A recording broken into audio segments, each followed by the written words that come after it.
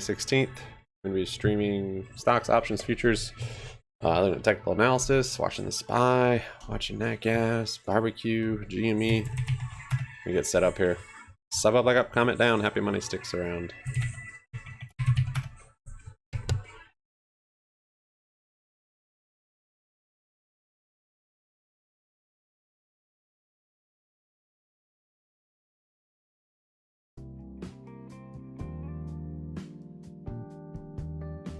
Make that.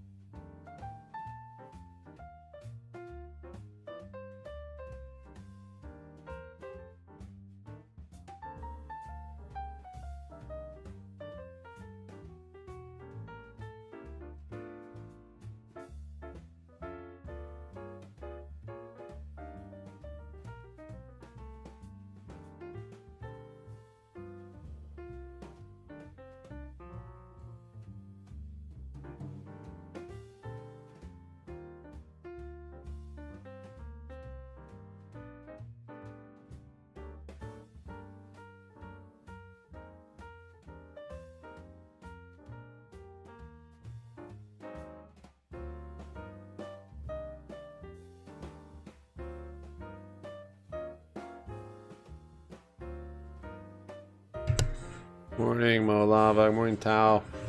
Morning, Katie. Who's Shadow Band? Morning, Buzzin'. Morning, Passing Cloud.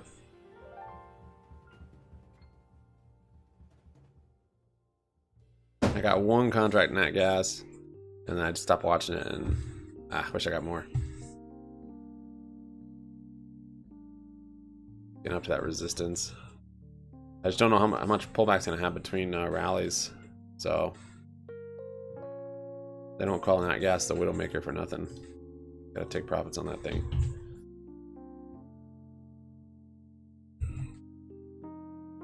Thanks, guys, for your likes. Appreciate it. Good morning to you. Levels drawn in here on SPY. We've got barbecues up 2% pre-market. Showing as flat, I think, on American exchange. German says it's up 2%, so might be opening up flat on that one. SPY's down quarter.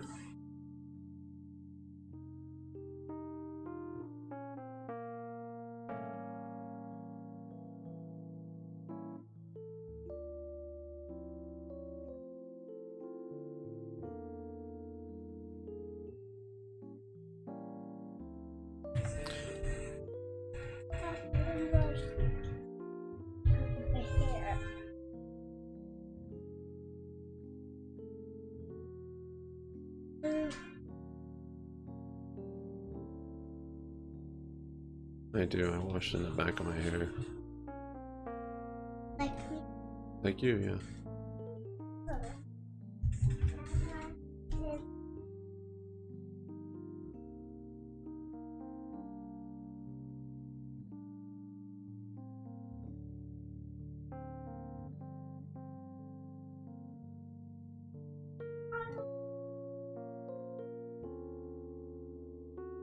Pretty wide ranges here.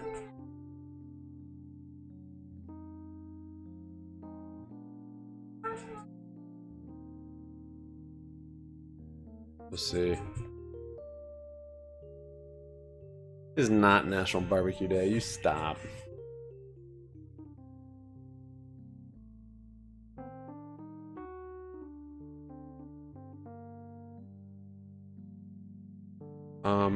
Let me see. I refreshed Fidelity and it didn't work. Dude, Fidelity's still not working. What?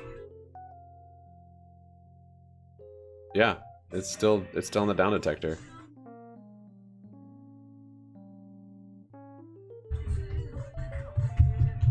That's crazy.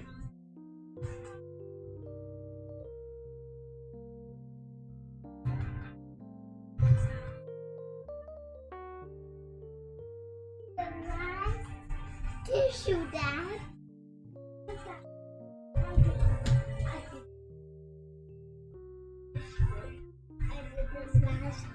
Oh my. Alright, bouncing there a little bit, coming into open. We got about 15 minutes. That's trash now. Trash. We got some of the news. There's a bounce there. GDC, 53%. Turka, 33%. A couple of the ones we recognize. GDC. I guess it makes sense. Kind of did a bull flag yesterday. Not a bad pre-market.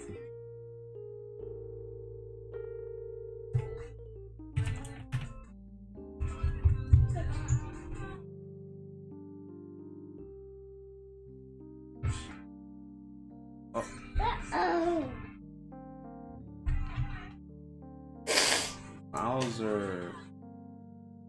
Terrific. Great. Way to go.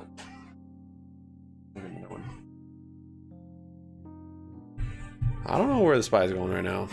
Still kind of undecided. Lots of wicks. I tilt a little more bearish just at the momentum, but these candles are very bullish looking. So Most likely just data dependent.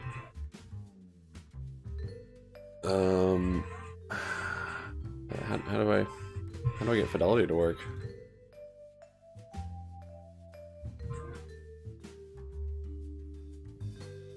Why are you crying about barbecue?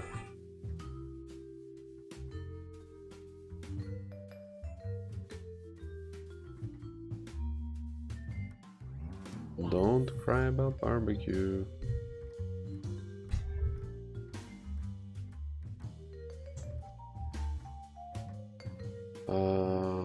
U.S. April industrial production plus 0.5, consensus was plus 0.1. Lumber futures are at their lowest level since May 2020, down 81% from the peak in May 2021. Treasury yields tick higher after April industrial data. Yellen says U.S. default could trigger recession. Oh, that's what's going to trigger it. Then there's going to be airplanes flying around banners saying we're in recession, so everyone knows. APLD. This used to be APDN.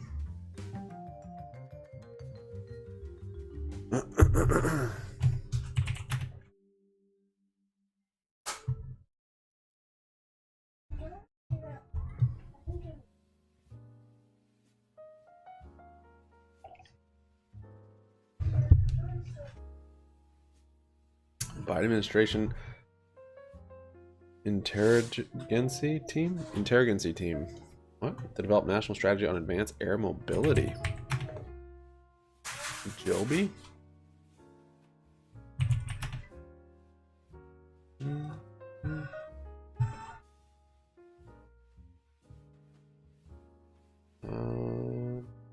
Default. No noise news.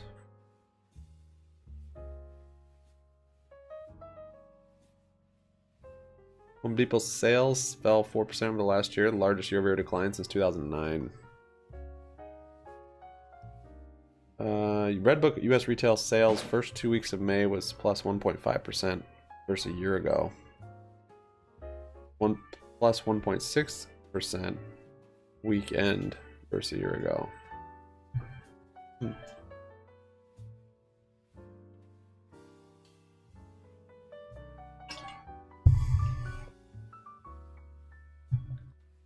I think I'm gonna cut my nat gas. Got it.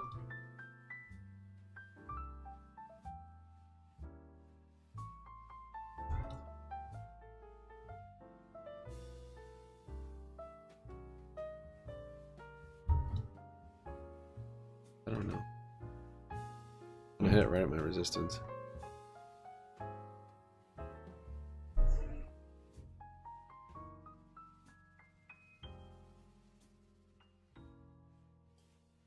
Alright, I'll let it go. I don't even think I was on the right contracts. I think I was on a month ahead. One month too far ahead. Can't see pre-market.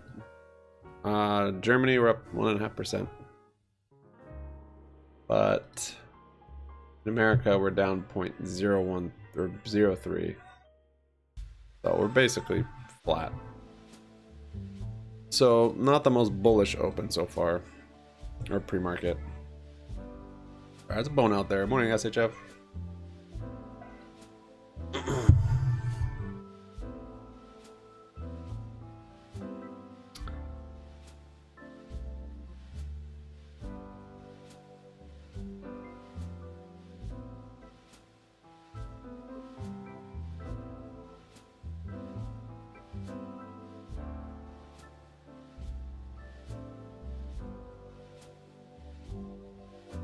Volume was 2,000 on that. It's June. Just looking at the different contracts. Yeah, it's still too early for July's. That's the thing. Once you get close to the expiration, though, it just yeah.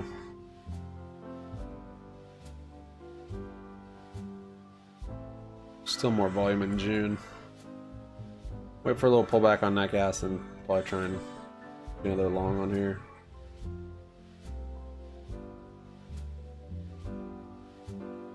It's actually above my resistance line I have on my futures chart.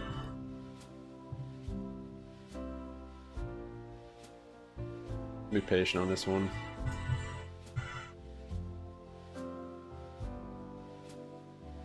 No more widow making for me. I don't understand anything. I'm 16. I don't know why I watch this. It's somehow interesting. Good to hear. Well, yeah, he's soaking some, soaking whatever you can while you're young. More you, yeah, that's good.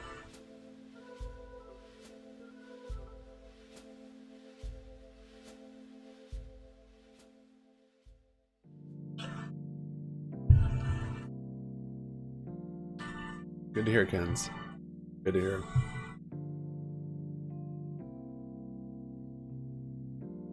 Like crypto buying only with shares. That's funny.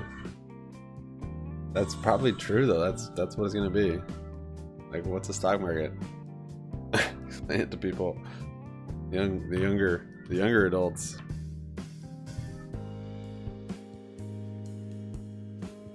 It's like the old crypto market. Nice little consolidation up here on that, I guess, but I'm looking for a little move back to VWAP.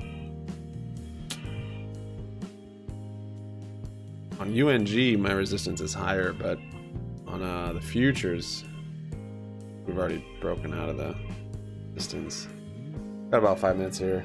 I'm gonna take it pretty slow. I had a pretty good day yesterday, and don't want to be trading emotionally. Coming off a big win or a big loss. It wasn't like a big one, but I just haven't had momentum for a while. You want to keep it chill? Don't want to give it back. So LMFA, we called the move up to VWAP. I wish I got my exit a little better though. I exited a little late. Still made a little on it though.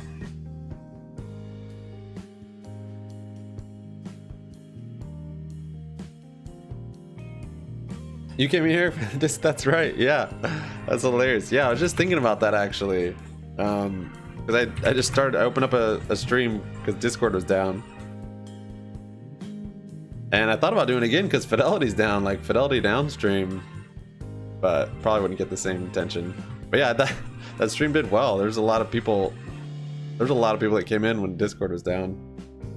It was like our own little Discord stream. That's hilarious. Awesome, Kens. That is awesome. Morning, Dennis.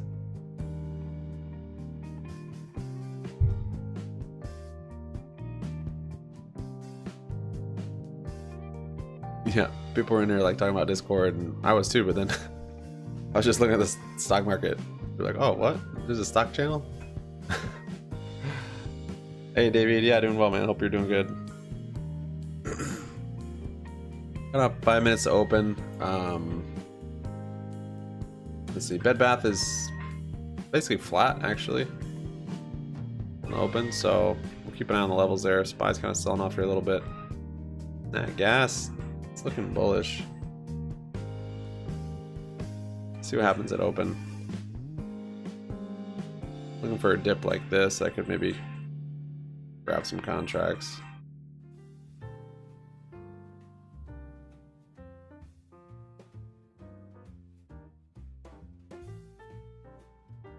There it goes. Taco Tuesday. Talking Brian right now. Some morning tacos. Morning tacos, man.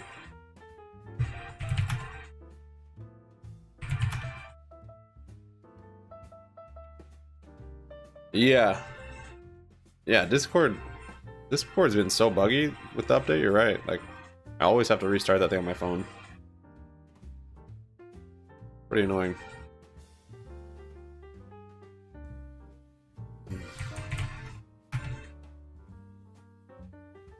Alright, so if we're opening up flat, this cap right here that we will showing that's fake. That's just intraday. Those don't count. Turn off my music. I don't know if you guys were hearing it, but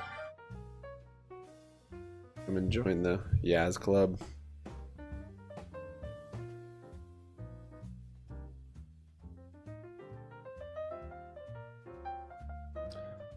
Well, what do you think about Sen? And Sen, they have a new company, or just Sen itself? I don't know anything about it. The only thing I know about Sen is that It's been speculated this front runs GME. Sometimes this rallies before GME. I don't know anything about this company. I have no idea what they do. As far as TA.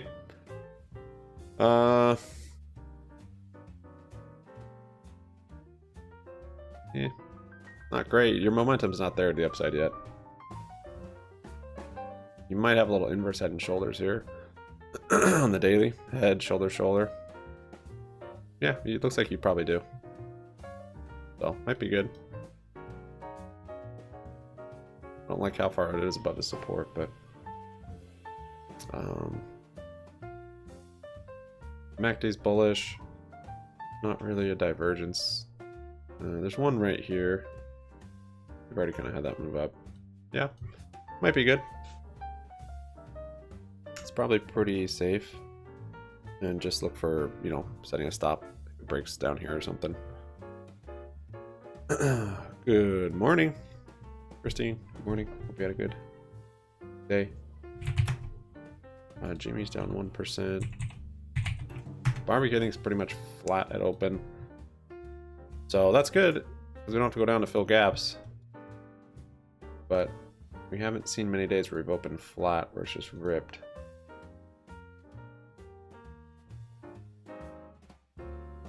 But we could. I mean, it might just consolidate some more, honestly. Buys moving up here. Got like 30 seconds to open. The economy and business want to join the military.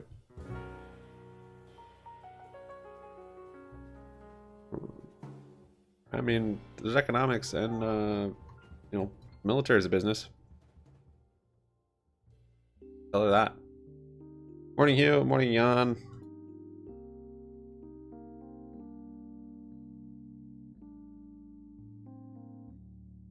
LMFA down 19%. Glad I didn't try to hold that overnight.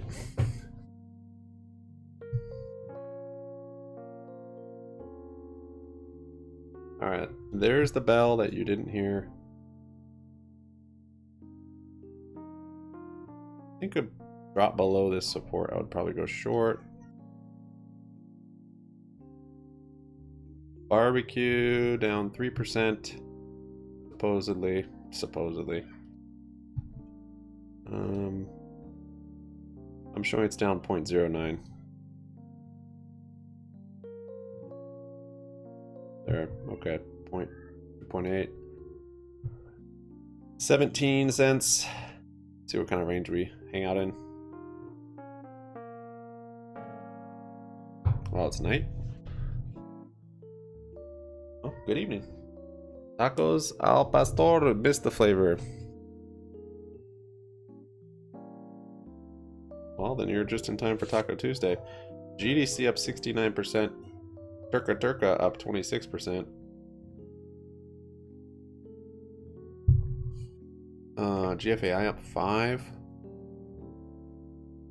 Turka. Nice bull flag in the after hours on that one.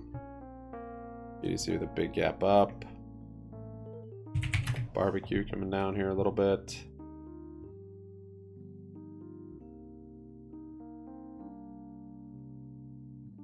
Like to see a higher VWAP level today, but we'll just see. And how we stepped up that VWAP from the yesterday, Friday, and then Monday. Like to see us up above that 1790 today. Oh, nat gas moving up at market open. Interesting.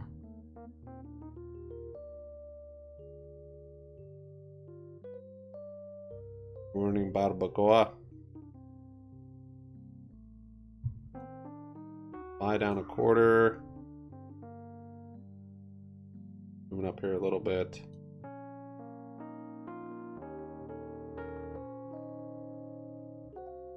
Barbecue down 5%, 1675. Well, it's filled that gap that wasn't really a gap.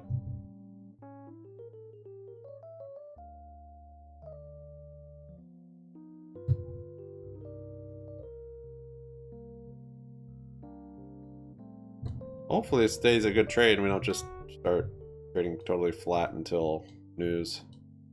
That's why I keep buying back in for the trade. Not for the complete risk of rolling the dice with the court. The bankruptcy court. Morning, DIY. And that gas went up. Should have held.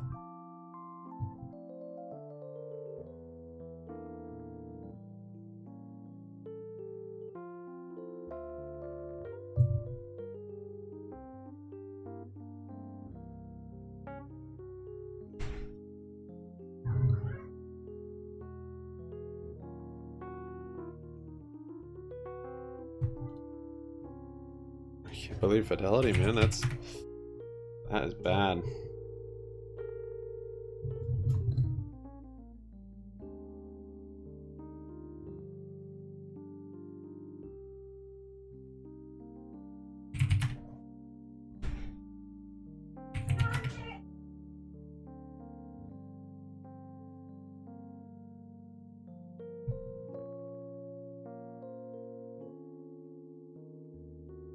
GME looks bullish.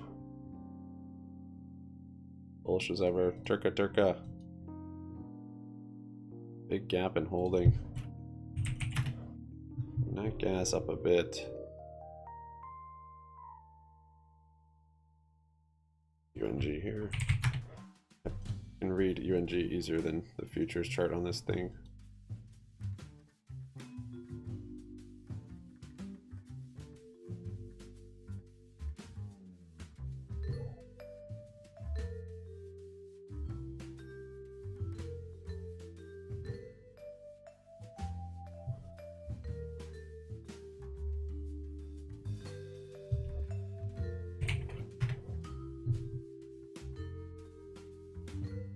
Barbecue down 4.7.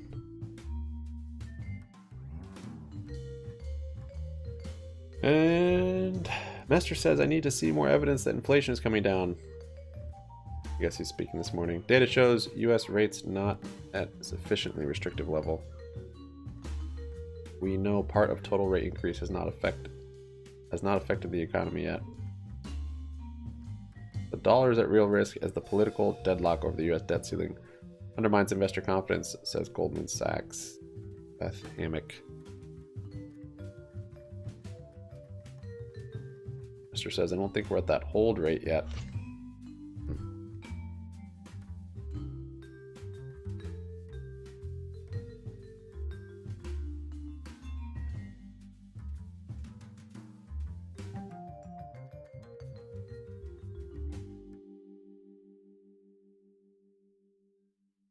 I'm moving up here.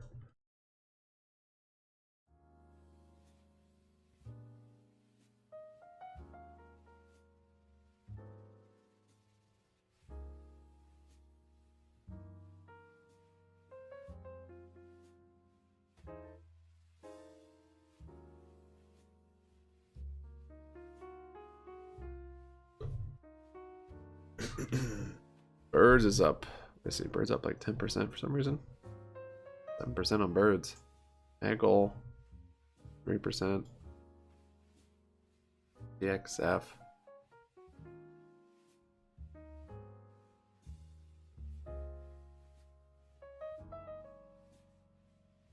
10% on DXF.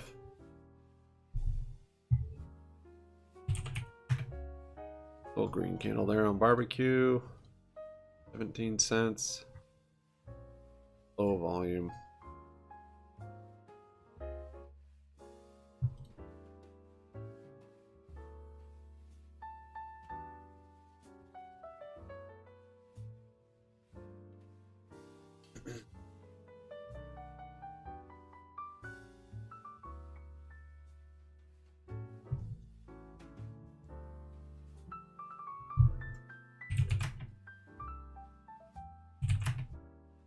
GME flat, 21.53, right out of the gate. BDC flat as well, up 53 though. Turco maybe trying to break out.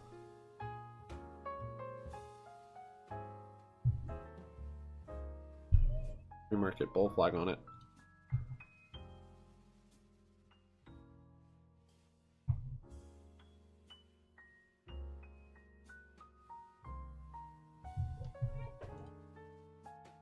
OEV is up 14. Ripping.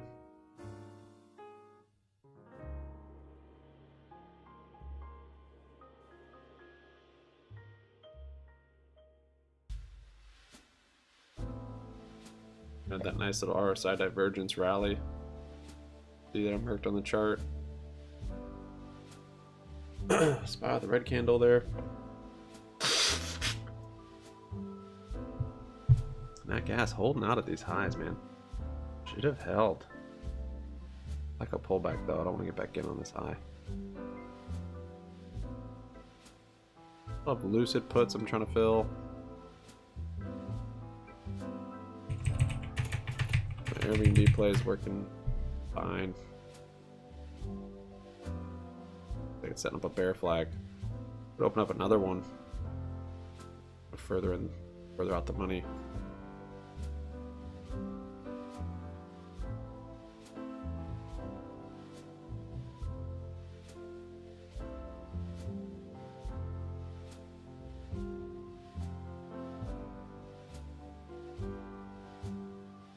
Gas up a bit. SPY moving down.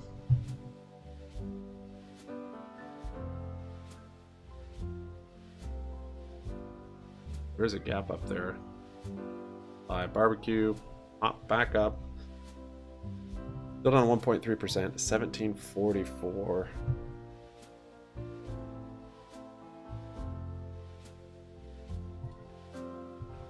SPY getting close to the low of the day.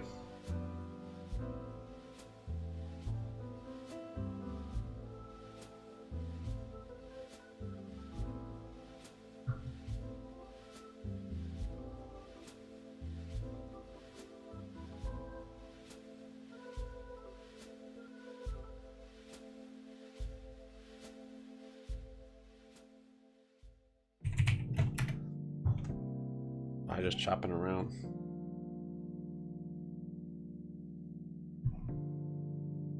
Today we have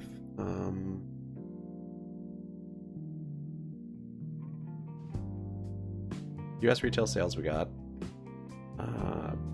business inventories at 10. Bar speaks at 10 also. Probably listen to that. Barking at 10:30.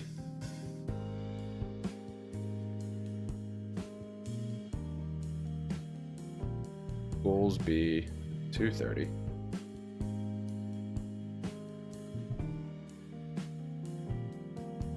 Fidelity is still down.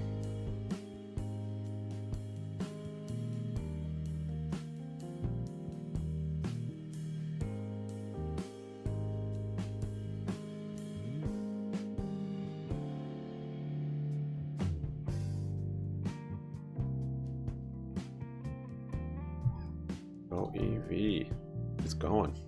GOEV ripping still. They have earnings. Oh, they had earnings this morning. Beat on EPS. Missed on. Wait. Oh. What? Oh, Gap EPS they missed. Normal EPS they beat.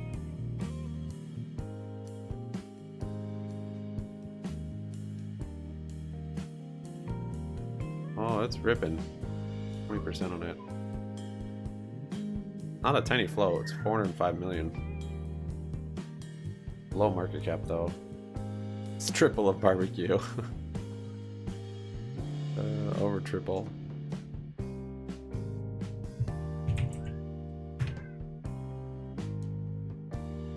Chopping around. US retail sales increased 0.5% over the last year, lowest growth rate since May 2020, and well below the historical average of 4.8%. After adjusting for inflation, though, the story is far worse. Real retail sales fell 4.2% over the last year, the sixth consecutive year-over-year decline. Here's your chart.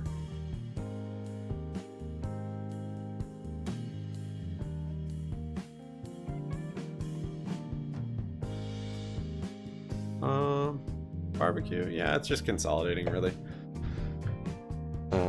Not too hot, not too cold. SPY's kind of moving up here.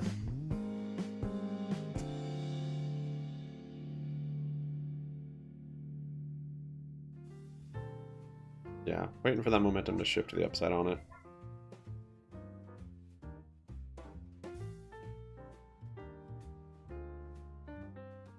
Short-term momentum.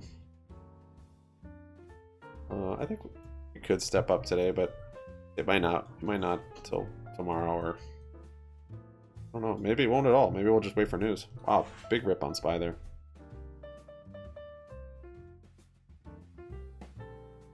Whoa, SPY's freezing. What the heck? What was said? Oh, Canadian CPI came out. Canadian CPI is probably what triggered that.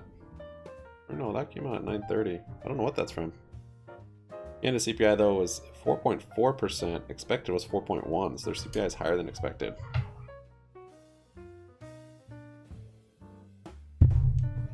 Not sure what that move was from.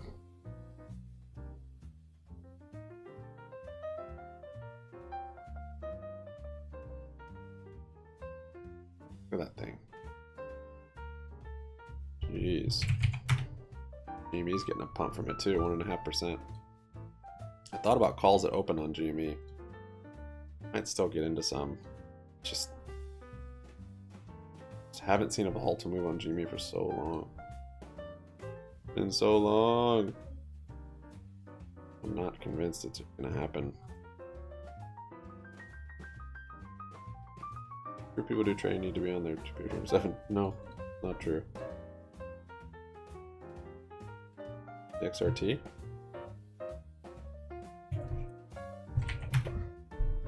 Yeah, it is. There you go. 14.5% on VXRT. Yeah, that chart looks really nice. Big RSI divergence. Jeez. You called this one out like way long ago, Huntry. I think you called it out down here. Doubled. Hey, Mosmus. I don't know what just turned the SPY on, but that thing snapped.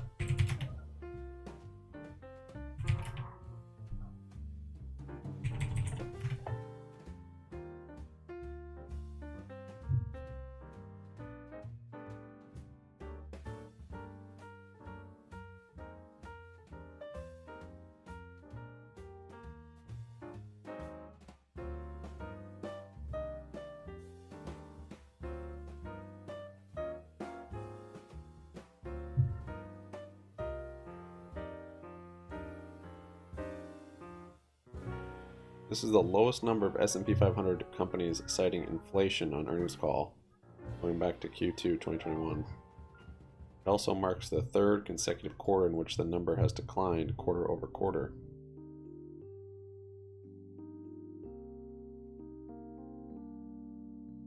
Can't use that as an excuse anymore, I guess. Now entrenched.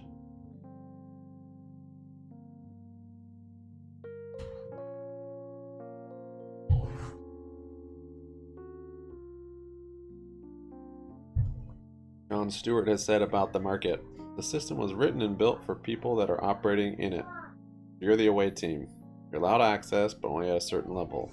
You don't get into the VIP room.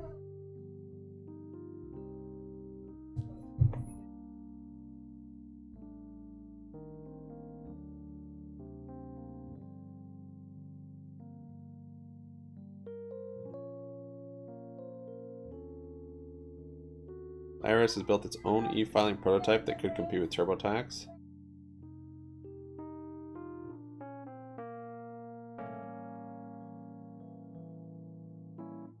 Sure, that's run great.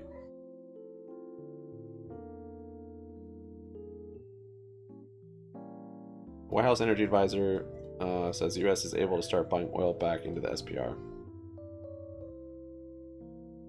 Patience, it's gonna get cheaper. Master says Fed remains Committed to getting inflation back to 2%.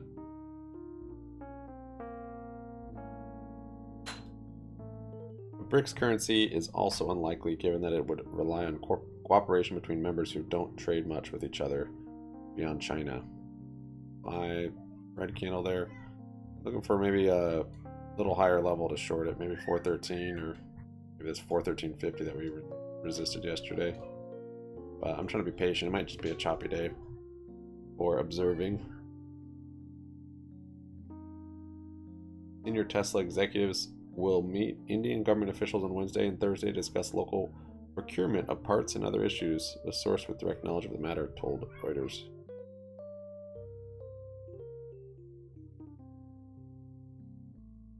One stream said their life was on a computer 24/7. No, you don't even have to. You can just do it on your phone. You don't have to be on a computer at all. I've tried on just my phone before and been traveling. The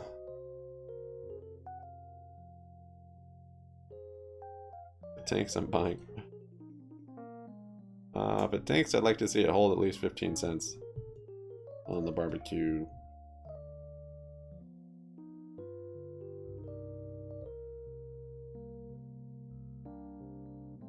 Yeah, same here, Mosmus.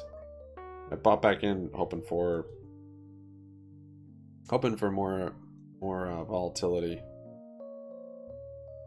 So hopefully we see it today, but it seems like it wants to consolidate. Had a nice exit yesterday morning, but it just so quick. Is it?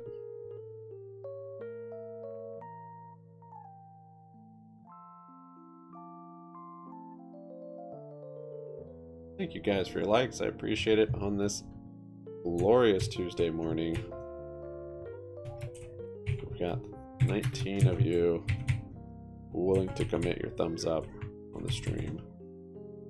It's a big commitment, and I know it takes a lot, so thank you for that. I might be kind of bull flagging here. Good. Oh, just kind of volatile this morning. Look at that, just busted through down lower. Let's see, we're at bar. Oh, big red candle now in SPY happening.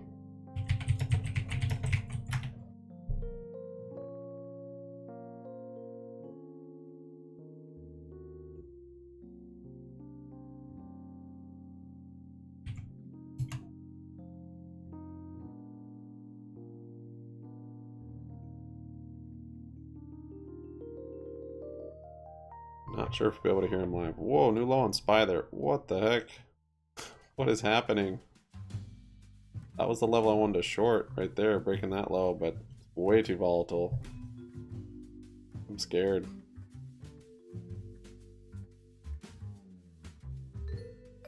What in the world?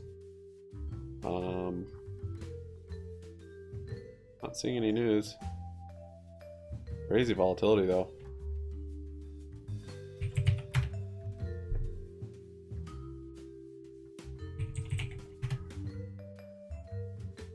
You liked it yesterday? Okay, thanks, Ace. That dude. If you give me one like this week, that's like a lot of effort, and I appreciate that. Cloud? Your next project? Make trading projects. And it's like you're trying to fight for it. We can't force it. Be something you have to work on. I have to work on this one. It might be alright. Looks illiquid and weird and sketchy. But yeah, you've got your bullish MACD, green over the 9 moving average. Got that going for it. I now wicked back up out of that support. Hypothecated legs. That's all I'm asking for, man.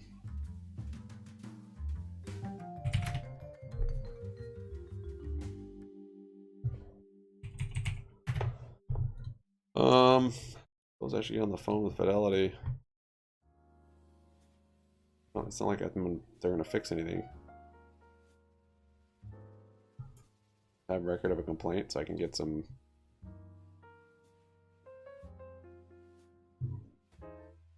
credit to my account. for the 10 grand I missed in the last day and a half.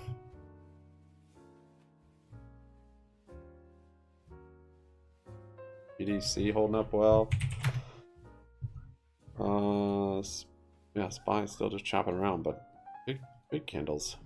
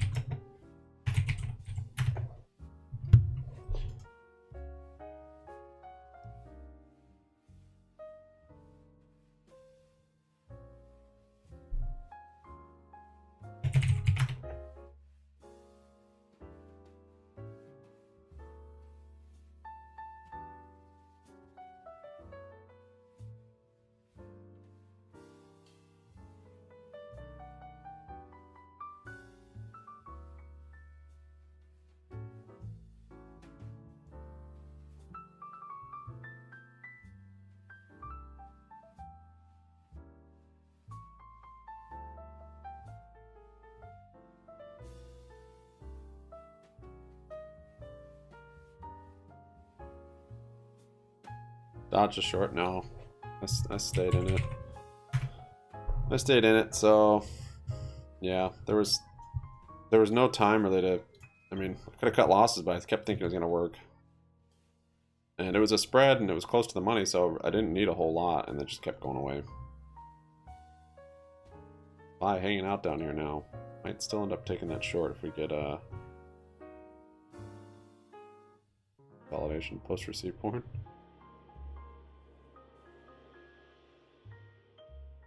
Yeah, it sucks. My Nvidia and my MU. I was green on them at one point. I just thought I'd get more green.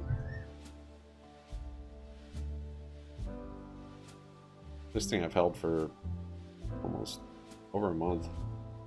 I was up 80% on this drop right here because I picked it up here. Up 80% here, and then it did this. Like, what the heck? On a dividend too. It doesn't make any sense. And it's just consolidated. So not enough time. I think they're still coming down, but there's not enough time. I had to take the quick profits on those and wait. Fortunately.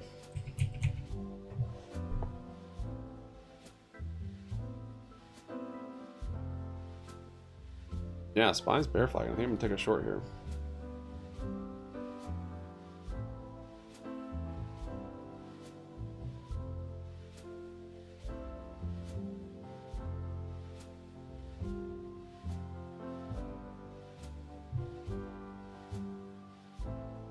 I don't know what set this drop.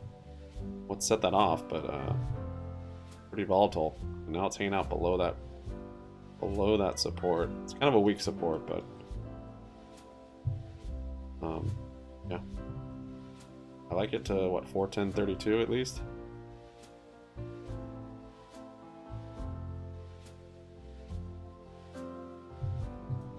We'll see. Seeing it on the 1 minute helps.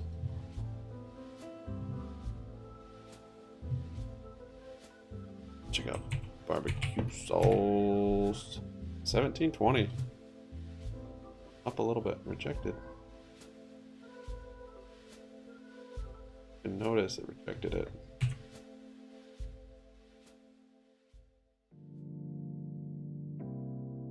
Go. Can't trade as many because I picked up those barbecue shares on E-Trade. I was planning on selling, but no trades for me yet. If we get a pop above 1790, I think we'll probably hit 20 cents again, which would be a nice little flip. Nice little flip for me. Yeah, it's 16%. It's barbacoating. Not really. Once the volume slows down, it probably will be.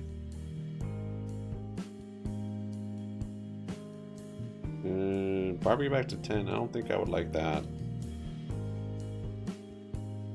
Pretty sure I wouldn't, actually. Unless there was certainty that shareholders are going to make it out of this play.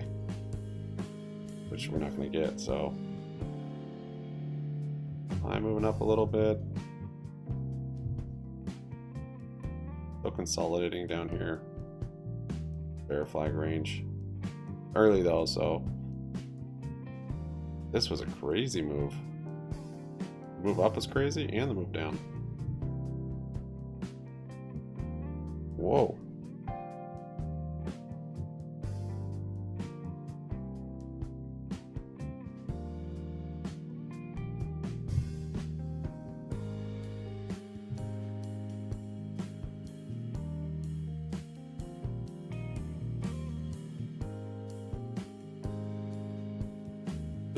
Don't you put that evil on me, Lord. I know that I don't think I'd like 10 either. Like, again, unless we had, you know, if it was like GME or something, I'm like, oh, it's not gonna go bankrupt. Be fine. Then yeah, bring it. Send her down. Send her down to 10 cents. Do it. I'll load it up, but not on this play. We've got it. I mean, unless if you're in it, just complete roll the dice, see what happens. You're in it for a trade, and for the trade, the only thing going in your favor is technical analysis and momentum. The fact that momentum flipped and now we're climbing. But yeah, it looks good still, even though we're down a little bit right now. I mean, you can see it's kind of channel it's in.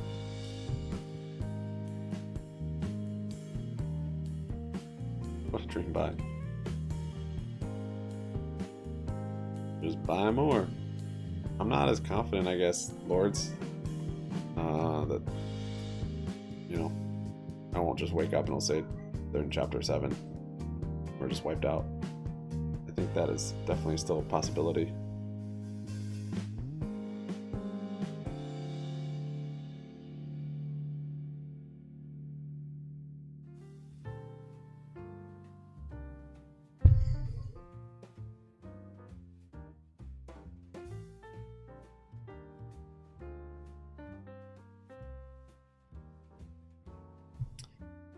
I don't like that it wicked and it's holding above the support now.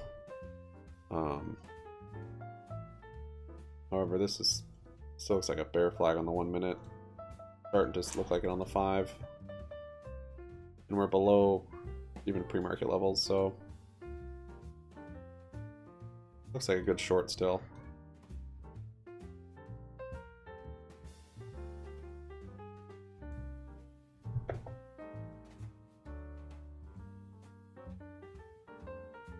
You have to accept might not be there tomorrow. Yeah, so that's why the overnight trade is like, I'm trying to just get those 15%, 10, 15, 20% moves that we've been seeing, but it might be slowing down now.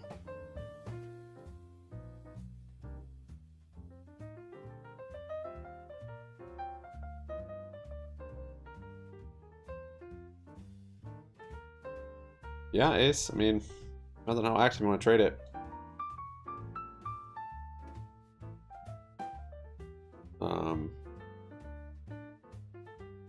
I wouldn't necessarily be selling right now because our momentum's still in our favor. Anything I'd be buying, it's boring now, which is when you want to buy. If it starts to lose favor, or you don't want to carry the risk, if you're up, then yeah, you could sell. And then buy back in if we break out, or if it drops and bounces, I guess. But that's much more active trading, I think, than you'd probably want to be doing. But yeah, maybe reducing some, I don't know. Buying since original RC buying though. But then you didn't sell when he sold?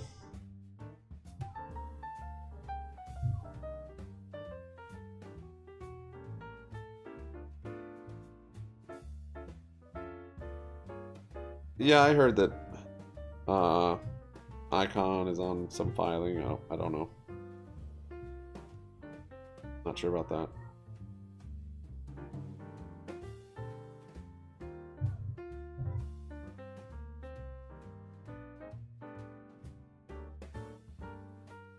That gas is chilling out. Just be kind of consolidating. Overbought on the RSI on the futures.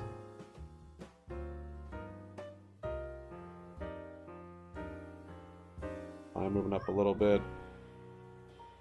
I could see a move even to VWAP, and I'm still kind of comfortable with I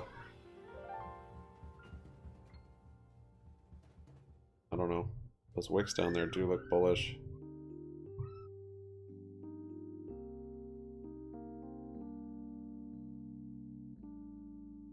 Got red under the 9, the MACD's bearish.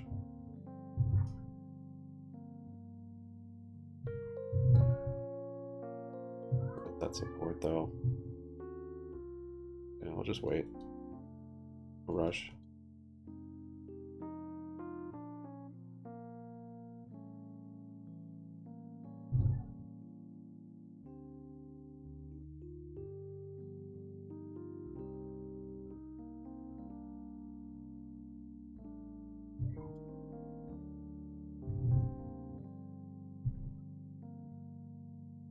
Yeah, I started picking up like $4. I didn't want to jump on it when RC originally bought in.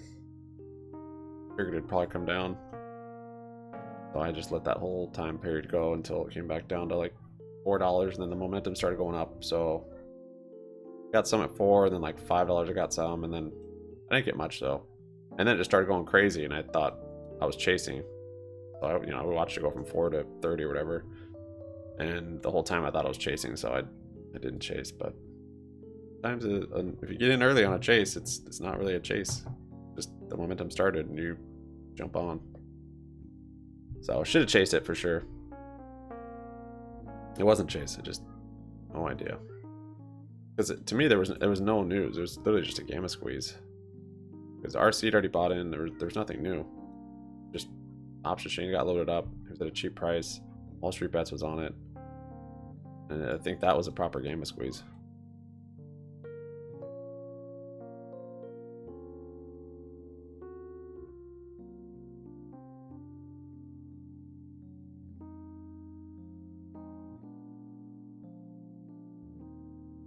M&A is not the best strategy unless it's on like a long-term account with stocks that are safe and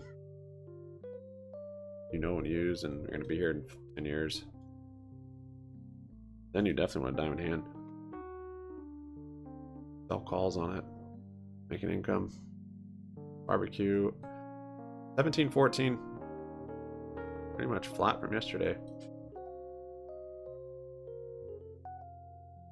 Not bad. Big flat.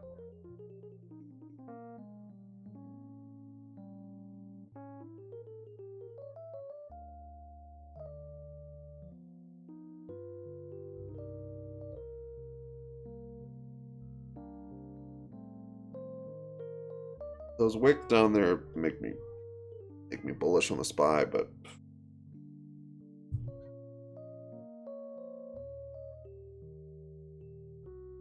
see what happens at VWAP.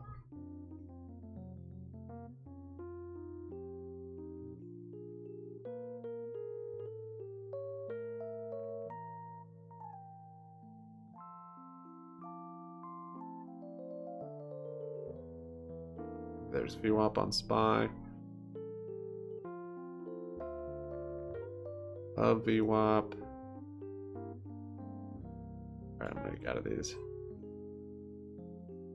A rip.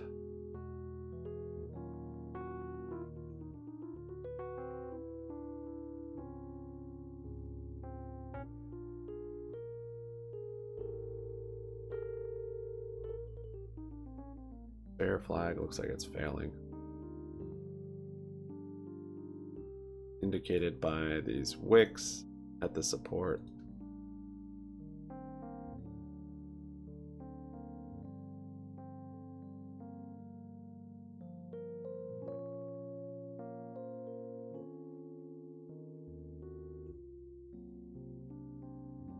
I cut my losses on those.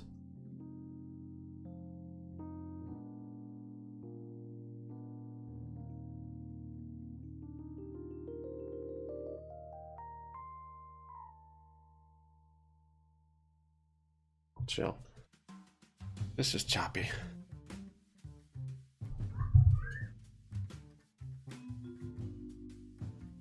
All Tudor Jones has said that the Fed could declare victory over inflation now.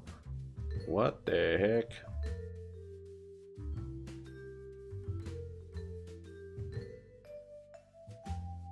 Thing is we've had such high inflation for so long that it's, even if we get it back to 2%, it doesn't really matter. The price of everything is still it's already in the cost. It's already there. You get rid of that, you'd have to have deflation.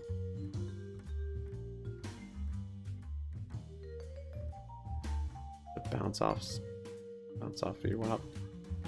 Oh wow. Reject on VWAP.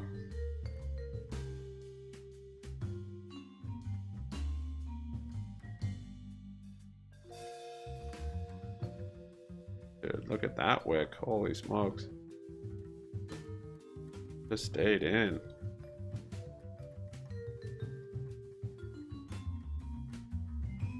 Huh.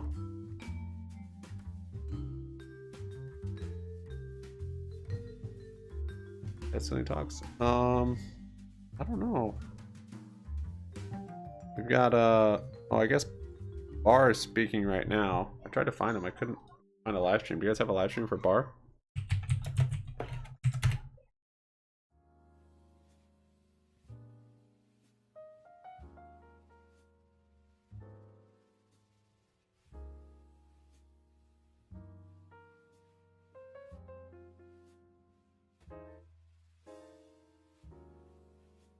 Ah, Spy shook me out of my play.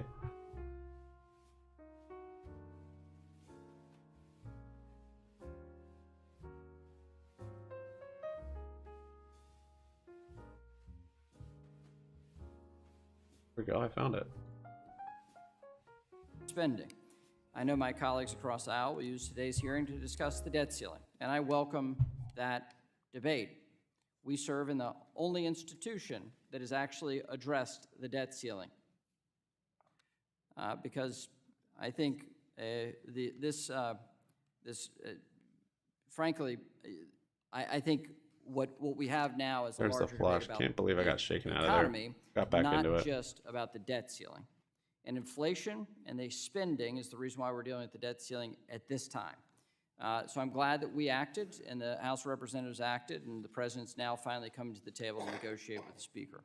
But out of control Washington spending that led to this uncertainty that we're feeling in banking, that the American families are experiencing, it's the result of spending out of Washington. And Republicans are working to address exit 41032.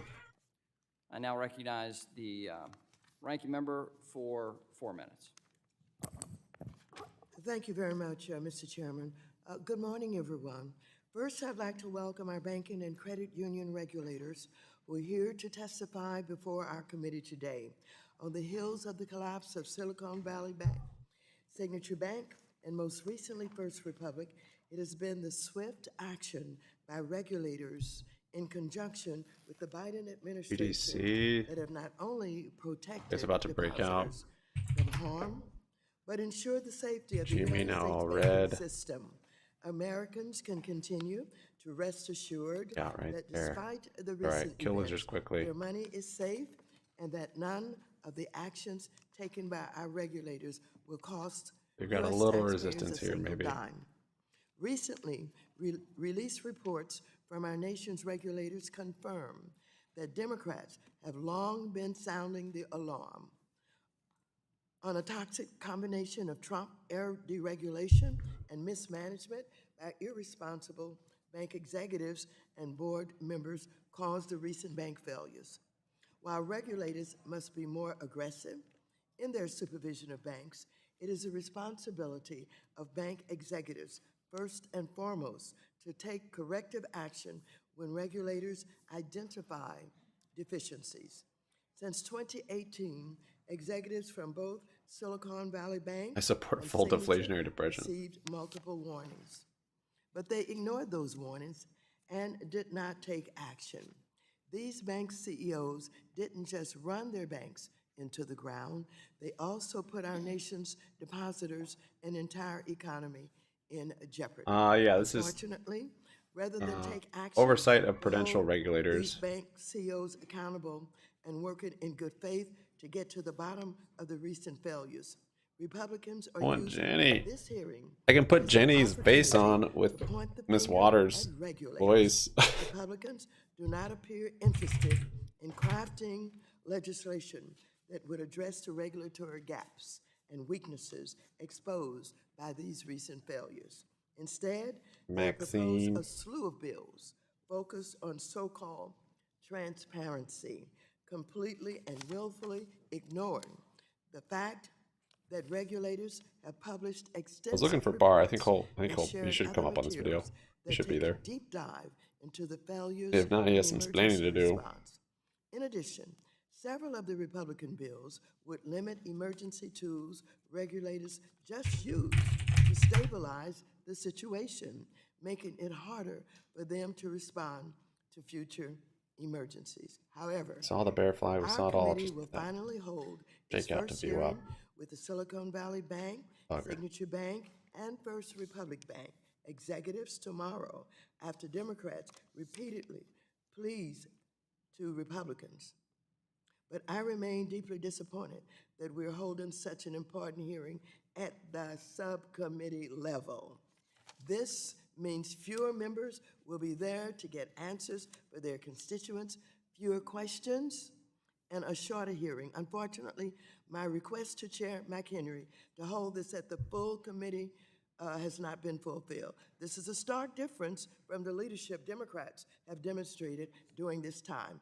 Through briefings, letters, and policy solutions, committee Democrats are the only ones working around the clock to get answers for the American people and hold the bank CEOs to task. I urge my Republican colleagues to finally join us in this effort. So I look forward to this hearing. I thank you, and I yield back the balance of my time.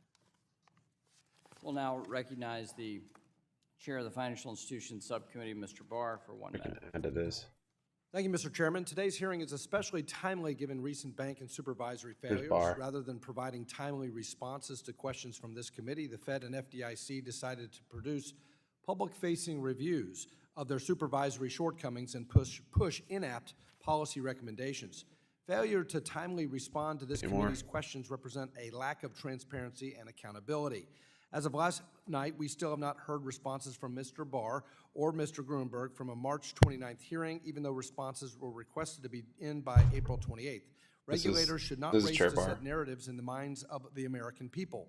The report by Vice Chairman Barr accurately highlighted the idiosyncratic nature of the SVB business model, but it does not justify imposing new onerous and complex regulations on banks that have experienced deposit outflows due to no fault of their own.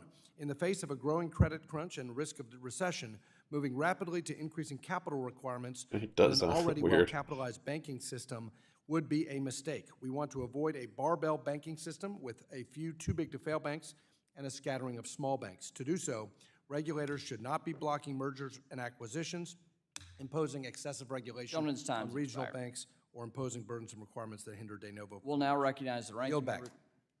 No time to yield back. We're going to go and recognize you don't yield the back. ranking member You're of the expired. Subcommittee on Financial Institutions, Mr. Foster, for 1 minute. Thank you. In recent years, neuroscientists yield have at all. understood that the human brain does The opposite of does yielding. You much kept of going its when you said learning your not time's just up. by living in the moment and observing cause and effect, but by replaying events of the recent past, both as they occurred and as they could have occurred with different behavior of the participants.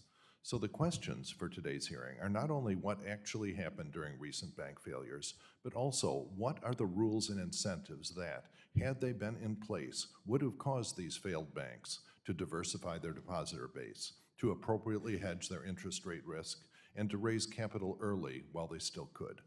I was also encouraged by Vice Chair Barr's reiteration in his written testimony that major rule changes coming out of this episode, as well as presumably out of the Holistic Capital Review and Basel III Endgame, will take place at a measured pace with opportunity for input from both Congress and industry. This is important since the rule changes will have large effects not only on safety and soundness, which is your bailiwick, but on bank consolidation, which is very much ours. Thank you. I yield back. Gentleman yields back. Well, today we welcome the testimony of the Honorable Michael S. Barr, Vice Chair of Supervision of the Federal Reserve Board of Governors. the Honorable Martin J. Grunberg, Chairman of the Chairman of the Board of Directors of the Federal Deposit Insurance Corporation. Mr. Michael Sue, Acting Comptroller of the Office of Controller of the Currency, and the Honorable Todd Harper, Chairman of the National Credit Union Administration. We thank each of you for your time. Each of you will be recognized for 5 minutes for oral presentation of your testimony. Mr. Barr, you're recognized. Chairman McHenry, Ranking Member Waters, and other members of the committee, thank you for the opportunity to testify today. Overall, the U.S. banking system remains strong and resilient, and depositors should feel confident that all deposits in our banking system are safe. At the same time, recent stress in the banking system shows the need for us to be vigilant as we assess and respond to risks. My review of Silicon Valley Bank's failure demonstrates that there are weaknesses in regulation and supervision that should be addressed, and I am committed to doing so. I am also committed to maintaining the strength and diversity of the banking system so that it continue to provide financial services and access to credit for households and businesses. As we consider adjustments to our rules and supervisory practices, I am sensitive to how changes may affect banks in the current Pretty big bounce there. My written testimony and accompanying supervision and regulation report provide details on conditions in the banking sector and supervisory and regulatory efforts of the Federal Reserve over the last 6 months. Let me turn to the SVB review. Immediately following SVB's failure, I led a review of the Federal Reserve's supervision and regulation of the bank. The resulting report takes an unflinching look at the conditions that led to the bank's failure, including the role of Federal Reserve supervision and regulation. No worries. There are 4 key takeaways from the report. I like the downside still, First, but SVB's board of directors and management failed to manage the bank's risks. Second, Federal Reserve supervisors did not fully appreciate the extent of the vulnerabilities as SVB was growing in size and complexity. Third, when supervisors did identify vulnerabilities, they did not take sufficient steps to ensure that the bank fixed those problems quickly enough. Fourth, the board's tailoring approach impeded effective supervision by reducing standards, increasing complexity, and promoting a less assertive supervisory approach. The 4 key takeaways show failures by SVB's board and senior management, and failures by the Federal Reserve. she's definitely under the weather. She's got some gray hairs coming in. She should probably take more time off. Regulation and supervision based on what we have learned and based on the Federal Reserve's existing authorities. On the regulatory side, SVB's failure confirms the importance of strong levels of bank capital. While the proximate cause of SVB's failure was a liquidity run, the underlying issue was concern about its solvency. Stronger capital will guard against the risks that we may not fully appreciate today, and will also reduce the costs of bank failures. In addition, we need to reconsider some of our prudential requirements. These include evaluating how we treat available-for-sale securities in our capital regulations, how we supervise and regulate a bank's management of interest rate risk, how we supervise and regulate liquidity risk, 1.5%, and how we oversee incentive compensation practices. Any adjustments to our rules would, of course, go through normal notice and comment rulemaking and have appropriate transition periods. I also plan to improve the speed, force, and agility of supervision.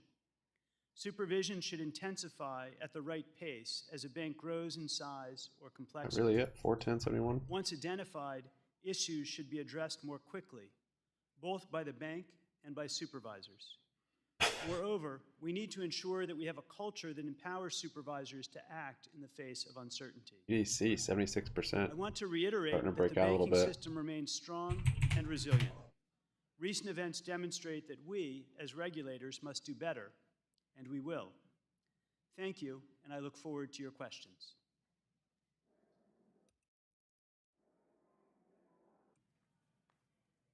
Now recognize Chairman Grunberg for 5 minutes. Thank you, Mr. Chairman.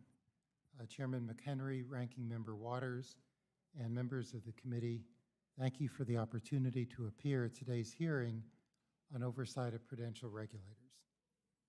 The U.S. banking industry has proven to be quite resilient during this recent period of stress.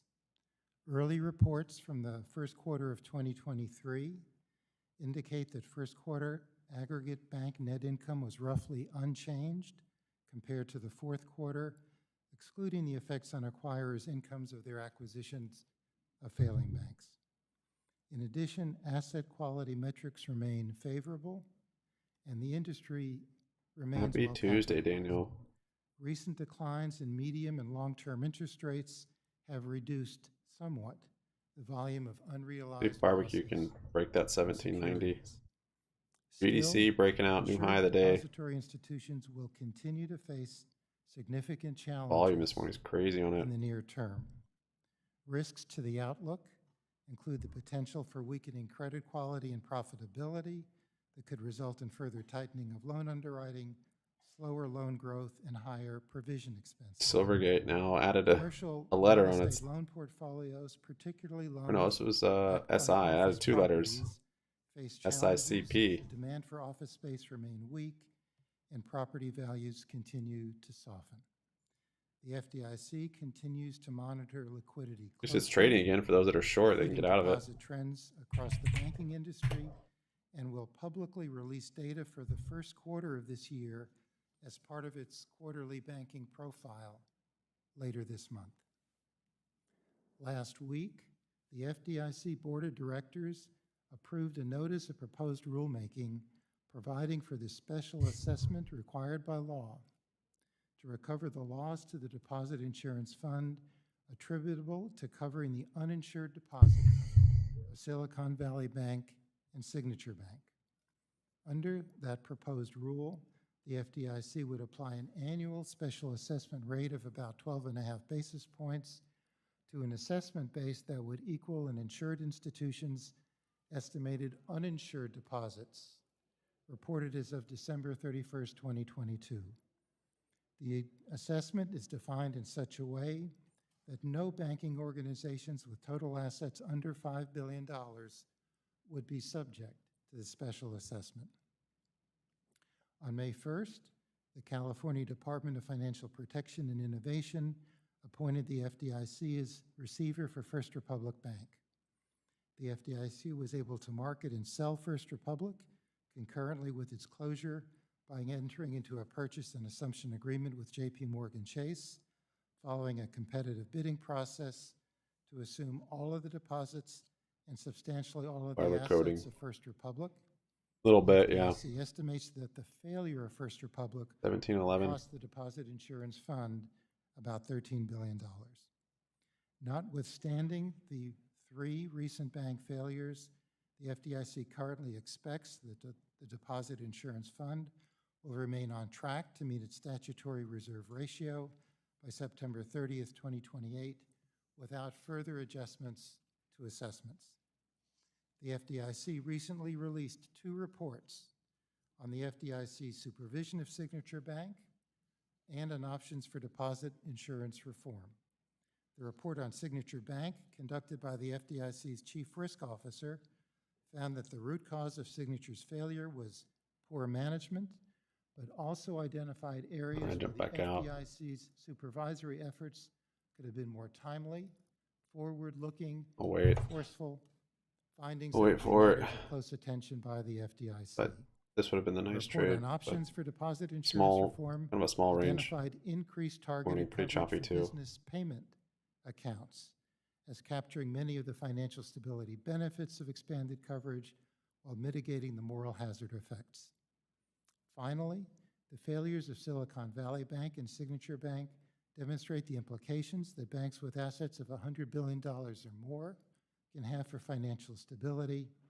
The prudential regulation and supervision of these institutions merit additional attention, particularly with respect to capital, liquidity, and interest rate risk. My prepared testimony goes into all of these issues in considerable detail. The FDIC remains committed to engaging with the public, industry stakeholders, and members of Congress on the policies and priorities outlined in the testimony. That concludes my statement. I'd be glad to respond to questions. Thank you, Mr. Grimberg. Mr. Sue. Thank you, Mr. Chairman. Chairman McHenry, Ranking Member Waters, and members of the committee, I'm pleased to appear today to offer my observations about the recent market stress and to answer any questions you may have regarding the activities and priorities of the OCC. Since March, I have worked especially closely with my peers at the other banking agencies to maintain financial stability and confidence in the banking system. Adequate levels of capital going into the recent turmoil have helped to limit the risk of contagion. Despite the market stress, the federal banking system has remained resilient, and national banks and federal savings associations have remained well-positioned to serve their customers. None of the 4 large banks that failed were regulated by the OCC. Notwithstanding, we are closely monitoring the conditions of the institutions we supervise and working with them to ensure that their liquidity and capital positions remain sound, and that they are on the balls of their feet with regard to risk management. Many have taken steps to reduce risk in light of market conditions. To date, the vast majority of OCC-supervised banks have not experienced stress with regards to their depositors or business customers. Over the past 2 years, I have consistently emphasized to bankers the importance of guarding against complacency and having strong risk management policies and practices in place. Most OCC-supervised banks have heeded this message and successfully navigated the rise in interest rates and changing economic outlook. OCC examiners will continue to actively monitor market conditions and engage with banks to help ensure that they are prepared to meet future challenges. Based on my perspective as acting comptroller and 20 years of experience as a financial regulator, I want to share some observations on steps that can be taken to restore full confidence in the banking system. First, supervisors need support to act in a timely and effective manner. Supervisors at the OCC and the other banking agencies play a critical role in keeping the banking system safe and sound by exercising discretion. The degree to which supervisors feel empowered to exercise that discretion impacts Fly up their above you ability up to now. act in a timely and forceful manner. Clear support to empower supervisors to exercise discretion and act when needed will help keep the banking system safe and sound. Second, regulations regarding the resilience and resolvability of large banks need to be strengthened. Stronger resiliency requirements for large banks with regards to capital and liquidity would have reduced the probability of recent bank failures. Stronger resolvability requirements would have facilitated orderly failures with less government involvement. The OCC is working closely with the Federal Reserve and FDIC to address these issues. Third, deposit insurance coverage should be updated. The FDIC's recent report on deposit insurance is worth careful consideration, especially its conclusion regarding targeted expansion. In the meantime, we have been working with our banks, especially those with significant levels of uninsured deposits, to ensure that their cash holdings and borrowing capacity can meet depositor withdrawals. We remain committed to supervising banks so that depositors can rest assured that their money is safe. Finally, the diversity of the banking system must be preserved. This little inverted head and shoulders there. The OCC has been working on updating the Head, analytical shoulder, frameworks shoulder. related to the bank merger guidelines that the federal banking agencies and DOJ must follow when considering bank mergers. The recent turmoil has increased the urgency of these efforts. The OCC is committed to being open-minded when considering merger proposals, to acting in a timely manner on applications consistent with the requirements of the bank merger. Morning, Jay from the Bay. As the industry evolves, I believe strongly that we must preserve the diversity of the banking system, from community banks to mid-sized banks to regional banks. Going forward, continued industry and regulatory vigilance is critical. Banks and supervisors must be attentive to the most salient risks today, as well as those beyond the daily headlines. That will help ensure that the banking system remains a source of strength to the U.S. economy. Thank you. I'd be happy to answer any questions. We'll now recognize Chairman Harper for 5 minutes. Chairman McHenry, Ranking Member Waters, and members of the committee, thank you for the invitation. My written testimony outlines the state of the credit union industry, some of the NCUA's recent efforts to strengthen the system, and several legislative requests. So I will focus here on only a few key issues. Overall, the performance of federally insured credit unions remains stable. And spy right back down. Loans, assets, insured shares, and deposits all increased during the last year. I don't like the long now, though. Worth ratio The also shoulders and rose the head to here, the inverse. 10.75%, representing a recovery of 73 basis points from its pandemic low. What's more, 91% of total share deposits within the system are insured. That has contributed to stability within the credit union sector in recent months. The NCUA's Share Insurance Fund also continues to perform well. Although the fund's equity ratio is 3 basis points below the desired operating level, no premiums are expected at this time. That's because the system is currently well-positioned to handle any dislocation resulting from a moderate recession. Nevertheless, during the last year, we have experienced growing interest rate and liquidity risks within the system, including at several billion-dollar-plus institutions. Aggregate cash positions have declined and are below pre-pandemic levels as well. Further, unrealized losses in securities limit their utility. It is still morning. Well done. You did The it. recent increase in these risks underscores the value of the NCUA's Central Liquidity Facility. Otherwise known as the CLF, the facility acts as a shock absorber to contain or avert liquidity crises before they escalate. However, with the termination of the temporary CLF statutory enhancements last December, more than 3,000 credit unions with less than $250 million in assets lost access to the CLF, contracting the facility's capacity by almost $10 billion.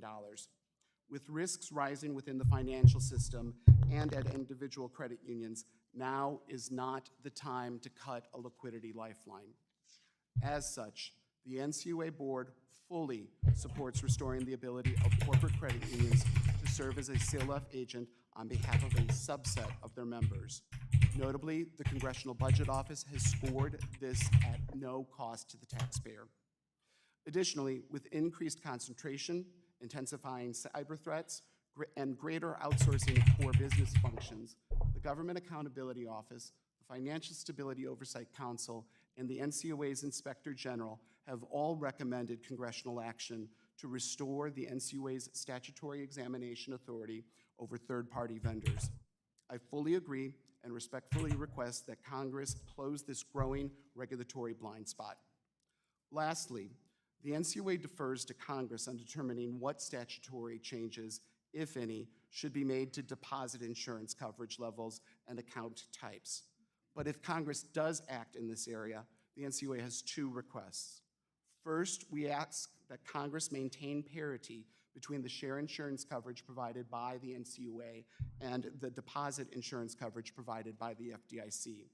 And second, because an expansion in coverage will generally increase resolution costs, the NCUA requests greater flexibility for administering the share insurance fund. This flexibility, which would be more in line with the FDIC's current administrative powers, includes allowing the NCUA board to establish a higher normal operating level and modifying the current limitations on assessing premiums. Together, these changes would better enable the NCUA to build reserves during economic upturns so that sufficient money is available during economic downturns. In sum, the credit union system currently remains well capitalized, stable, and well-positioned to handle a relatively broad range of economic outcomes. Look at this inverted head and shoulders the still. NCUA stands ready to respond to any economic uncertainty and will continue to work through the supervisory process with individual credit unions experiencing problems. Consumers, therefore, should remain confident that their insured share deposits at federally insured credit unions are safe. And the NCUA stands ready to work with Congress on any legislative reforms to safeguard and strengthen the system. Thank you again. I look forward to your questions. Yeah, barcoding. Thank you. I want to thank the panel for their testimony. Without objection, each of your written statements will be made part of the record. And I now recognize myself for 5 minutes. Vice Chair Barr, you created a report. Your supervisory staff reviewed the decisions of the supervisory staff in responding to these bank failures. Coming down. What was the directive you gave to It's staff? failing that. I asked staff who are not involved in the supervision of SVB to look at what went wrong. I told them that they would have full access to any materials they needed to make that assessment. I gave them full discretion to find the facts. Will you provide those same materials to the ranking member and I? We have been working with your staff on a cooperative basis to provide materials, and we're It doesn't feel cooperative quite yet, but we'll follow up on that. It feels cooperative. And so you're saying, yes, you'll provide those internal documents? We'd be happy to continue to provide those documents. We've been providing them on an ongoing basis to committee staff. Okay, so how did you select the staff? We'd be happy to continue to. The lead staff person for the report is the former head of New York Supervision, the Federal Reserve Bank of New York Supervision, who Okay, has what divisions were involved in that? more than 25 years of experience, and he assembled a team from throughout the system other than the San Francisco Fed. So how many staffers worked on this report? I'm sorry, sir? How many staffers worked on this report? Approximately 20. Okay, from what divisions? From throughout the board and system supervision other than the San Francisco Fed. So and it was New York Fed involved? Were other reserve banks involved? Yes, reserve banks and the board staff were involved in the report. Okay, so given that 2 of the 3 bank failures occurred under the San Francisco Fed's purview, is there a specific review of the San Francisco Fed's supervision? We were reviewing Silicon Valley Bank. The other banks that failed were not subject to Federal Reserve supervision. Neither of those were part of our report. We were reviewing our supervision of Silicon Valley Bank only. So in light of that, did the board vote on this report?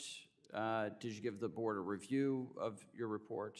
No, it is a report of the vice chair for supervision under my statutory BDC, authority. holy It's not crap. a report of the board. And it was Broke provided out. to the board? 123%. The chair and other board members were given a copy of it in advance. So this is not something that the board would vote on? Correct. But other supervisory matters are APRN taken to the going. board for a board vote? Oh, It depends on the nature of the supervisory action. Daily course kinds of examination Apron to work sell and so on operations don't rise infrastructure up to that fresh level. realm? But if there's a formal $50 enforcement million action, deal for example, operations that and would logistics go to the transfer? board for a vote. So in your report, Apron's you talk ripping. about a cultural shift in supervision. How did you ascertain that there's a cultural shift? The staff, as part of this review, spoke with the supervisors 30% involved in on this and with apron. others in the system. And one aspect of one of the 4 findings of the report BDC holding was up that 100% there was a now. shift in the tone of supervision. Is that done through like an opinion survey of staff? There was no survey. It was a set of interviews. Wow, I that don't were like that. conducted The inverse head and as shoulders part is of the failing again. Okay. So you opine that there was a cultural change. Barbecue is just And this is barbecuing. based off of a few interviews from a few staff from San Francisco 1750 Fed there on barbecue, in actually. light of Silicon Valley Pop up. Bank. And so you report that there's a cultural change in supervision across the Federal Reserve in light of just this one regional bank. The That's the report's- conclusion you draw in your report. The report's findings are solely related to Silicon Valley Bank. That is, the findings. But you opine that there's a general cultural shift on supervision, and it was one of the key talking points out of the report. Does this mean that supervisors were felt impeded from reporting up that there was a problem at a bank? The report found that supervisors were more reluctant than they had been to escalate issues. Yes, Do sir. they actually show up in the bank? Is that a bit of the problem too? That the cultural shift could be that they're not in the banks on a regular basis, that there's more, could that be a part of the cultural shift? One of the findings of the report is that the pandemic contributed to a reduction in supervisory intensity. That is a finding of the report. We'd like to hear how you're going to remedy this, and we'll have ongoing questions about this. Obviously, in light of the tightness in the credit markets, your additional capital requirements, we're going to have a lot more questions about that holistic review of capital. With that, recognize the ranking member for 5 minutes. Well, thank you, Mr. Chairman. Vice Chair Barr, 1750. while Republicans try to downplay any role that deregulation played with these regional bank 50 on failures, barbecue. I was pleased when one of their Apron witnesses at last 24, week's hearing, 25% Ms. Margaret on Tyre, news of a conceded that there were You know, they've been 50 regulatory million. improvements that should be considered. She commended the Fed's receive 50 report million. on SVB's All failure. operations and she infrastructure. specifically stated her support for 2 recommendations to address issues that were identified by the report. Jump in closer to 10. Number 1, eliminating the delay when enhanced prudential requirements Lindsay? took effect after banks crossed the $100 Lindsay billion Pedalides? threshold. Number 2, I was like, who the heck's Lindsay? eliminating the bank opt-out from holding capital regarding their accumulated other comprehensive income, or AOCI, which includes a bank's securities portfolios with unrealized losses. So, Vice Chair Barr, do you agree with these recommendations?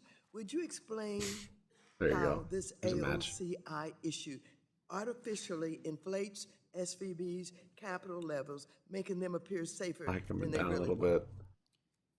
Thank you very much, Ranking Member Waters.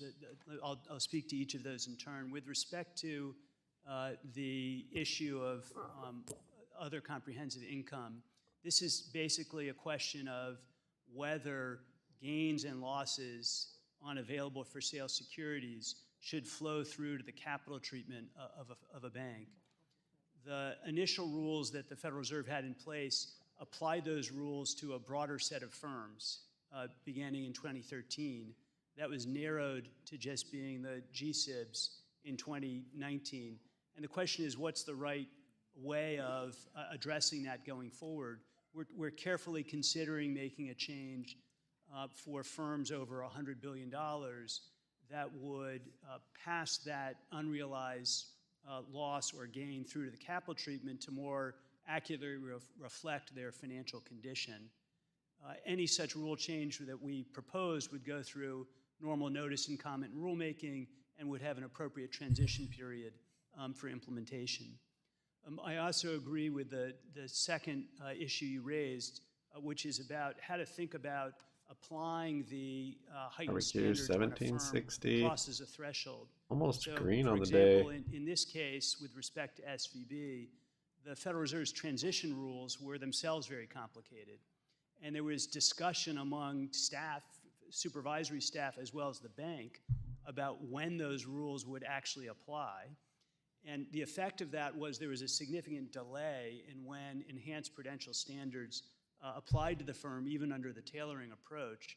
And that complexity and delay contributed, I think, and I'm to going to try and get having some weaker recovery out of standards Fidelity. applied to the firm. So we are quite focused on simplifying the transition rules and making sure that firms, when they cross that threshold, are able to be because this ready is to apply those this is thresholds, now day 2 those of new it, standards, not able to when do they anything cross the threshold. and access Well, anything. thank you very much. What you're referring to is basically how 2155 Communique sell was at crafted. 1760. And I Where do you see that? I only get L1 how on, much flexibility did on this thing. you have in dealing with the deregulatory 2155 legislation? The Federal Reserve has the discretion we need to change Good, I mean, the approach we're MACD's using for bullish. firms Green over the $100 9. billion in I think we size. might break There that is 1790 authority today. under the statute for us to make those changes, and we intend to use that authority as appropriate to make adjustments to our supervisory framework. So you're indicating that you don't need additional legislation to do that? That is correct. And you agree with what has been said by Ms. Tyree? I back up. In essence, there's a need be. for us to deal with the whole issue of deregulation. I do We'll think see. it's I don't know. important for I us don't to know where to look at trade on the this thing. I'll tiering probably just approach wait. that had been used If something for institutions presents of itself. this size. Stupid, Given what we simple just trade. experienced with Fed supervised institution to Watching that FDIC gas supervised consolidate. institutions, these institutions had lower standards applied to them.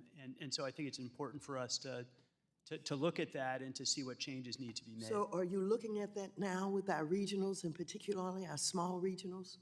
We're looking at firms, generally speaking, of $100 billion and above with respect to these changes. That have reached that level already? I'm sorry? 100 billion and above. Correct. Thank you. I yield back. The Vice Chair, Mr. Barr, Mr. Hill is recognized for 5 minutes.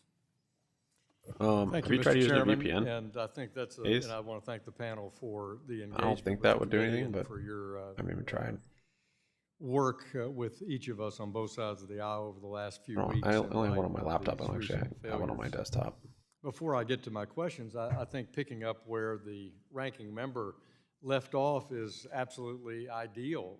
In No, these are discussing just interviews of the S-2155 Fed, and a lot of argument different people that work for in the Fed. this city that somehow it was a contributing factor to I mean, the that failure discussion of might come Silicon up, Valley but Bank and potentially others. probably not. I think that argument just falls on its face. I base that on not only my work here in the Congress, but 40 years of being involved in regulated institutions. It's just a talking Thanks, guys, for the point, likes. not a Appreciate it. material We're 31 assessment. And today. Vice Chair Barr is absolutely Barber just coding simply might demonstrated to the we whole might see a little committee breakout on it.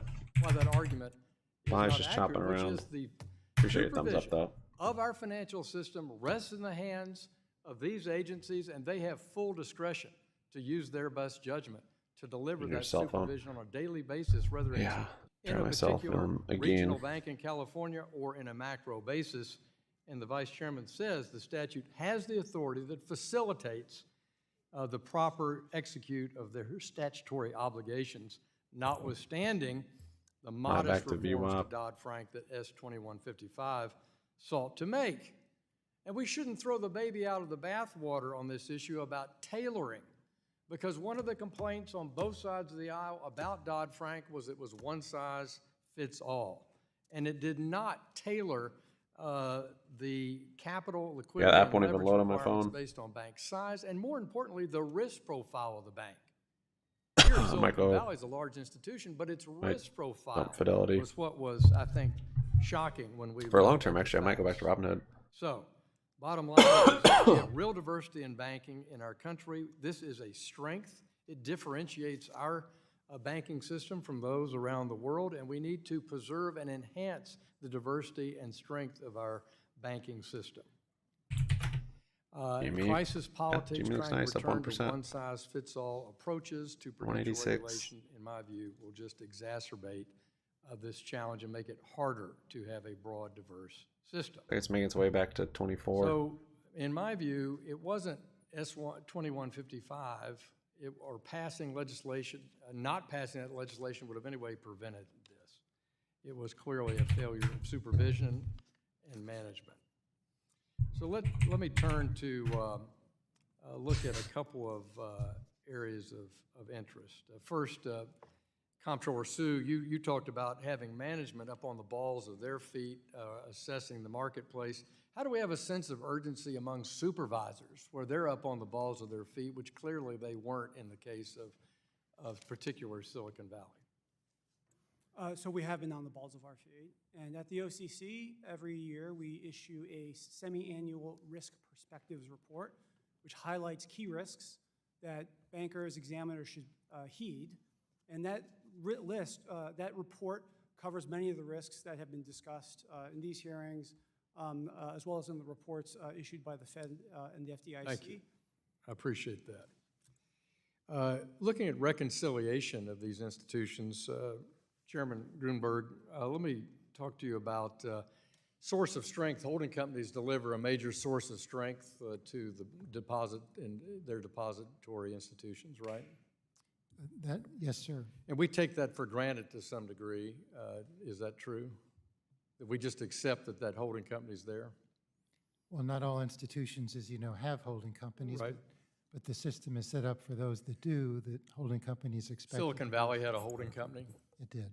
Do you have an written agreement that holding company provide source of strength to the depository bank? Well, we were not the supervisor of Silicon Valley, and the Fed, as you know, is the holding company regulator, so I think that'd be. No, but don't you have to have, as the FDIC, a written agreement with that bank holding company to provide a source of strength to the bank? I believe that's a regulatory standard, Congressman, not something that we would, have some sort of. Well, can you provide me, gas coming down a little bit. just in Sure. writing, whether you had a written, coding. you and the Federal Reserve have a written supervisory agreement that the holding company of all the banks that have over 50% of their deposits in uninsured accounts, that they have a written agreement with the holding company, if they have a holding company, to be a supervisor? Be glad to. Yep, thank you. Appreciate it. Yield back. The gentlewoman from New York, Mrs. Velasquez, is now recognized for 5 minutes. Thank you, Mr. Chairman. As all four of you are aware, Senator Van Hollen and I recently wrote to each of you regarding your rulemaking responsibilities under Section 956 of Dodd-Frank. BDC coming Vice down. Chair Barr and Keeping Acting it back to Controller VWAP. Sue, I'm still awaiting Led your you responses. And Chairman 22%. Harper and Chairman Grunberg, I found your responses a little lacking. So let me ask each of you directly. Since the fall of Silicon Valley and Signature Banks, what steps have each of your agencies taken to finalize this rule? Have your agencies met with one another and the Eagles other up regulators? 4, And do you BuzzFeed think the rule up will be 5. finalized by the end of the year? This actually looks pretty Mr. good. Barr. The agencies have met to discuss how to make progress on Section 956 Have rulemaking. you met with each other? Yes, I'm sorry. The agencies together have Okay. met to discuss that matter. In terms of timing, the rule would need to go through a proposal and then a final rulemaking. I know. It has been 11 years already. 11 years. So, Mr. Grunberg. Yes, Congresswoman. As you know, there are 6 agencies involved in this rulemaking. The 4 that are I'm not showing represented 1769. Maybe I'm is lagging. the SEC and FHFA. I believe there is a strong commitment across the 6 agencies from the principal level Oh, on E-Trade's saying down to follow 1758. through and implement It's green this on the day. rulemaking. Staffs of all Yeah, 6 agencies 1758 have and we're been meeting green. regularly, and I Why think is that there's a green? commitment to follow through on this. You know, as you point out, the NPR was 40. outstanding since 2016. Yeah, we're gonna get So different given prints, the time OTC and that's, weird passed, stuff. we will probably have to repropose an NPR and then follow 1741 looks through like the with last the trade. rulemaking. So I think it's realistic to believe we can get an NPR done this year.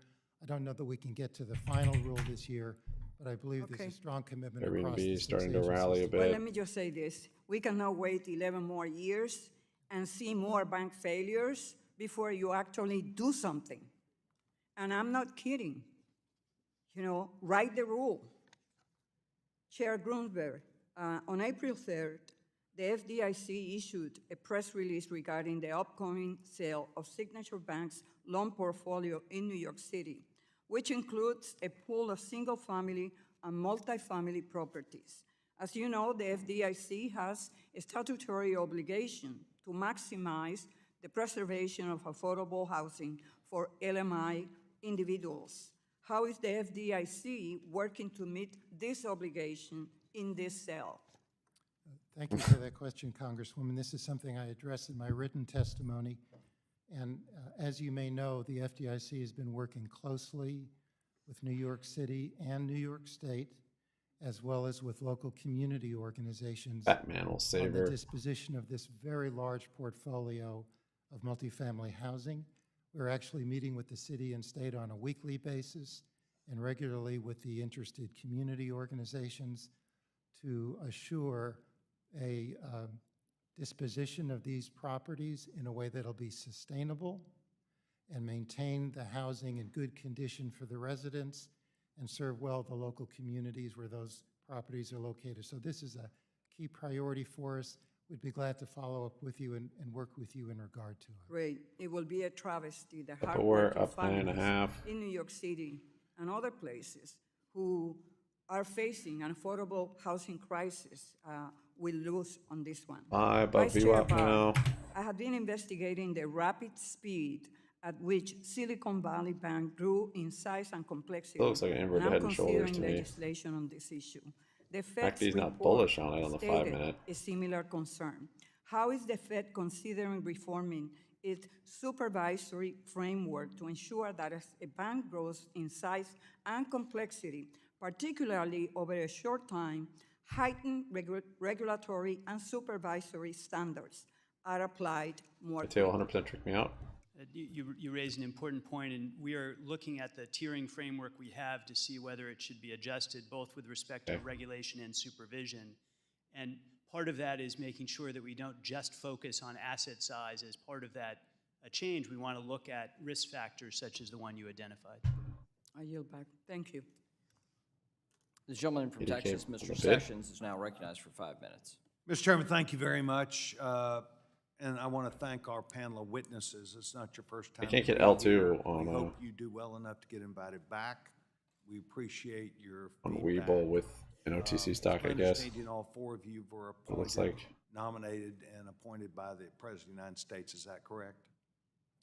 Yes, Especially sir. with SPY technicals. Let the record reflect all four were.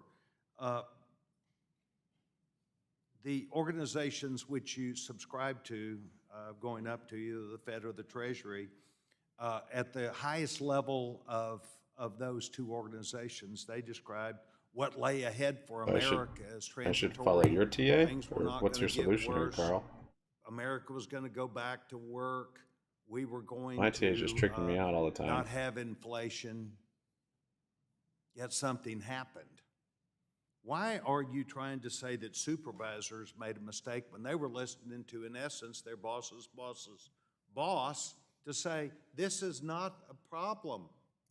Transitory inflation and the problems which are happening, why do we 1750 now on turn barbecue. around later and act like, well, the supervisors made a mistake not following up with the bank, and the bank made a mistake because even though they were listening to the Fed and to the Treasury Secretary, this isn't going to happen.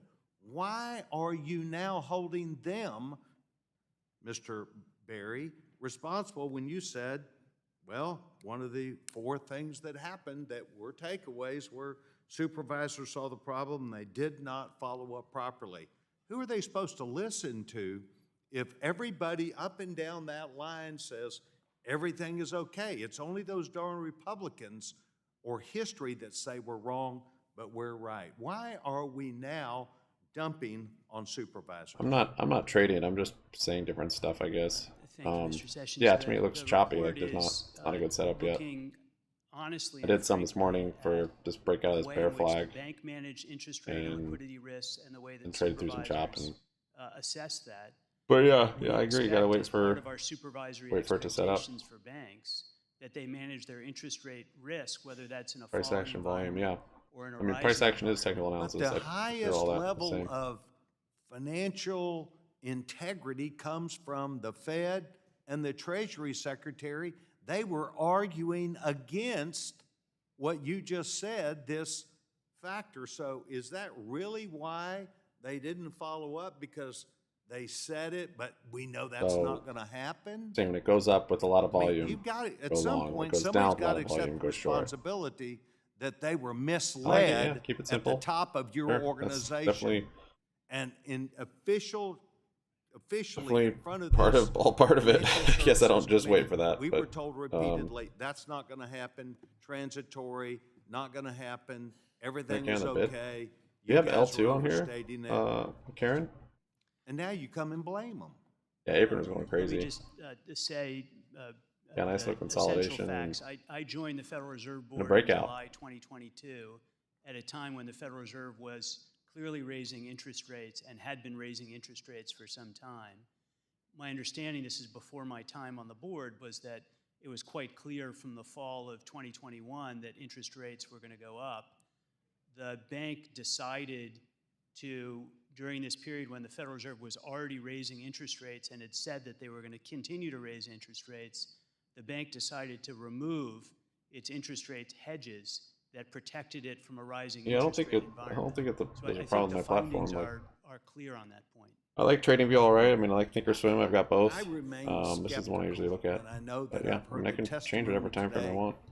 Everything is okay. We've gone back Yeah. and double looked at everything. Nothing I bad usually is going to usually happen. look on the It's all 5 minute taken care of. and try and look at My other time frames point before I would enter. be, Like the I 1 think minute. somebody needs the to hourly accept to the get more of blame, a and that is longer that term the trend. advice that they were given from the very Doesn't sound top like of the you've been here very long. organization was it was not transitory, is fine. and I failed to see And that appreciate the help. in this report. I failed to see that the You advice just have L1. given Yeah, I can't. from I the can't get very L2 on top barbecue.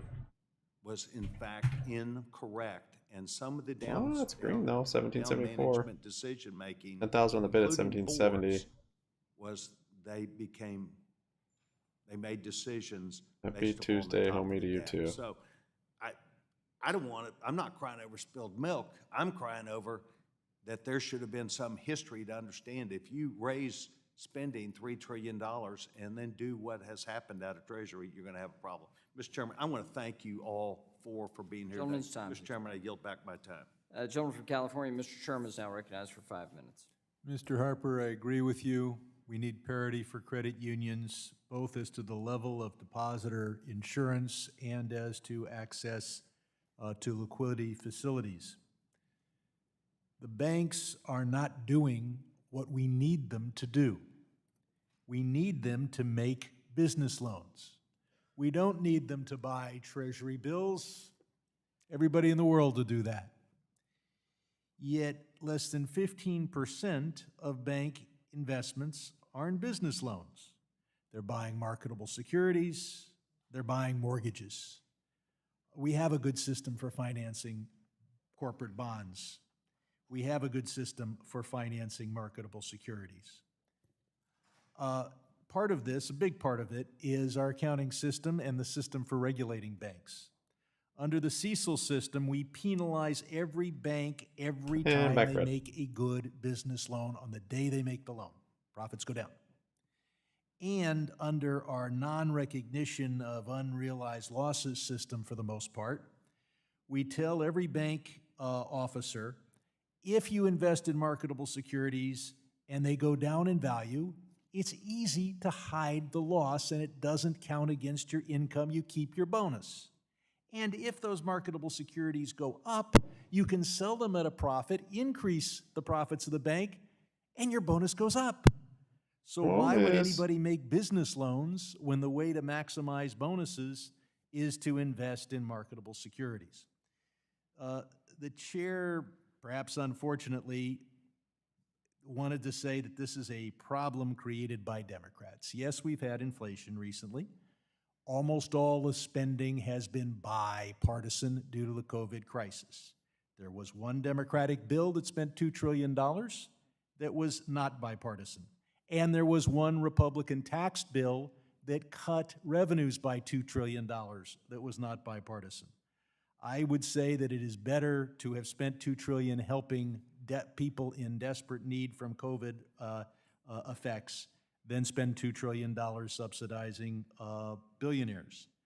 But the big issue here for us is how do we have a banking system strong enough so that it can survive interest rates going up and interest rates going down? Because you know what? Interest rates go up, interest rates go down. And this is not a 100-year event. We had 16% top of our range, interest rates 1775. And we'll have 16% interest rates, hopefully before, or I hope we don't have 1680 is probably the bottom. Interest rates go up, interest rates go down.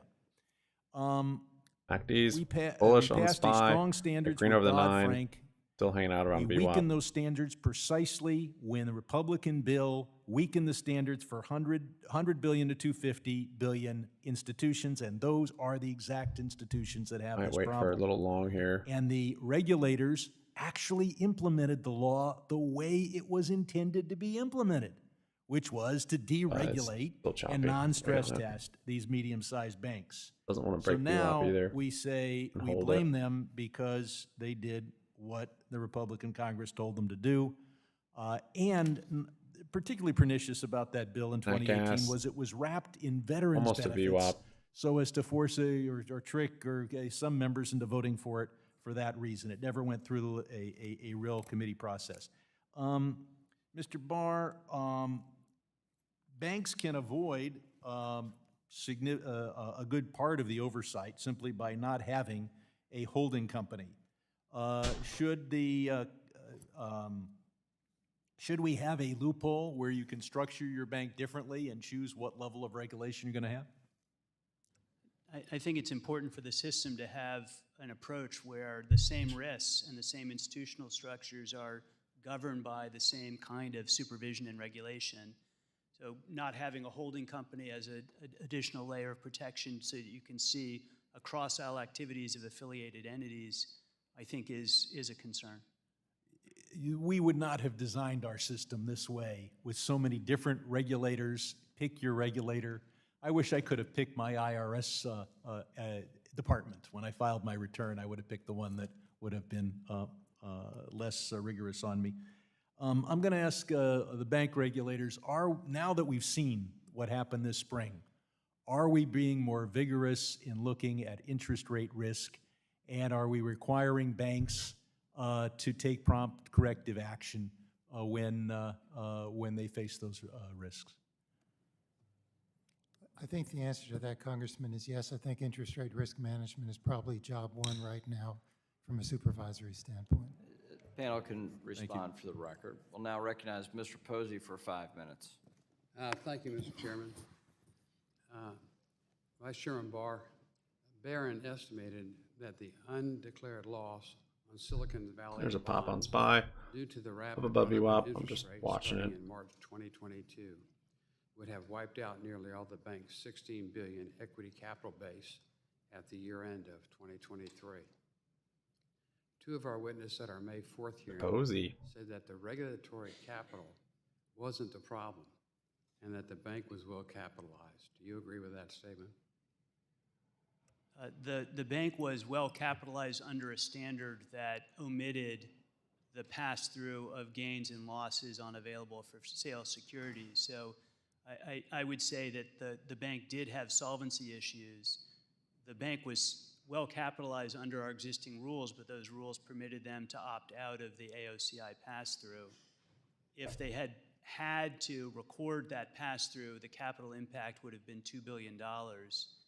Because the depositors saw the solvency of the firm as a concern, that is why they ran. So I do think both solvency and liquidity risks are intertwined in this case. One of our previous witnesses also said that it's particularly hard to understand why the Federal Reserve failed to regulate interest rate risk when it was the Federal Reserve's monetary policy that created the risk. The Federal Reserve was raising interest rates for nearly a year before the wave of banks' distress set in. Was there a breakdown in communications or strategy between the monetary policy and the supervision wing of the Federal Reserve? In this case, what the report found is that supervisors identified that there were interest rate problems at the bank. For example, the bank had an interest rate stress model that was not appropriately showing the actual interest rate stress that the firm was experiencing, and called that out to the firm. So there was not a problem in identifying that risk, but the firm did not take action promptly enough to fix the interest rate issues before it failed. In fact, it ended up doing the opposite, as I mentioned. It took off interest rate risk hedges in March through July of 2022 at a time when rates were rising that would have helped protect it from some of the risks of those rising interest rates. What did the Federal Open Market Committee do to identify interest rate risk as a likely outcome of their monetary policy and to alert the supervisors to remain vigilant? The Federal Reserve was quite attentive to interest rate risks. Really, it's a core part of supervision. Interest rate risk and liquidity risk are kind of bread and butter issues in bank supervision. Those were intensified during 2022. As interest rates were rising, supervisors were told and did engage in more aggressive looks at interest rate risk in the banking system. And those efforts, as it turned out with respect to Silicon Valley Bank, did not result in the bank changing its behavior. As I said, the bank was really undoing some of the protection that it actually had and not taking steps to protect itself from that risk. They were doing the same on the liquidity side.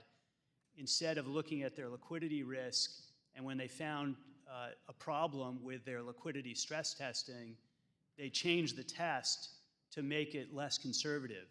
So it would seem like the measured risk to the bank was lower when the actual risk was higher. So those are the kinds of things the bank was engaging in that were really the opposite of what you'd want a bank to do when it's facing interest rate and liquidity risk. Thank you. Did the Federal Open Market Committee issue any communications to bank supervisors related to the likely impending interest rate risk, and what are some examples if they did? The Federal Reserve made it clear, the FOMC made it clear in the fall of 2021 that interest rates were going to need to rise. There would be quantitative tightening going on in terms of shrinking the balance sheet. And as I mentioned, supervisors throughout 2022 were focused on interest rate risk as one of the bread and butter issues to address, along with liquidity risk and, as some of my colleagues had mentioned, issues with respect to credit risk, particularly in the commercial real estate space. Thank you, Mr. Chair. My time is about to expire. I yield back.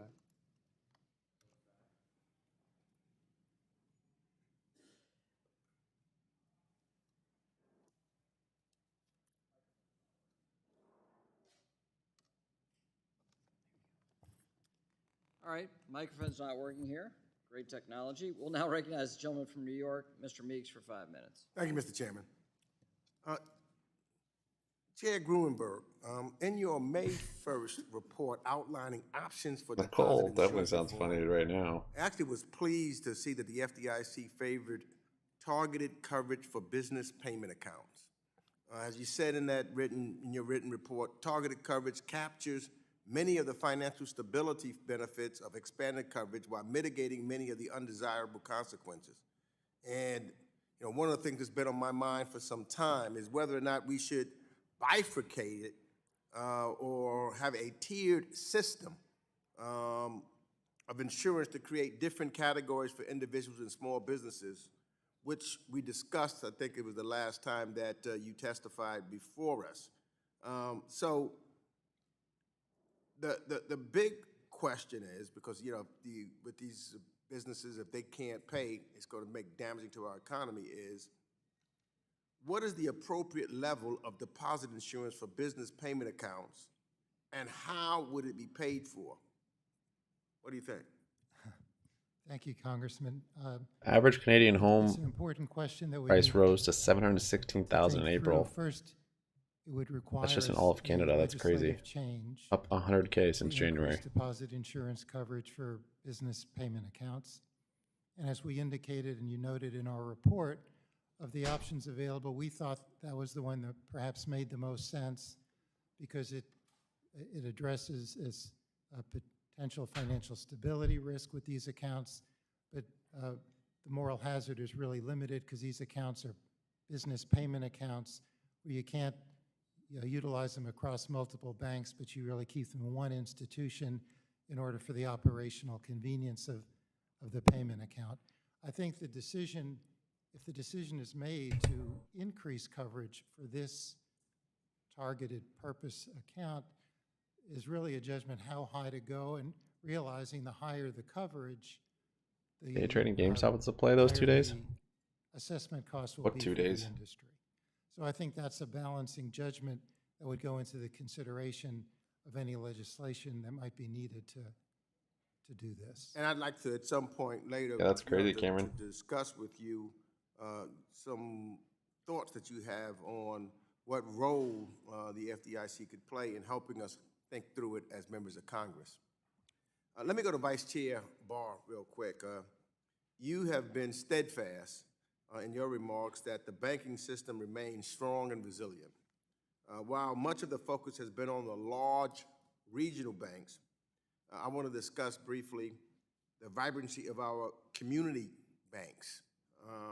Especially, what I'm passionate about is our MDIs and our CDFIs. And they play a huge role, as far as I'm concerned, in both rural and urban areas. So what I'm concerned about is it's common for the large regional banks to make investments and deposits into the community institutions. So in your estimation, will the recent bank failures and associated special assessments Several upper management and vice president level employees at Meta have announced their departures. impact on community banks? Oh. And should we begin to brace for something happening to community banks as a result? Thank you, Congressman. I share your view that community banks are sound and resilient. They're providing essential services to communities across the country, including the coding banks, still going on. CDFIs and MDIs.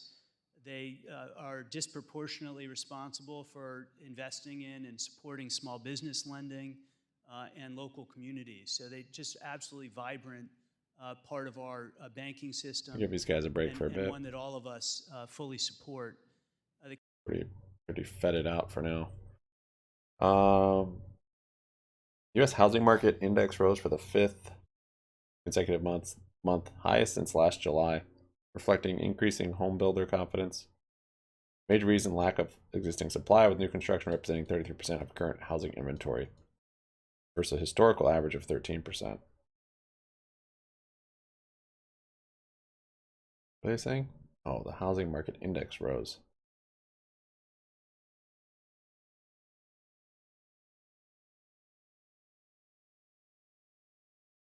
It's also the season too. But yeah. Temporary. More investors backed Bitcoin than the dollar as preferred investment during a default. Well, yeah.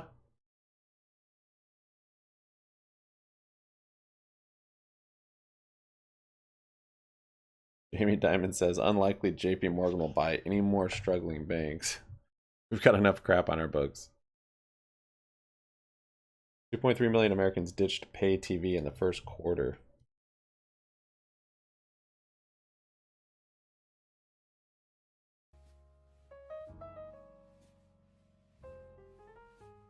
Good for them. Good for them. GDC still up there, 107%. Bull flagging again.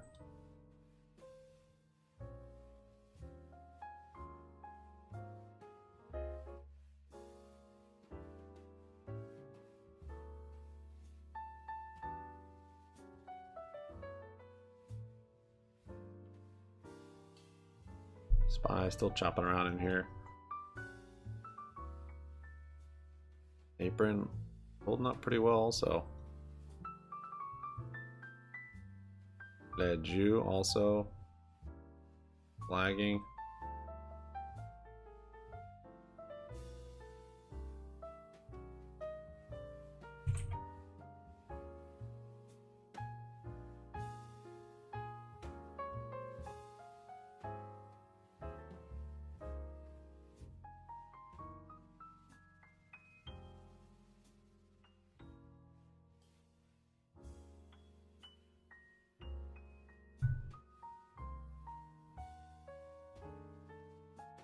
Not TD also. Oh.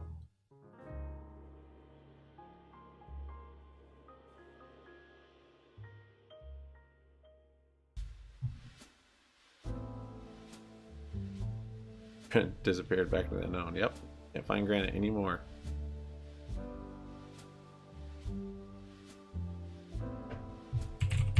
Yeah, the down detector is still showing Fidelity's down too. It's not just you and me. Actually, even higher now than it was yesterday. Outrage.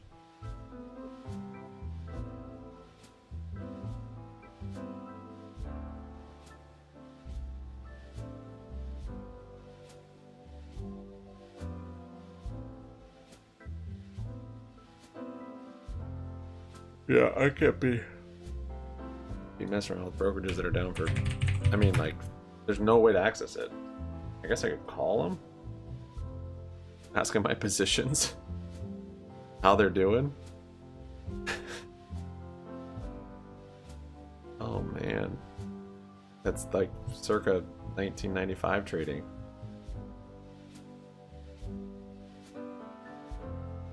I wouldn't be in complex options.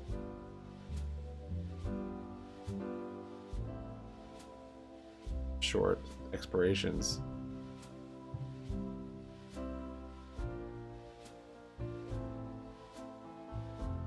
But all this crap. And now I can't even get the app to load. Yesterday I could get it to load and it looked like I was logged in, but nothing would like populate really. I couldn't go to my positions. I couldn't do anything on it. Here, Dad. Thanks.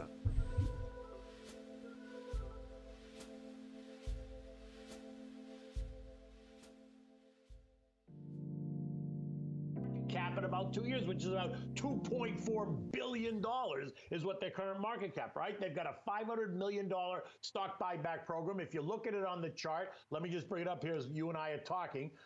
You see it's kind of consolidating between, it's been this 140, 180 range for a while. I need to call them. Seems to be consolidating right around all three trend lines. It's not like converging right here at they're going to do anything. 2-ish right now. Just It's not a local broke down problem a little with bit me. today, but it's trying to hold on. I'll call them once I can get back on there. I'll tell them how much money I lost. I'm just bullish send on them it an long invoice. term. So on any pullback, That cat's bouncing off VWAP. All right. What are you thinking? Any pullback, that's where he wants to step in and buy this one, Ben. Good idea? I think so, Nicole. I mean, this has been a long-term trend to the upside here, so that's what you're looking for, right? A retracement into a key area of support, and ultimately you get into that to try and participate to the trend to the upside. You hope it continues, and you have an area down below where that invalidates the working assumption that you're trending higher, because you don't want to be long in a market that's no longer trending higher if you're trying to participate with the trend. But I first wanted to point out, Kenny spoke to the range that we've been in, 185 down, I think he said 140-ish, I've got 136.10, and that was the first thing that I really noticed amidst all of that bullish fundamental sentiment that he talked about. Why are we still range bound, right? Here you can see even, look at this, the reaction to earnings, but it was limited in terms of ability to take us through the middle of the range that we've been establishing as we came off that 136 low back a couple weeks ago. And here at the middle of the range, around 165-ish, we'll call it 160, we're rolling over here and stalling out. So stepping away from the hourly time frame, this has me a little bit concerned, but let me show you. I've got a longer term chart here, and this really speaks to that trend that I think Kenny's trying to participate in terms of participating. I think it would be at a little bit of a lower range, maybe 110, 120 if we were to get down to that level. But hey, as long as we're above 54, and I know it's a long ways down, we're still seeing value form at higher and higher levels, even if we were to trade below 110, 120. I did take a look at where things stand relative to the 50, the 200-day moving average. You can see it's kind of teetering around that level right now. And even as you look at this range here right now, 186 to 103, you can see again kind of hanging out in the middle. RSI not really providing a lean one way or the other. But this, again, longer term trend to the upside. Maybe I'm thinking a little bit more of a retracement into this lower extreme of the range, 110, 120, maybe even 104 if it gets down that low. But I can understand that longer term trend sentiment or bullish sentiment based on that trend that's very well defined. All right, thank you for that. I mean, he's looking at the same things you are, Kenny. Final thoughts here on AMR. I respect that, but I might pull back and just wait a little bit. If you're really convinced that we could test even lower, I'm assuming right here around 145, 150. But if you think we're going to go lower, I might just sit back and wait. More of a pullback there for you. And then there's C3AI, which now, you say AI and people love it. It used to be like blockchain. Now AI is the buzzword.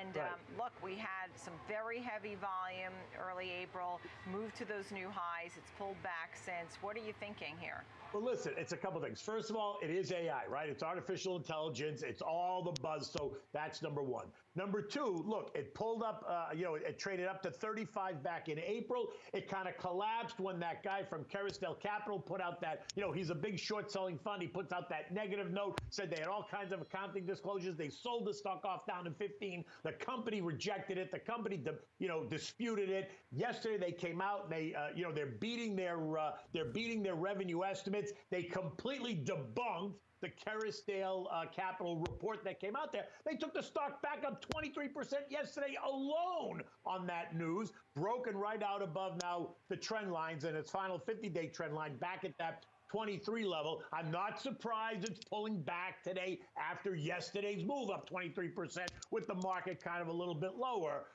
But from an AI perspective, from a tech perspective, it's a name that I own. We've talked about it before. I'll continue to own it. And I think, now that we're above those trend lines and we've gotten rid of that Carousel Capital kind of drama that was surrounding it, I think it's got room to run back to 30 again.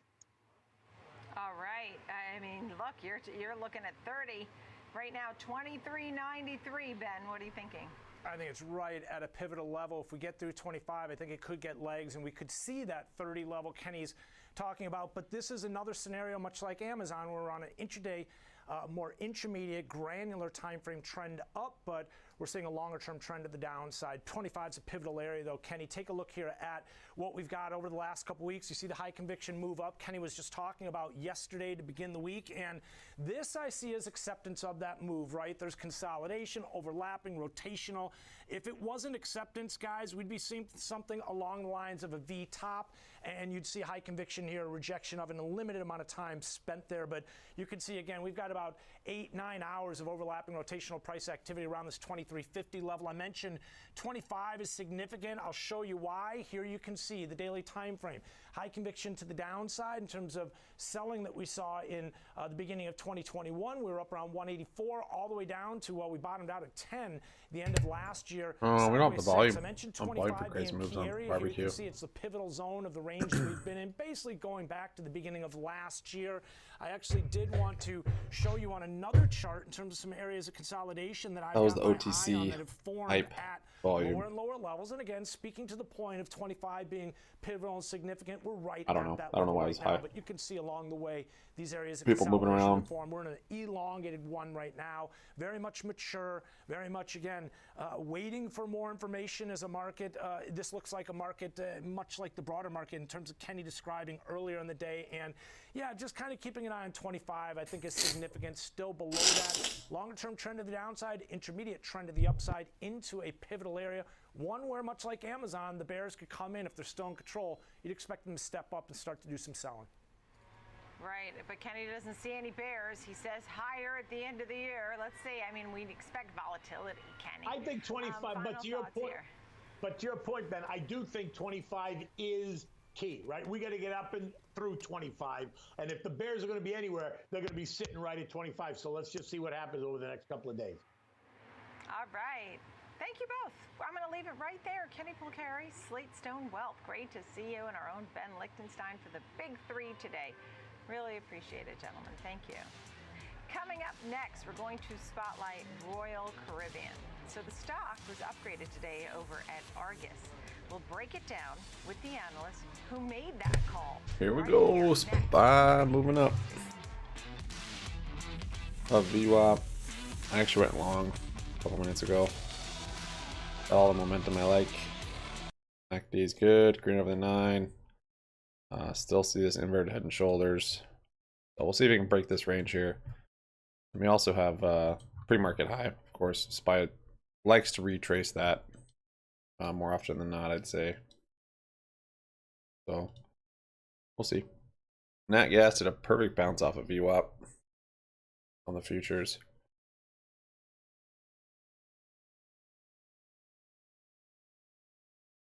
Hit reject here.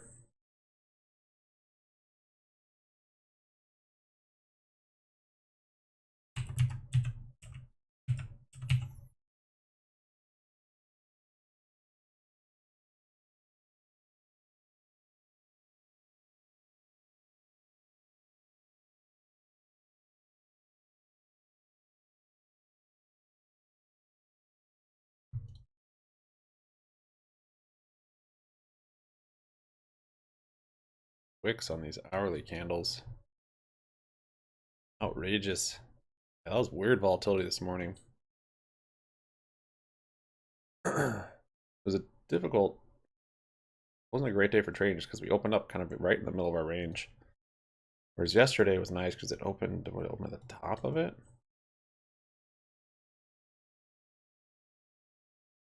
Bottom of it? Yeah, kind of the top. We have a clear downturn, engulfing candle. Out of that support, and that was a pretty defined support, and this was a pretty defined resistance. So pulling those out was much easier. Now today, it's like right in the middle. So the market's just so data dependent and waiting on all this stuff from the Fed. These Fed speakers haven't really moved it though, I don't think. All right, I stopped out. Maybe this morning they did some because we did see big up and then big down.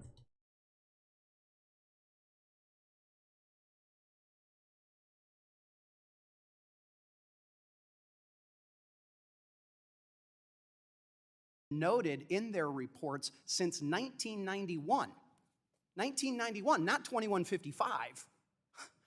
1991. So here's what I would like to ask you. You said there was about 20 individuals that were interviewed for your internal report. Will you provide the committee with a list of those employees who you interviewed for the report?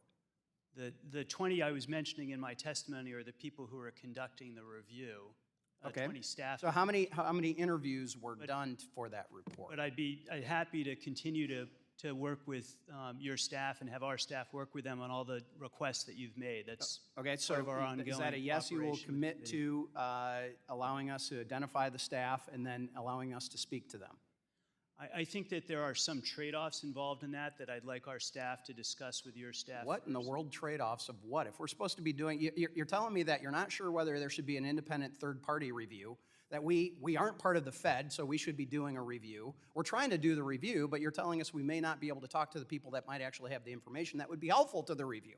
You're as a chair of the subcommittee, you're of course welcome in the end to decide who you want to talk to and get cooperation from them. We're getting closer. Okay. I'm just pointing out that there's a trade-off in terms of making sure that in the future when we do reviews, we have staff who are... I've got one last thing. Just as we, and you, I would assume, expect management failures to be owned up to by the management, do you take full responsibility for supervisory failures at the Fed under your watch? Yes, I do. All right. Well, a lack of enforcement on your part does not mean a need for more regulation. It means stronger follow-through by the regulators. We now recognize Mr. Lynch of Massachusetts for 5 minutes. Thank the chair. Chair Grunberg, I just want to start off by saying thank you on behalf of the people of Brockton, Massachusetts, for your willingness to come to Brockton and to listen to their concerns about the failure of Silicon Valley Bank and the impact that it is going to have on, could potentially have on the creation of affordable housing in that city. I can say that my constituents asked me to say thank you to you publicly and your staff for your willingness to come to Brockton. Mr. Barr, so every bank in America had to deal with rising interest rates, but Silicon Valley Bank was doing something very, very different. They concentrated on startups, VC-funded startups, so especially early-stage startups. Yeah, Alt-Mate was ripping yesterday. You know, they're the other day. probably more prone to failure and volatility than mature businesses. SVB also their deposits, because they went after these companies, their deposits went from $60 billion to $180 billion in 2 years. So very fast growth there. The thing that puzzles me is that they invested, they bought $91 billion in T-bills at a time when T-bills, the interest on T-bills was very, very low. So, and they were long duration. Did that contribute? Well, let me fast forward. When Chair Powell announced for months and months and months that he was going to increase interest rates, GME's holding up pretty good with all this SPY chop. That $91 billion 1.25. Silicon Valley Bank plummeted. The value tainted. of those T-bills and treasuries Booth and plummeted Morgan. to $21 billion. And that's when people started to pull their money out. So what was the responsibility of the Fed in light of the unwise decision on the part of the management of Silicon Valley Bank to operate in that way? The Federal Reserve supervisors looked at these issues and found that the bank had been mismanaging its interest rate risk and its liquidity risk. It had removed hedges that would have protected it from a rising interest rate environment. It had changed its interest rate sensitivity test in order to make it less conservative. It changed its liquidity test to make it less conservative. It failed to fully understand the risk from its its concentrated SPY's coming down there, or the risks associated with the venture capital dropping around. deposits. And so the supervisors pointed those out. The bank failed to correct those issues. And that's fundamental, as I've said, interest rate and liquidity risk mismanagement on the part of the bank. Where we fell down on the job was not forcing them, forcefully enough to make those changes fast enough, and that's outlined in the report. What are the tools that you need in order, so that was the point of failure, really, where they got themselves into trouble. Oh, barbecue. You could not, somebody did not compel them to change their... Don't barbecue, lords. I'm not even sure at that point where they had lost so much money, I'm not sure what you could have done, but what are the tools that you might have availed yourself of if you had them to prevent, you know, a total meltdown like we saw?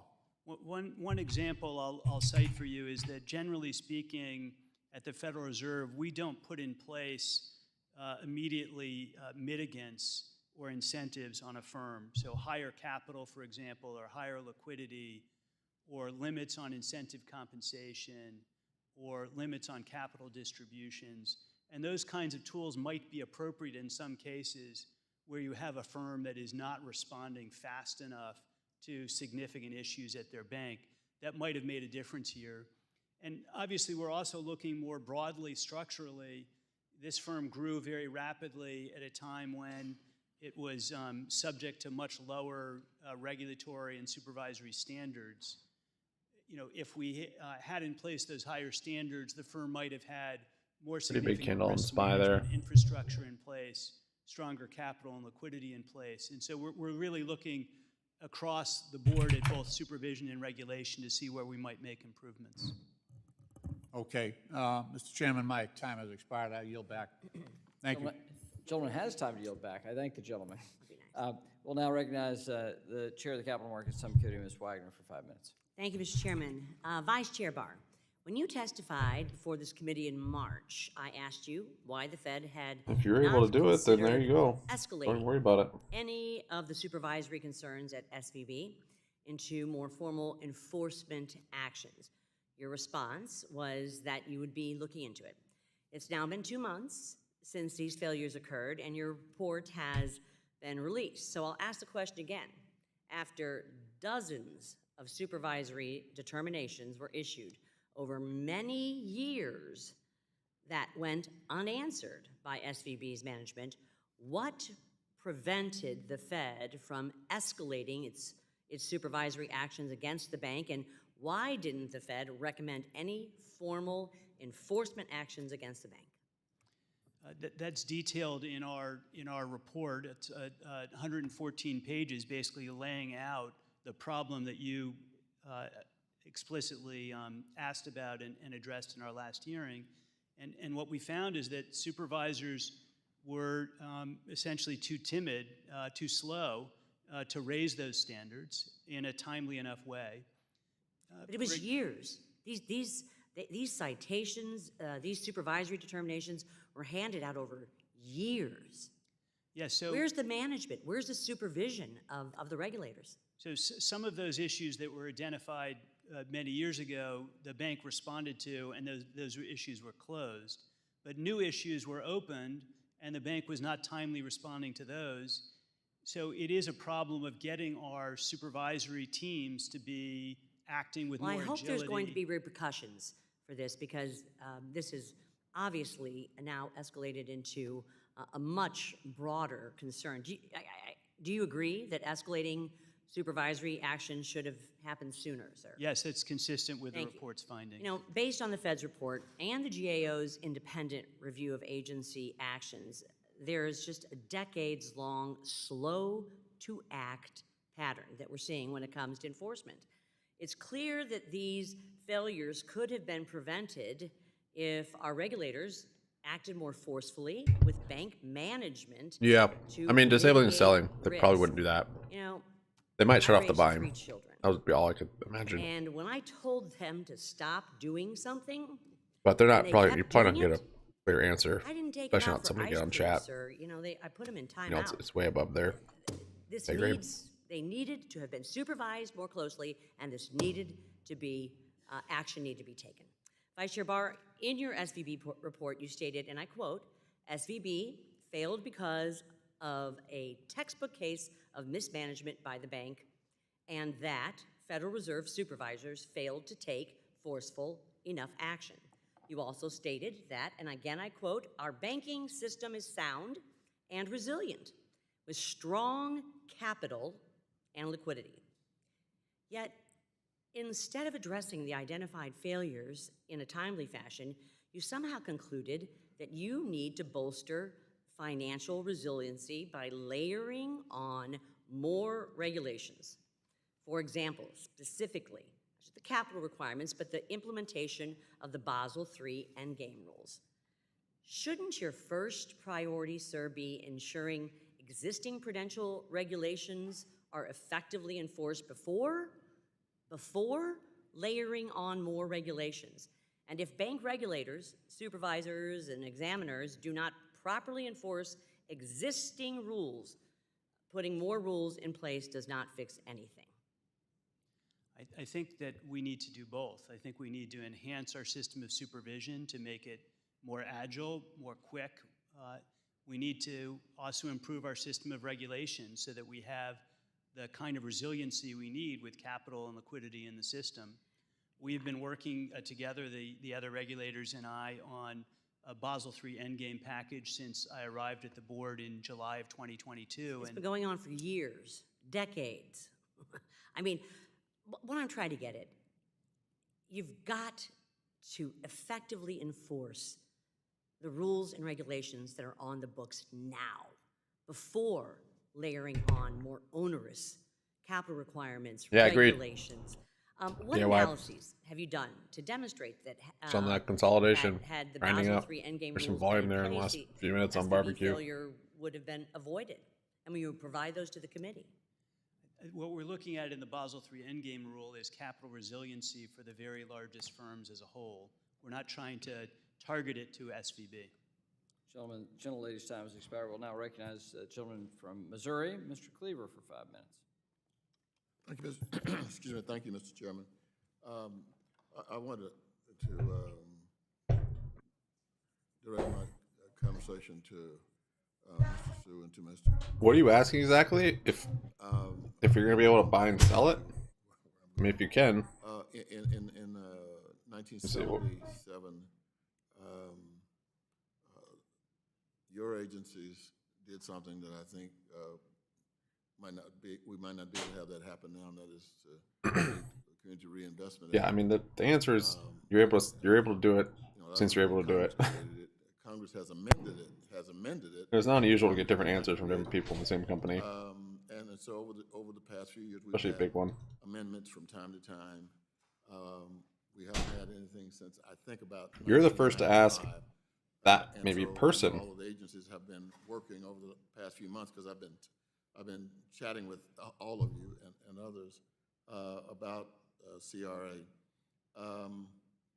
and one of the things that I'm concerned about. Graham Leach Bliley. But yeah, if you're concerned, then don't sell. You want to have a position because they might shut off the buy. Keeping you from selling it, that will definitely be I have legal grounds. Community Reinvestment Reform Act that would subject independent mortgage companies to CRA exams, codify community benefit agreements, specify endowments, and create an improvement. We're going to break down today's retail sales data. So what does it show about the health of the consumer? Let's find out. Our panel is ready. Trading 360. We'll be right back.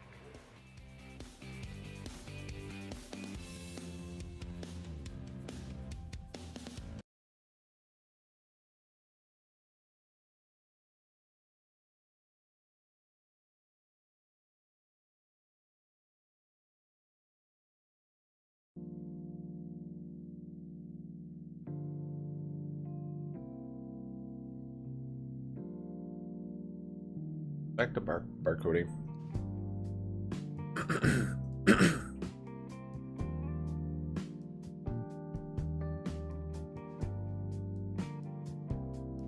What do you want to sell then? Yeah.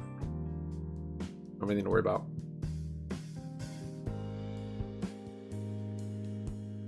Like GDC came back down. Back down to VWAP. I'm gonna jump in the YouTube stream on Discord if you guys want to join in there. Just get in the lounge and let me know. I'll bring you in. Come chat. DRS propaganda. Yep.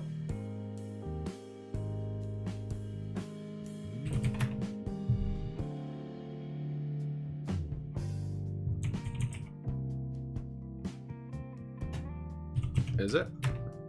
Yeah, there you go. Dollar is rallying.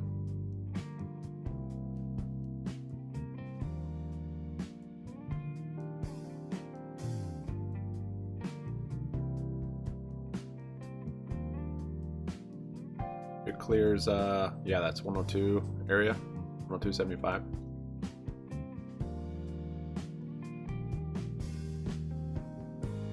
Yeah, I know Argentina, Venezuela too. Dang.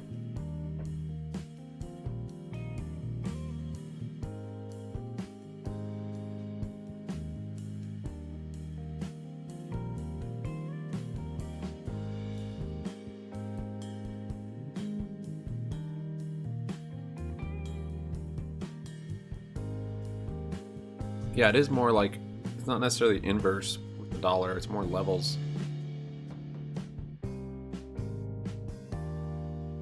From what I've been noticing. Like the dollar can rally and the market can rally, but yeah, it's like once it passes a certain threshold, then it'll start having an effect. Both sides, the downside and the upside.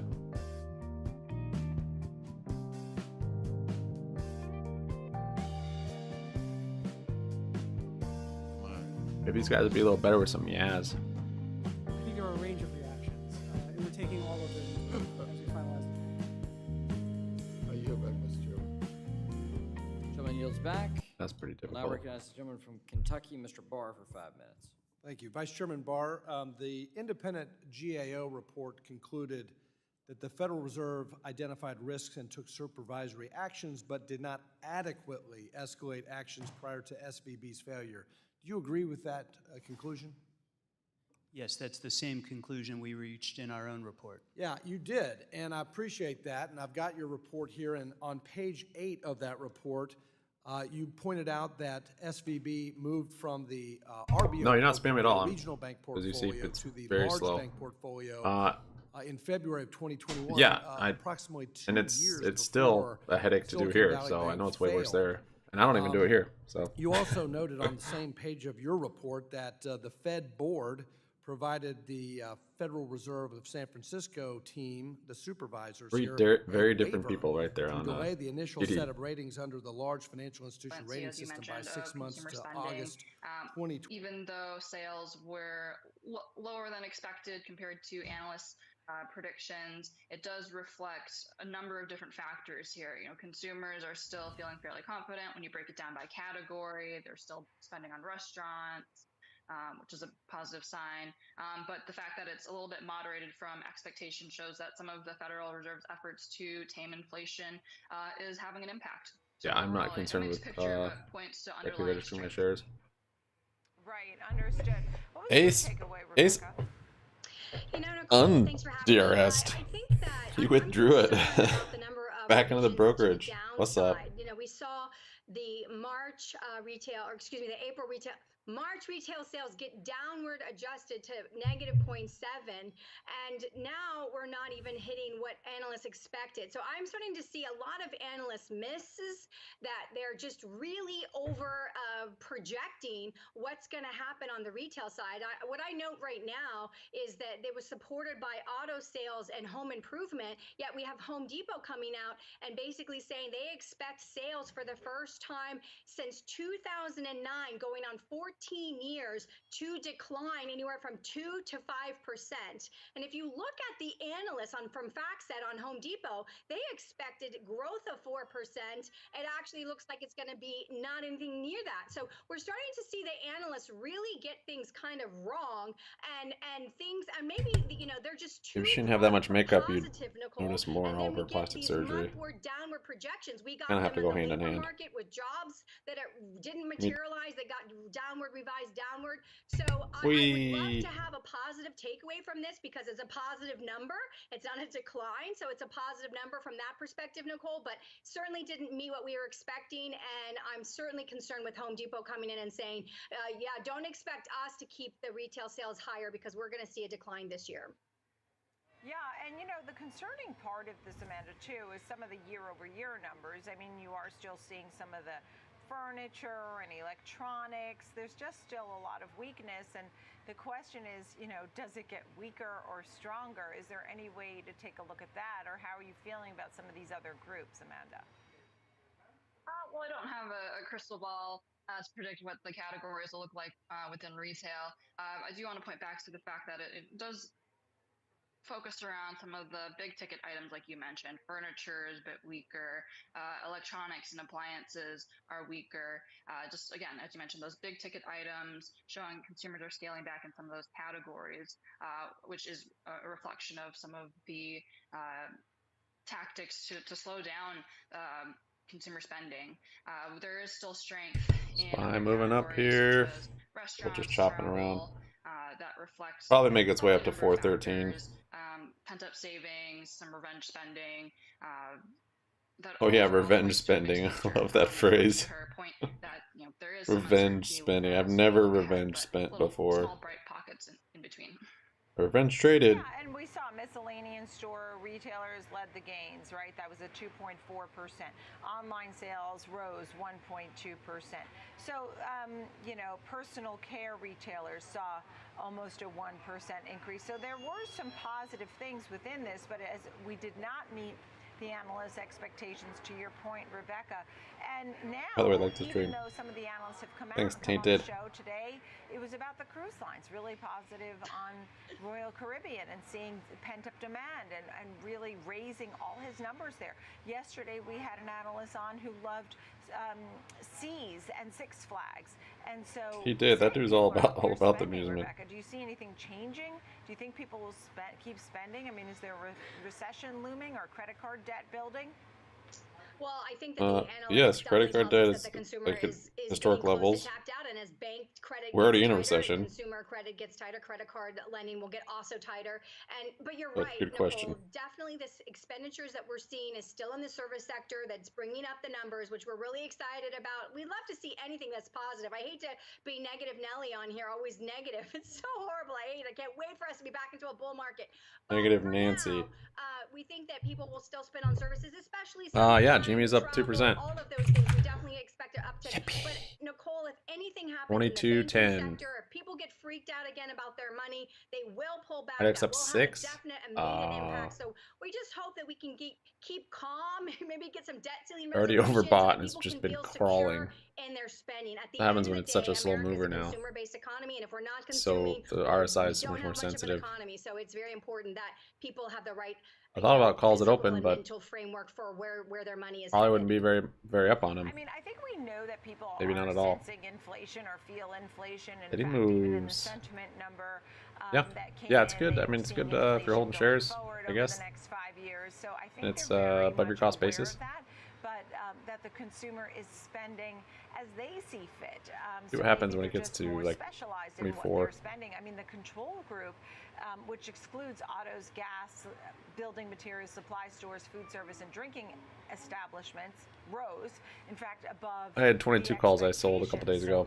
So what do you make of that with the I didn't like waiting so long. inflation sort of over And this thing everybody's just hasn't heads, gotten, Amanda, but hasn't still, wowed this out in a long control time. group So actually beating expectations. Right, the control group Right in the beat shares. expectations, so it does point to just overall that, you know, mixed picture good? of I don't what know. retail sales will look like. I think it's important to note Steady moves for that sure. we don't have data yet on travel, housing, and rent, and when that comes out and is released later in this month, you'll have really a more complete picture of consumer spending, and it'll also be incredibly important to track just the results from a lot of the retailers reporting this week. As Rebecca mentioned, you had Home Depot yesterday, very cautious about the year ahead. Base But 9%. we've got Target, Walmart, a number of other players that will really set the tone for the rest of the year, as well as just the Bounce overall nicely off that support. looming economic macro factors like After earnings, I guess. inflation, the debt ceiling, and the overall caution around the banking industry. Yeah. AI up 5. On some of the retailers specifically. Yeah, barbecues, barbecoating. always seems to stand out as one that people It's holding levels, not selling off. I think I'm Walmart, good. everyone loves to run to Walmart during recession, and Target, I think we could hasn't performed get nearly volatility as well, which is interesting anytime. because Never an a lot explanation of for times it, we put so those two in the same I guess you could expect it category, and anytime. we look at them as benchmarks of each other, but they really are different demographics, I think, in those two But yeah, stores. it's still an uptrend on the kind of longer time frame. Walmart should have a really good, I'm really wanting to look at their guidance for the rest of the year, specifically with Walmart, because that really will give us some intel on where they think we're going. All right. Going on a trip in our favorite rocket ship. As Amanda said, we're waiting on Walmart and Target as well as TJX. So we'll have a lot to discuss.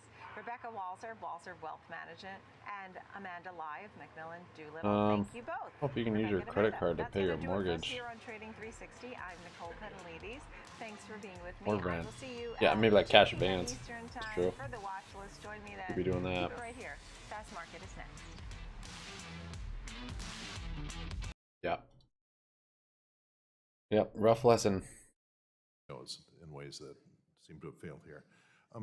Vice Chair Barr, could you say a little bit about the timeline you anticipate for the holistic capital review, any rule changes that might come out of this episode, and so on? How does that look? When can Congress expect to see some presentations? When do we expect preliminary and final rulemaking on all these? Thank you. I expect this summer that we'll be able to present my thinking on this, and that the three agencies. Thank you guys for your likes today. Appreciate it. Be able to come it's forward. Nice of you. 41 likes.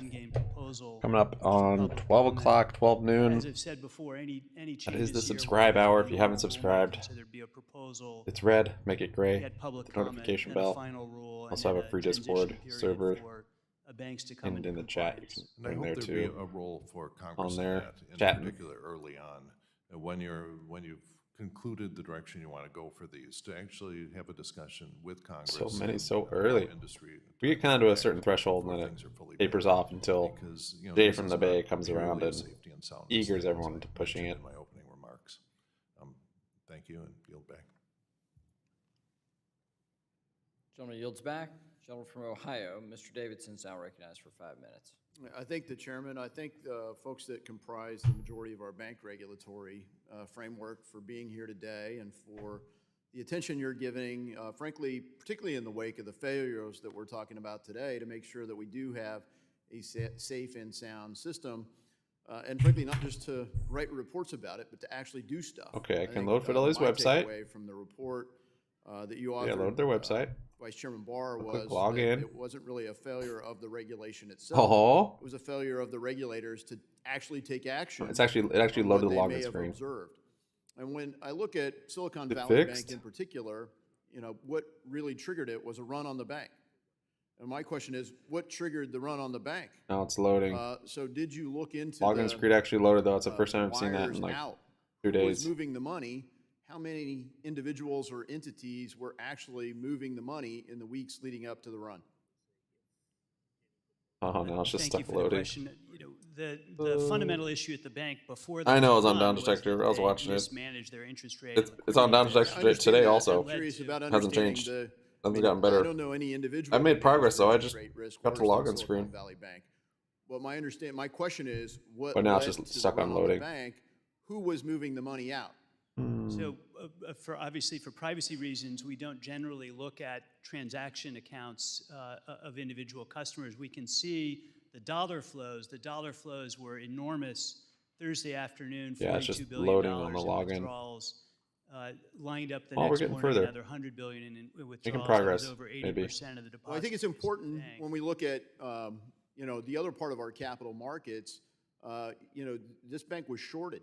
This is a publicly traded bank. There were a lot of shorts in the bank. We're looking right now at a lot of pressure on our committee to try to say, oh, you guys have to ban short selling. Oh, here it is. We don't. Well, there are some issues with naked shorts and people actually having custody of the shares. More shares being lent than are actually available. There are some things that are still unaddressed post GameStop on the shorting of publicly traded companies. But the problem here is, who led the short, and is that in any way correlated to the people that were moving the money out? And I think we've asked for that data, and we haven't gotten it. And we can look at it in the most confidential setting. I respect the fact that we shouldn't publish it online for everyone to see, but someone actually said is GameStop. looking into this, correct? I don't actually have access to individual transaction level data. The SEC is responsible, obviously, for market integrity issues, and so that's a question really directed to them. Okay, so if the Fed doesn't, does the OCC have access to this data? No, for the short selling data, no. I think OCC should. Not short sellers. I know you're not a securities regulator. You're a banking regulator. Who moved the money? Was it one person? Was it 2,000 people? How many different entities and individuals were behind what caused the cascade effect? It wasn't, it built momentum. So SV was not an OCC-regulated bank, so I can't answer that question. Okay. So if you look down at the state regulator would have these records, right? I do not believe so. Idiosyncratic risk, GameStop. So you think this will be an unresolved mystery? Well, as I said, the SEC has jurisdiction over market integrity issues. It's really a question. We're not talking about market integrity. We're talking about bank run, which you guys are supposed to make sure doesn't happen. Does the FDIC have transaction data? And I'd want to check on that, Congressman, and come back to you. We may have some ability to look. The issue is deposit withdrawals, and who is responsible for the largest deposit withdrawals and may have contributed to a particular bank failure.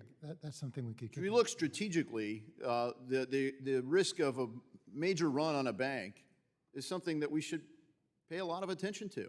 How would this be engineered? There could be a malicious intent behind a bank run. There could be a coordinated effort behind multiple entities to cause bank runs, and that would be a real problem. Would that be a problem if that was to happen, Vice Chairman Barr?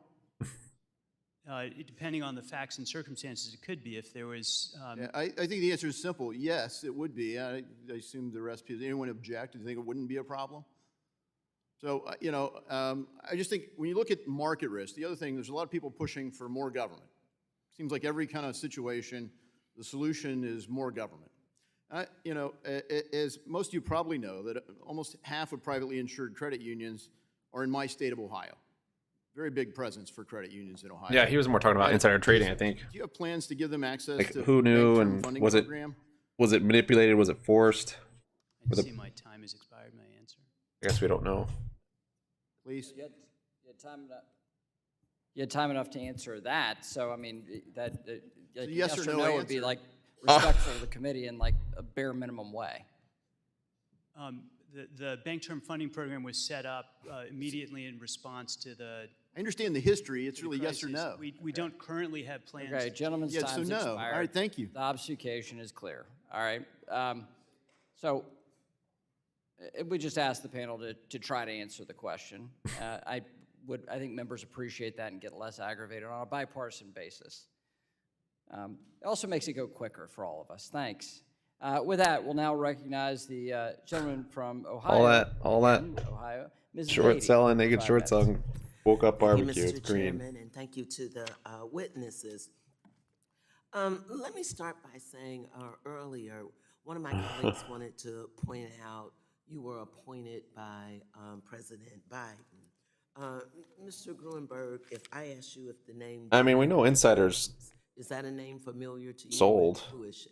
And some had short positions, like there was definitely some inside appointed by- information get thrown around in there. President Trump, I believe. As far as And I yeah, could as far probably as go down the instigating a list bank and run, do the same, I don't know.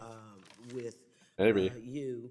could have done it even National accidentally. I mean, Credit Union Association. like Does the name just Rodney Hood a rumor of that spreading on social media is like mean wildfire, anything to you, especially Mr. after there's already been one. You know, it's Actually, like very thank you. easy to I'm probably sorry, trigger that for yeah, another yeah, bank. so Mr. Harper. Yes, yes. He is currently a board member on the NCOA board and was previously chairman. And he was appointed by? President Trump at the time. Thank you. Also, Dodd-Frank was mentioned earlier.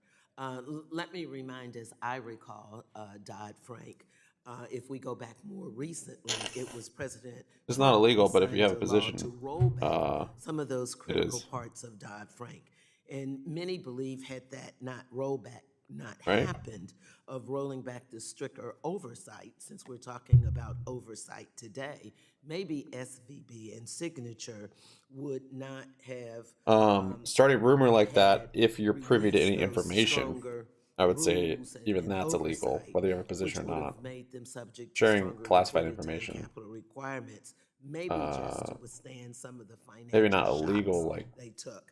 And they would have been required to have civilly, but regular stress definitely tests to expose them in to the their company weaknesses. itself, it would That be. was just a statement Sure, it's and not a within their question guidelines, for you all. Now, let me ask you, and there Mr. might be Gruenberg, some civil I've legalities been too. very interested in the deposit insurance reform so in the wake of the so recent many bank rules and laws, failures. millions. Back in March, you'll probably recall probably some rule that in right there. after the SVB collapse, I asked all the witnesses at that time the three reform options which they thought were best. So now let me fast forwarding to last week. I asked that same question of all of our witnesses, and they all said targeted approach, whether they were a Democrat witness or a Republican witness. Would it make sense, do you believe, to focus on small businesses with that kind of approach? Yes, and that's what we suggested in the report that we released, Congresswoman. Okay, thank you. Mr. Harper, knowing that credit unions have a deposit insurance scheme, I would like you to weigh in on the discussion about deposit insurance. No, if it was reform. public stuff, What were your info for recent sure. reactions to the FDIC report, and did any particular option resonate with you in particular? So certainly, the first Guys there are commit changes more crimes made daily. in the Deposit Insurance Fund, which the FDIC administers. We believe that there should be parallel changes made for parity in the Share Insurance Fund that the Credit Union Administration manages. Of the options presented, certainly the I'm targeted trying to make its way up option here. was the better option, and there can be some real policy reasons. Yeah, I behind got why further we on might Fidelity. do that. Now the I'll login also screen loads. note that our Baby small steps. business accounts tend to be very small. We recently did a survey. Baby and steps to typically log into they're between brokerage. $7,000 and $15,000 at our largest of credit unions where we've checked that data. But there are certainly some accounts where they are much higher. Okay, thank you. Let me continue with you. Just last month, we opened a new MDI, a Black-owned MDI in Columbus, and the first in the great state of Ohio. And while I was proud of the achievement, the fact still remains that there are only 19 Black-owned MDIs in the United States. And that's a 43% decline just since 2001. And over the past 10 years, we've seen a number of the MDIs to decline by 20%. Is there anything you can tell me that you're doing to help preserve MDIs? So first, I think when you said 19 MDIs, I believe 19 that's on Black-owned. Black-owned MDIs, but that's on the bank side. I was able to On the log credit in. union side, we have in total 503 MDIs. I all this has believe happened. Nearly 300 of them are actually Me Black-owned. even knowing. So it's a sizable portion of our MDI marketplace. One of the things we did most recently was to change our examination procedures. We have to recognize that there's a different business model that MDIs have in working with the community, and sometimes that means that there are higher expenses. They shouldn't necessarily be penalized in their exam reports by being compared to non-MDI peer metrics. So we've done that. Also, thanks to Congress, we are now I think able to my time is up, but we can continue this later. And let me just say thank you to all the witnesses and also for making appointments to see me. Thank you. Gentleman from Tennessee, Mr. Rose, recognized for 5 minutes. Thank you, Chairman McHenry, and thanks to Ranking Member Waters, and thank you to our august guest for being with us today. Acting Comptroller Sue, last year, Senator Elizabeth Warren sent you a letter urging you to block the TD Bank First Horizon deal. And reports suggest the deal fell apart 2 weeks ago because the two banks were not given a timetable. PayPal just keeps selling off. It's crazy. First Horizon stock is down 50% since the failed merger with TD Bank. As I'm sure you are aware, markets can handle good news, markets can handle bad news, but what markets can't handle is inconsistency. So, Acting Director Sue, what impact did Senator Warren's letter have on your decision to slow walk this merger? Thank you for the question. So on every merger application, we follow the law we follow our guidelines, we follow our policies and procedures. And by the law, we've got the Bank Merger Act. There are a list of statutory factors that a merger must, we have to consider the impacts on competition, on the convenience needs of the community, on financial stability, on the financial and managerial resources of the entity, on BSA/AML compliance. We have to take all those into account for statutory purposes. Under our guidelines, the Comptroller's Licensing Handbook, which is public, we list out the standards by which we apply, the framework we apply to evaluate those, and we do that in every Baby, you need a nap. Okay. So I'm wondering, you testified that the OCC is committed to being Keep open-minded good. when considering merger proposals and to acting in a timely manner on applications. What about the OCC's actions during the TD Bank First Horizon merger was timely? So every case is different. We do everything, we have to evaluate each case on its merits, and we do so applying those standards equally. But as I said, I can't speak to individual transactions. What I can say is different transactions have different features. Some of them can be dealt with more quickly than others. So how long should banks expect for the OCC to typically approve a merger? Is it 6 months? Is it 12 months? Is it 24 months? Op is US suspended. Bank and Union Bank and Bank Did that of ever come Montreal back? and Bank of the West each waited over a year for their mergers to be approved, and TD Bank and First Horizon waited over a year without an answer. So I'm wondering, there's an old saying in the law, justice delayed is justice denied. Do you have enough staff at the OCC to review these things in a timely manner? We do have enough staff. NS coming down. The closer that a merger hews to the statutory That gap factors fill. I just listed out, the faster that approval will go. I think this does highlight that the frameworks that we use to apply the statutory factors are old. They've been around since 1995. We have been working across the agencies, not just the OCC, but with the Fed, the FDIC, and with the DOJ, to try to upgrade those, update those to current times. That's a project we're working on because we want to make sure that that's updated and modernized for today's environment. I must say I'm skeptical about the timeline, and I wonder, how do you balance the need to promote competition in the banking industry with the need to allow banks to grow and innovate? So again, we take each case on its own merits. We evaluate those against the statutory factors and against our guidelines. It's hard to generalize because each one of these cases is a little bit different. Chairman Grunberg, as part of the deal to acquire First Republic, the FDIC have provided J.P. Morgan with a $50 billion note. I know you're familiar with that. What was the interest rate agreed to on that note? I think it was 3-some%. I'd have to double check on that, Congressman. So is that the going market rate for a loan of that size? What was it? 3%? 3.7%, he said? I believe it was the market rate, but again, I'd double check on that for you as well. Do you believe that the financing at this rate satisfies the FDIC's obligation to resolve banks in a way that is least costly to the Deposit Insurance Fund? In this case, yes, Congressman, we had a number of bids. The bids from JP That gas Morgan coming was down. the least cost, and these were the terms we were able to negotiate. Vice Chair Barr, Barbecue, just barbecuing.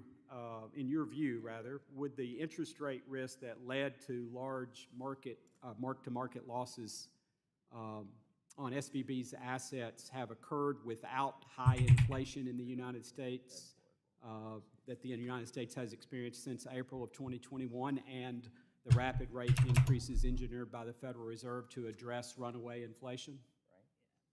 The interest rate risk that it faced in the particular moment was related to the rapidly rising rates, yes. Thank you. Gentleman's time has expired. We'll now recognize the gentleman from Illinois, Mr. Caston, for 5 minutes. Thank you, Mr. Chairman. Mr. Barr, as we've been in this hearing, former CEO, Mr. Becker from SVB, has released his written statement for the upcoming hearing. In that statement, he indicates that in April of 2022, he led the effort to fire their chief risk officer, Laura Izarieta, in part based on feedback from regulators. I'm wondering if you can just confirm that regulators did raise specific concerns with Mr. Izarieta and had some impact on that termination. My understanding is that supervisors concurred in the judgment of the CEO that the CRO was not up to the job. Okay. SVB did not publicly disclose that they were without a risk officer until almost a year later in March 3. Were the supervisors aware that that information was not made publicly available? I don't know the answer to that question. Generally speaking, bank supervisors are not in charge of providing advice. Today's to not banks National about Barbecue Day. disclosable or Stop. non-disclosable events. That's handled by the bank as part of its obligations under the securities law. Okay, but presumably you would appreciate that risks to equity risk and risks to deposit risk all get intermingled in the mind of the CEO. During that period between when their risk officer was fired and the Got canceled. Yeah, I think it's been suspended for a while now. They Tops. sold off $2 billion of interest rate hedges. Were you aware that they had sold that off? Were you in any way consulted, you or your office, consulted in the, essentially the de-insuranceification of their interest rate exposure? I arrived at the Federal Reserve Board in July of 2022. I was not aware of any of the particular matters with respect to SVB until an information report in February of that year. February of this year. So, well, if anybody else would care to comment, we're gonna get a big rip before close. They didn't have a risk officer. We knew It they certainly had a is risk National officer. Barbecue We knew Day. They had disclosed to the public they had a risk officer, and they were selling off interest rate hedges. Were the supervisors who had a role in getting the risk officer terminated aware of that change in their hedging strategy? the supervisors became aware of the removal of those interest rate hedges. I don't know precisely at what moment they became aware of that, and they recognized that as a risk that the firm had incurred. Okay. I really do appreciate your candor here, and in particular in the report that you sent before. I think it's appropriate to sort of acknowledge where we had some failures. We will be judged not by what we did in hindsight, but what we do going forward. As of right now, the spread between the ask yield on treasuries with a due date of May 31st and June 15th is 100 basis points. And of course, the credit default swaps on U.S. treasuries are priced about 8 times as high as they were a few months ago. Given what we have just learned about banks, SVB particular, not maintaining a robust hedging strategy, are you monitoring the changes in interest rate hedging among the banks you supervise? We are intensively supervising all banks for interest rate risk and liquidity risk. We look at all the ways that they measure interest rate risk and all the steps that they take to mitigate that risk. That could include, for example, hedging. Are you compelling them to be more aggressive in light of the potential default on U.S. treasuries that's coming up in a few weeks? We're calling attention really to the broad range of interest rate risk. There is a heightened we're listening to the hearing, oversight, prudential regulators. Are you going beyond the SIFIs, or do you not have the jurisdiction to go? Oh, FDIC is there, the Fed is there, OCC is there. There's more intensive supervision and regulation of the GSIBs, the largest firms. There is less intensive, but still quite active. That would be awesome if it was on Barbecue Day. Yeah, I think, yeah, you're right. It's supposed to come out today. Okay. Oh, we're looking at end of month. That's the deadline for stuff too, at the end of month. And I would remind my colleagues that we expanded the debt limit every time when Trump was president, and every time in the last decade when Republicans have controlled the House and there's been a Democratic president, they've played suicide with the economy, and the last time we did downgrade our debt.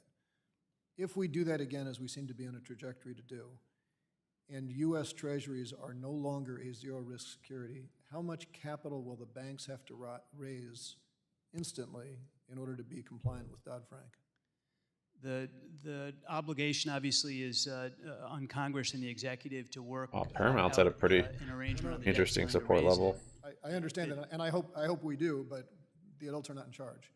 If we don't, are we going to force the banks to raise that capital? And I don't like the politics of this any more than I think any of us do. But my fear is that if we find ourselves with our prudential regulators in a choice of saying, do we provide stability to the banking sector and blow up the economy, or vice versa, none of us are going to like the gentleman's time's expired. The chair now recognizes former group in our direct negotiation BBBYQ. Norman for 5 minutes.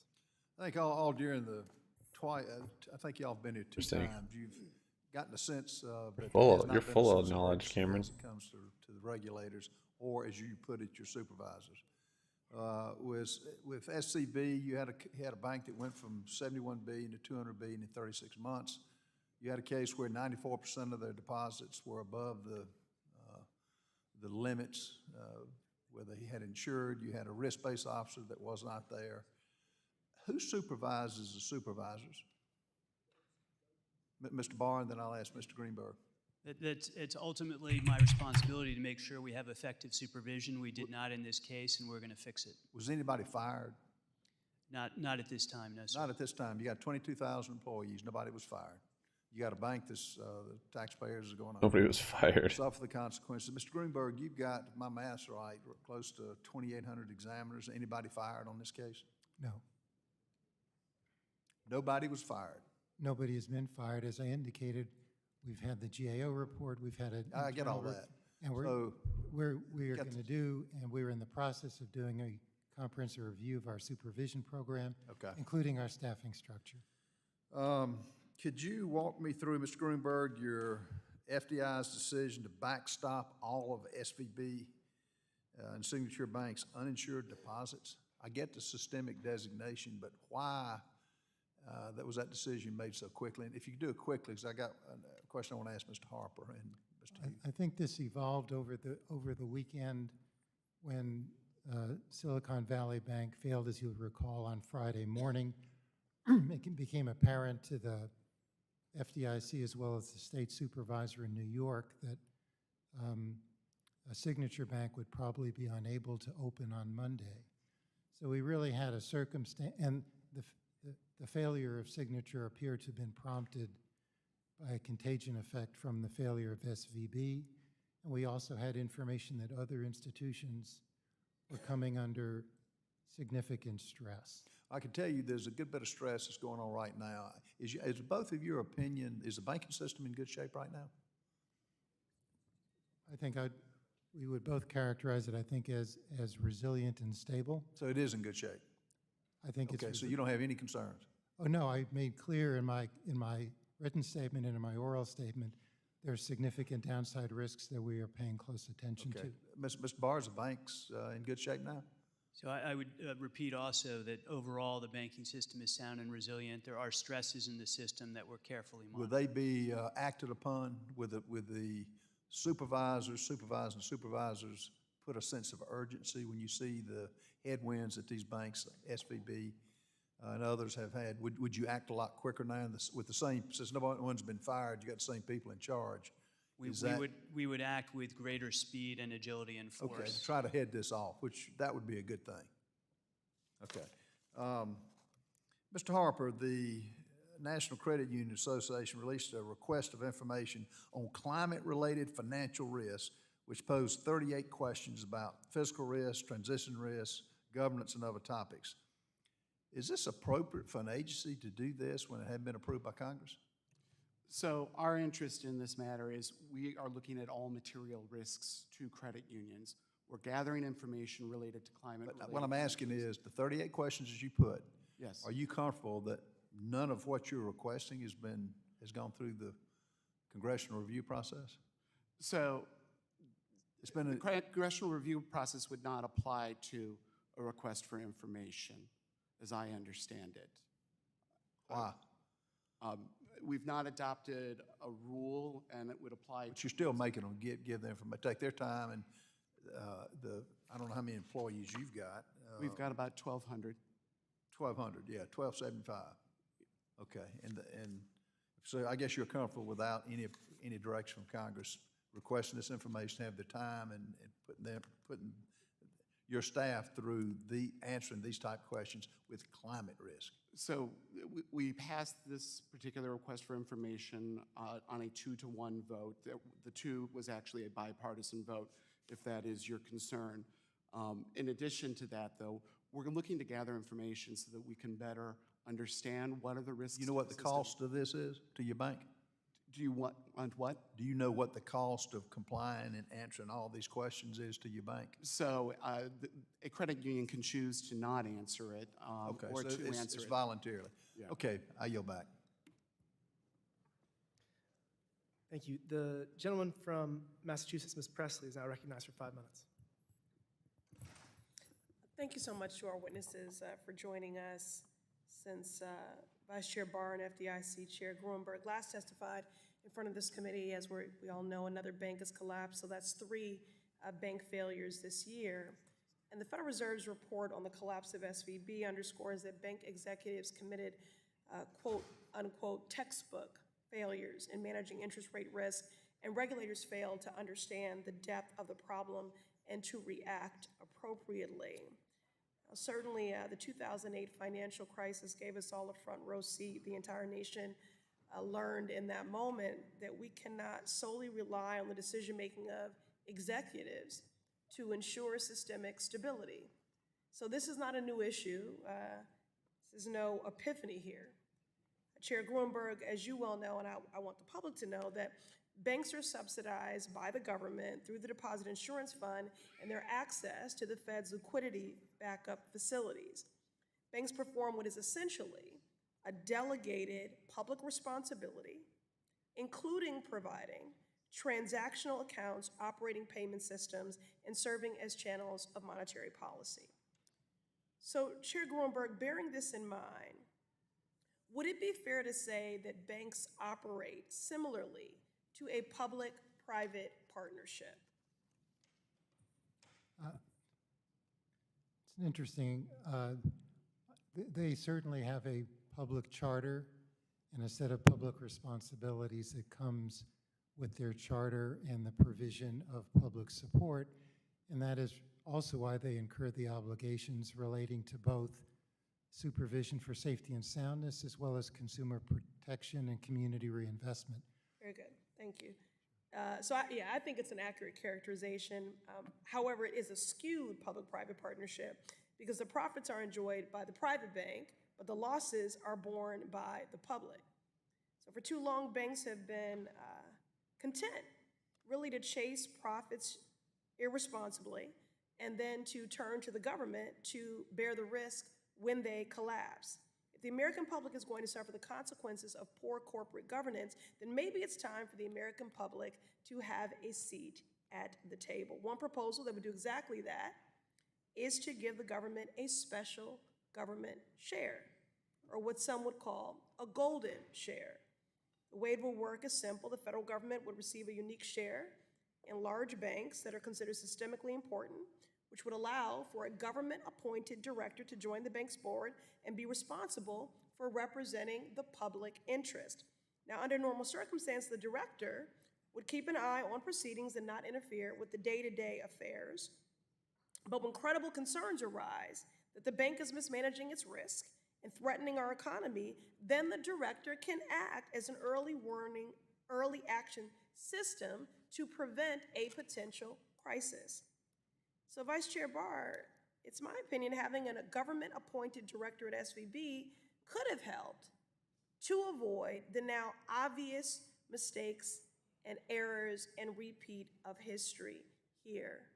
Do you agree that a board member with a unique public mandate would support around remedial measures, early intervention, and then the director would have been more ideally positioned to spot and flag the problems with unhedged interest rate risk and over-reliance on wholesale deposits that the executives were willing to ignore? The system we have for that now is that the board of directors has that responsibility. They are required to oversee the management of the firm in a way that takes into account appropriate risk management. And the board, in this case, failed to do that. The senior officers of the bank also failed to appropriately manage their risks. And as we outlined in our report, the supervisors called out those risks, cited them for the risks, I'm sorry. but did not. The time is elapsing. I'm so sorry. So actually, I don't apologize. I'm just going to reclaim my time. And you said fail there several times, and I think that's the point, is that we don't want this to happen again. The swift government intervention to ensure all deposits and prevent a systemic crisis showed us once again that the profitable business of banking is deeply intertwined with public interest. So So the golden share proposal would allow an appointee on the board of large banks to safeguard the public interest. The reoccurring bank failures demonstrate that bank executives are not making decisions in the best interest of the people. The American people deserve a seat at the table. Thank you. The gentleman's time has expired. I now recognize myself for 5 minutes. Mr. Barr, I know we've talked about this a lot today, but do you believe that banks in the United States are well capitalized? They've said that repeatedly, that banks, according to our rules, are well capitalized today. Our banking system is sound and resilient. So if you do believe that banks in the U.S. are well capitalized, what is the point of your capital review? The capital review is to look at whether the capital rules are appropriately meeting their objectives, whether, despite the fact that the capital in the system is strong, it might be the case that it needs to be stronger, and that the banking system might need additional capital to be more resilient, precisely because we don't know the nature of the kinds of ways we might experience shocks to the system, as has happened with these recent bank failures. So it's your contention that the current regulatory framework is somehow inadequate, but you just said that you believe that banks are well capitalized. I mean, SVB did not fail because of inadequate regulatory capital. SVB failed because of a massive deposit run fueled by a social media blitz from some of SVB's own depositors. Concentrate uninsured deposits in large volumes of assets bearing interest rate risk that the Fed missed. So you, as the Vice Chair of Supervision, missed all of that until it was too late. How can anyone expect any framework of regulation to work if the regulators don't implement and enforce it? We do need to focus on both. We need to focus on strengthening our system of supervision so that it's more agile, it's speedier, it's more forceful. And we also need to make sure that we have the right resiliency in place in the system. A firm like SVB, ultimately the depositors ran because they felt that the firm was not solvent. So capital and liquidity issues are really intimately intertwined. Well, and that's why we're looking at capital standards. They were right, it wasn't solvent, but it was your job to make sure that they maintain solvency. And I don't understand how we're going to reassess capital requirements if the previous ones weren't faithfully implemented, and I don't see how this is productive. The previous capital requirements were in fact faithfully implemented. The question is whether they were robust enough. So for example, in SVB's case, had they been required to record their unrealized losses and gains on available for sale securities, that would have had a $2 billion impact. So we're going full circle now. I mean, the first question I asked you was, are banks in the U.S. well capitalized? It seems like the answer to that is possibly no. Or, I mean, you can't have it both ways. You can't say that banks are well capitalized and also say that we need to reassess capital requirements. The rules that we use the term well capitalized to describe a bank that exceeds our capital requirements as they currently exist. It doesn't make a comment with respect to whether those are the appropriate rules, and that's what we're exploring as part of this review and part of the joint work that the three agencies are undertaking with respect to the Basel III Endgame, is do we have capital requirements that appropriately measure risk, and are those measurements robust enough to the kinds of shocks that we might experience in the future? The size of the runs on the banks that have failed would not be sustainable by any bank of their size. So I don't see any capital requirement that could be imposed for certain banks that would address the concern. We're just going to move on. Recent bank failures were prompted by poor interest rate risk management and asset liability management. To put it simply, failing at basic banking 101, these banks did not appropriately recognize or manage the interest rate risk associated with a high proportion of unstable deposits in longer duration assets. This was widely recognized in recent postmortem reports across your agencies. Chair Grunberg, why did the FDIC decide to base this recent special assessment solely off of uninsured deposits rather than use a risk-based assessment unique to each bank like traditional deposit insurance? First of all, as you know, we're required under law to impose a special assessment to recover the cost of the deposit insurance fund of the systemic risk exception. The systemic risk exception covered uninsured deposits. That's what it was used to do. And we have authority under the law to impose a special assessment on the institutions that Yeah, it's about benefited it's from the FDIC, systemic risk exception.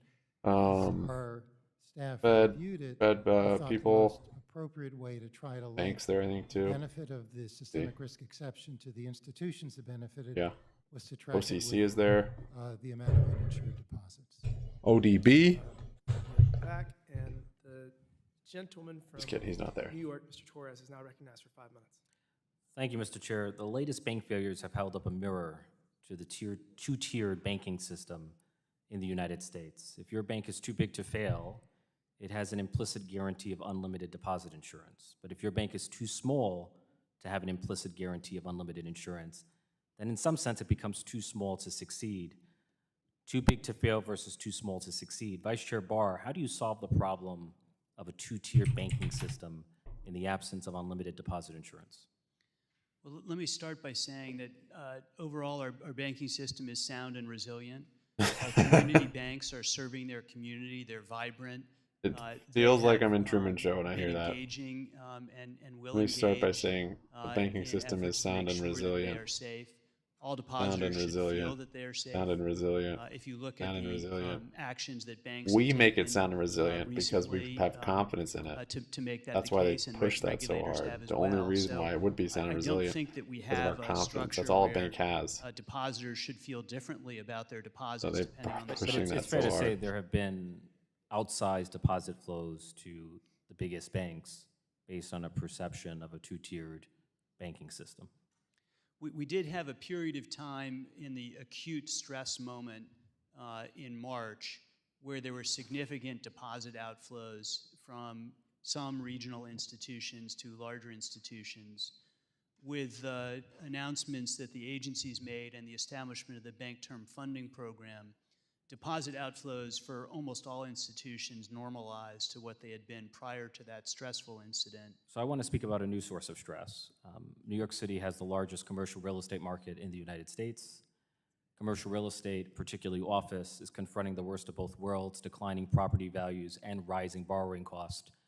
The combination of work from home and rapidly rising interest rates has been a calamity for office real estates, particularly Class B and C. $270 billion in CRE mortgages are reaching maturity in 2023. A third of those mortgages are office. Vice Chair Barr or Chair Gruenberg, how high is the risk of commercial real estate causing a new wave of bank failures? We are looking carefully at commercial real estate risks. As you point out, there are some downtown office commercial real estate deals that are especially vulnerable. We are in a somewhat better position than in prior downturns in the sense that the loan-to-value ratios prior to the reset in pricing were muted, and so the price resets that we're likely to see, there's more capital than there had been in prior crises to absorb that. There's also a lot of heterogeneity around the United States in terms of how exposed different banks are to those risks. Do you So I think would say- any loan restructuring can or should be undertaken to prevent a cascade of defaults in CRE market? I do think that banks already are in the process of working out commercial real estate loans where they see those risks in appropriate places. For the comptroller, before the creation of the OCC, I finally there was no breaking out uniform national the currency, upside. only a cacophony of currencies. Each local bank could issue its own banknote, creating more confusion than clarity and ultimately ending in failure, hence the OCC. In January of 2022, you gave a speech analogizing stablecoins to pre-Civil War banknotes. Left unmentioned in your speech, however, is the obvious difference between the two. The fact that stablecoins, particularly dollar stablecoins, are pegged to a uniform national currency like the dollar. Is it fair to say that a stablecoin system based on a uniform national currency like the dollar is qualitatively different from pre-Civil War banking system that had no basis in a uniform national currency at all? Thank you for the question. So I think the uniformity has multiple dimensions to it. So one is what it's pegged to, the one that you highlighted. I think that's one form of uniformity that's important. Which was absent from the pre-Civil War banking system. Well, I think that historians may debate that. I think the one in the free banking era, pre-Civil War, the issue where there was not uniformity was in the chartering and the supervision of the different banks. And I think that that is the case with stablecoins. The chartering, the supervision, and the standards to which stablecoins hold themselves are not consistent. And I think that that's something to be wary of. With respect to dollar stablecoins, or? I think all stablecoins. So if you had a fully reserved stablecoin that's pegged to the dollar, in your mind is equivalent to a banknote that had no national banking system and no national uniform currency? Well, I think it's important that that's one important element of having a stablecoin. The gentleman's time is prudent. But I think there's other elements which we want to pay attention to. The gentleman from Wisconsin, Mr. Fitzgerald, is now recognized for 5 minutes. Thank you, Mr. Chair. The NCUA recently released a request of information on climate-related financial risk, posing 38 questions about physical risk, transition risk, governance, and other topics. Vice Chairman Harper, regardless of the responses that you get back on this, I'm just wondering where this came from, and do you think it's appropriate for the agency to regulate in this area? There doesn't seem to be any clear directive from Congress along those lines. So three things here. First, we have seen credit unions that have gone under. For example, we lost 2 credit unions after Hurricane Katrina went through that are related to climate-related financial risk. Second, all of the regulators have been issuing RFIs in this area to gather information. If this were a definitive step forward in being towards regulation, we could have released it as an advance notice of proposed rulemaking. We didn't. We're gathering information so that we can help credit unions better understand what are the material risks onto their balance sheets related to climate. We know that certain institutions who are located in areas where there are greater risks have certain risks, and they need to think about how do they mitigate those risks and offlay those risks. Also, too, one of the things that the agency has done exceptionally well over the years is to develop tools for small credit unions to use. For example, our simplified CECL spreadsheet, as well as our automated cybersecurity evaluation tool. Both of those have helped credit unions to comply and to bring in and make sure that they're doing the right things in this area. We may well develop a tool, not necessarily a regulation in this area, but it's worthy of exploration. I think the concern is, and I think many members of Congress hear this on a regular basis, whether you've got a group of credit unions in your office here in DC or you're back in the district, is just any time one of these requirements is put in place, you know, for them, it's something then they have to react to, oftentimes maybe even hire a full-time person to react to this. And I'm wondering, do you ever do kind of a look back on that to see just what type of impact you're having on credit unions? So certainly, I mean, one of the things that's been an agency principle for many years is looking at the size, scale, and scope of our regulations. We know that 3 out of 5 credit unions are less than $100 million in assets. They need to be focusing on their local communities and lending in their communities and making sure that the loans are getting paid on time and supporting the community. Therefore, for credit unions under $100 million, we've scaled our regulations that they have fewer things to comply with. It's only as you grow in size and scope that you become subjected to more regulations. For example, on our liquidity rules, credit unions above $250 million in assets are required to have access to a federal backstop, either being our central liquidity facility or the Federal Reserve's discount window. We adjust accordingly because we do recognize the burden on communities. Very good, thank you. Vice Chair Barr, after the questions asked by the Federal Reserve and the FDIC in the joint proposed rulemaking on the large bank resolution, we've heard some concerns that institutions could be assigned a bank category that does not necessarily match up with kind of the risk-based indicators that are out there. I'm wondering if you have any comment on that, or if are you aware of this? I'm not sure I fully understand the concern, but we are taking into account in thinking about the proposal with respect to long-term debt requirement, the risk profile of institutions, and so that does go into our thinking. I think what we saw— And then capital standards that would be required, right? I mean, all that would Yeah. Correct. We think about the risk basis for capital requirements as part of the work that we're doing together as agencies. Okay. Yeah, just another, so how many matters requiring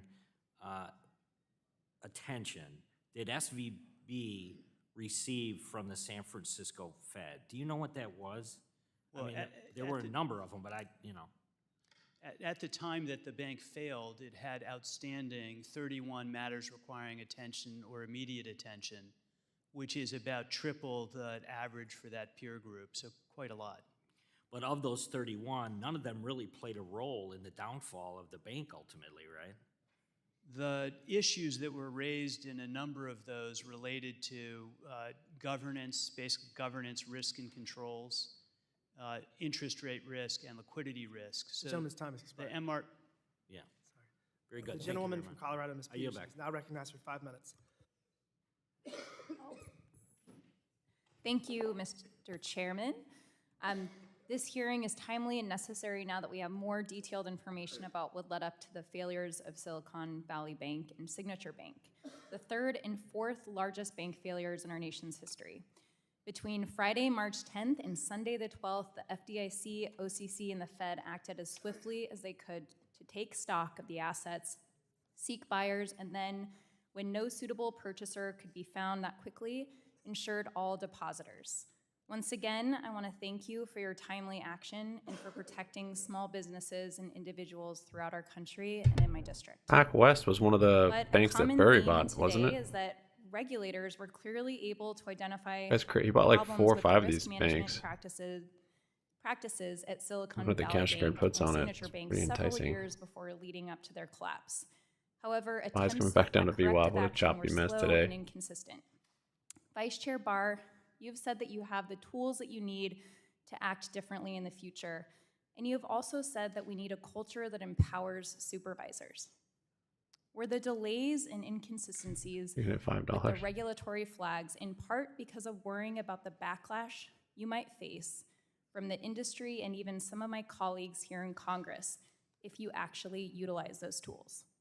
What did you mean by stating that we need a culture that empowers supervisors? We need to set up a system such that supervisors, when they're faced with uncertainty, act. And when they see a bank not responding promptly enough, they feel empowered to escalate those matters with putting in place, for example, limitations on capital distributions, incentive compensation, putting in place higher capital or liquidity requirements, escalating matters to the enforcement at a prompter speed. And so I think that is a really important part of the kinds of reforms that we need to undertake. Thank you very much. That leads me to my next question. The FDIC issued warnings to SVB in 2019, 2020, and then on 4 separate occasions in 2021, and then in 2022, SVB was prohibited from acquiring Look, it's any other Jenny. banks. She made it. In hindsight, we know that that prohibition was insufficient. Then in 2023, just 2 weeks before the bank failed, the CEO sold $3.5 million in stock. The employees of SVB received she's their annual nailing them down bonuses here. on Friday, March 10th, just hours before the bank failure. We will hear more from the executives tomorrow about this, and it's concerning for me. But if regulators identify problems with risk management policies and capital and liquidity issues, do you think their executives should be able to sell stock and receive bonuses before the regulatory flags are addressed? Would anyone like to take that? I'd be happy to address it. I share your concern. I thought the fact that bonuses were paid the day the bank failed was outrageous. We are investigating that. We'll take full action depending on the findings of that investigation. With respect to the stock sales, that is generally speaking an issue for the SEC, and I defer to them on it. Congressman, I would add that in addition to the authorities that the Fed has in regard to SVB, as part of our resolution of SVB, the FDIC has a legal obligation to investigate the board and management of the institution for any misconduct that may have occurred. And we have considerable authorities, including ordering restitution and also banning individuals from the business of banking if our investigation finds appropriate misconduct, and that's something, those investigations are underway. Thank you for that information.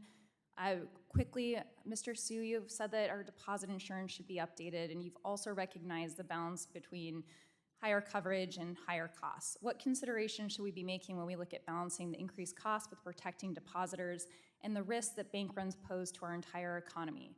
Should we be treating individual depositors differently than small businesses, and what could a tiered approach look like?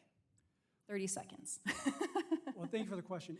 The FDIC report on deposit Oh, insurance Bank of lays out Hawaii, the dude. really well. And so I encourage folks to look at I think it's that. bottoming Some here. Hard balances to be made between financial Yeah, Bury stability Wall and some of the also. moral hazard issues that are out there.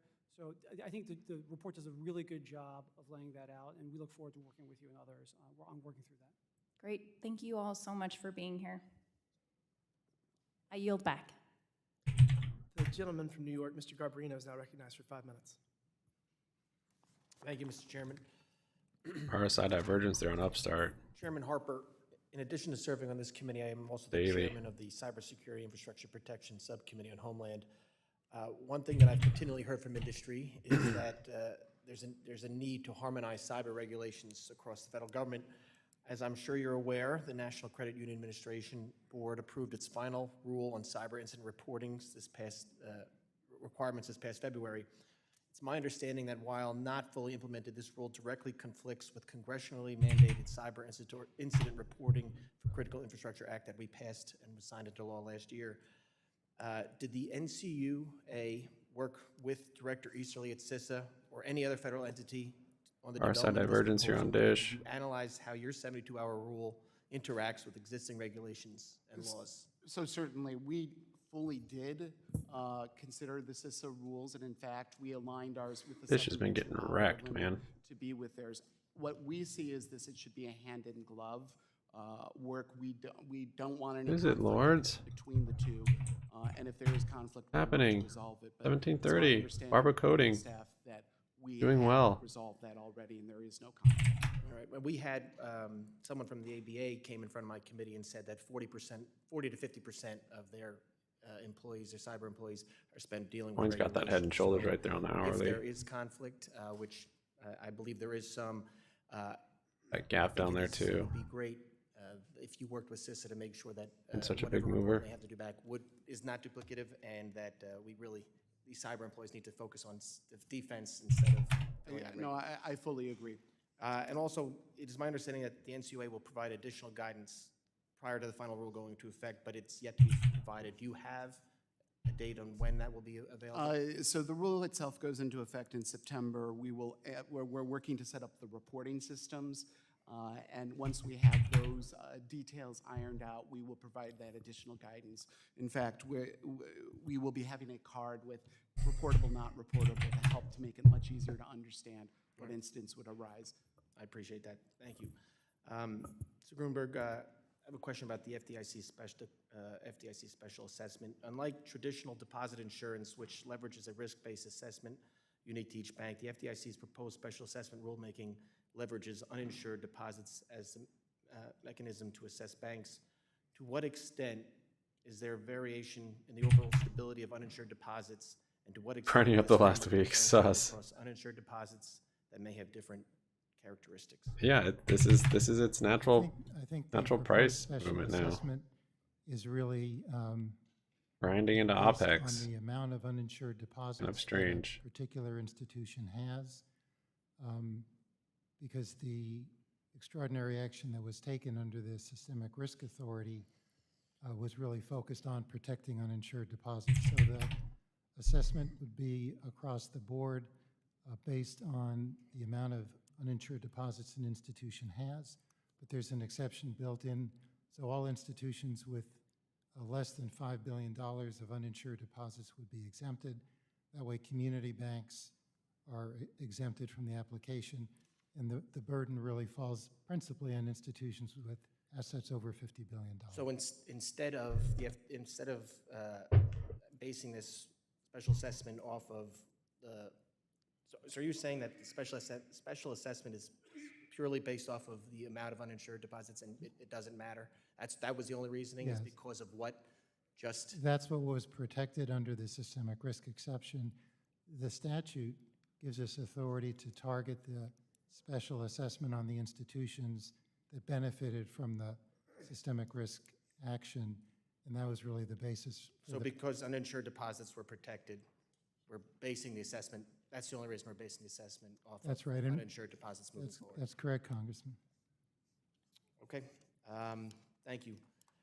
Mr. Barr, just quickly, separating recent bank failures from changes to capital requirements, recent reports show that Basel III revisions proposal could result in a 20% increase in capital levels for the largest banks, marking arguably the most comprehensive overhaul of the regulatory 2210. that the industry would only have a few. That's one of my resistance lines here. According to economic literature by 2216. Basel Committee of Bank Supervision, a 1% That area. increase in capital requirement could potentially reduce annual GDP by up to 16. That was that support that it hit forever after What impact earnings. on lending and the real economy do you think such swift and strident requirements will have, and how are you controlling this?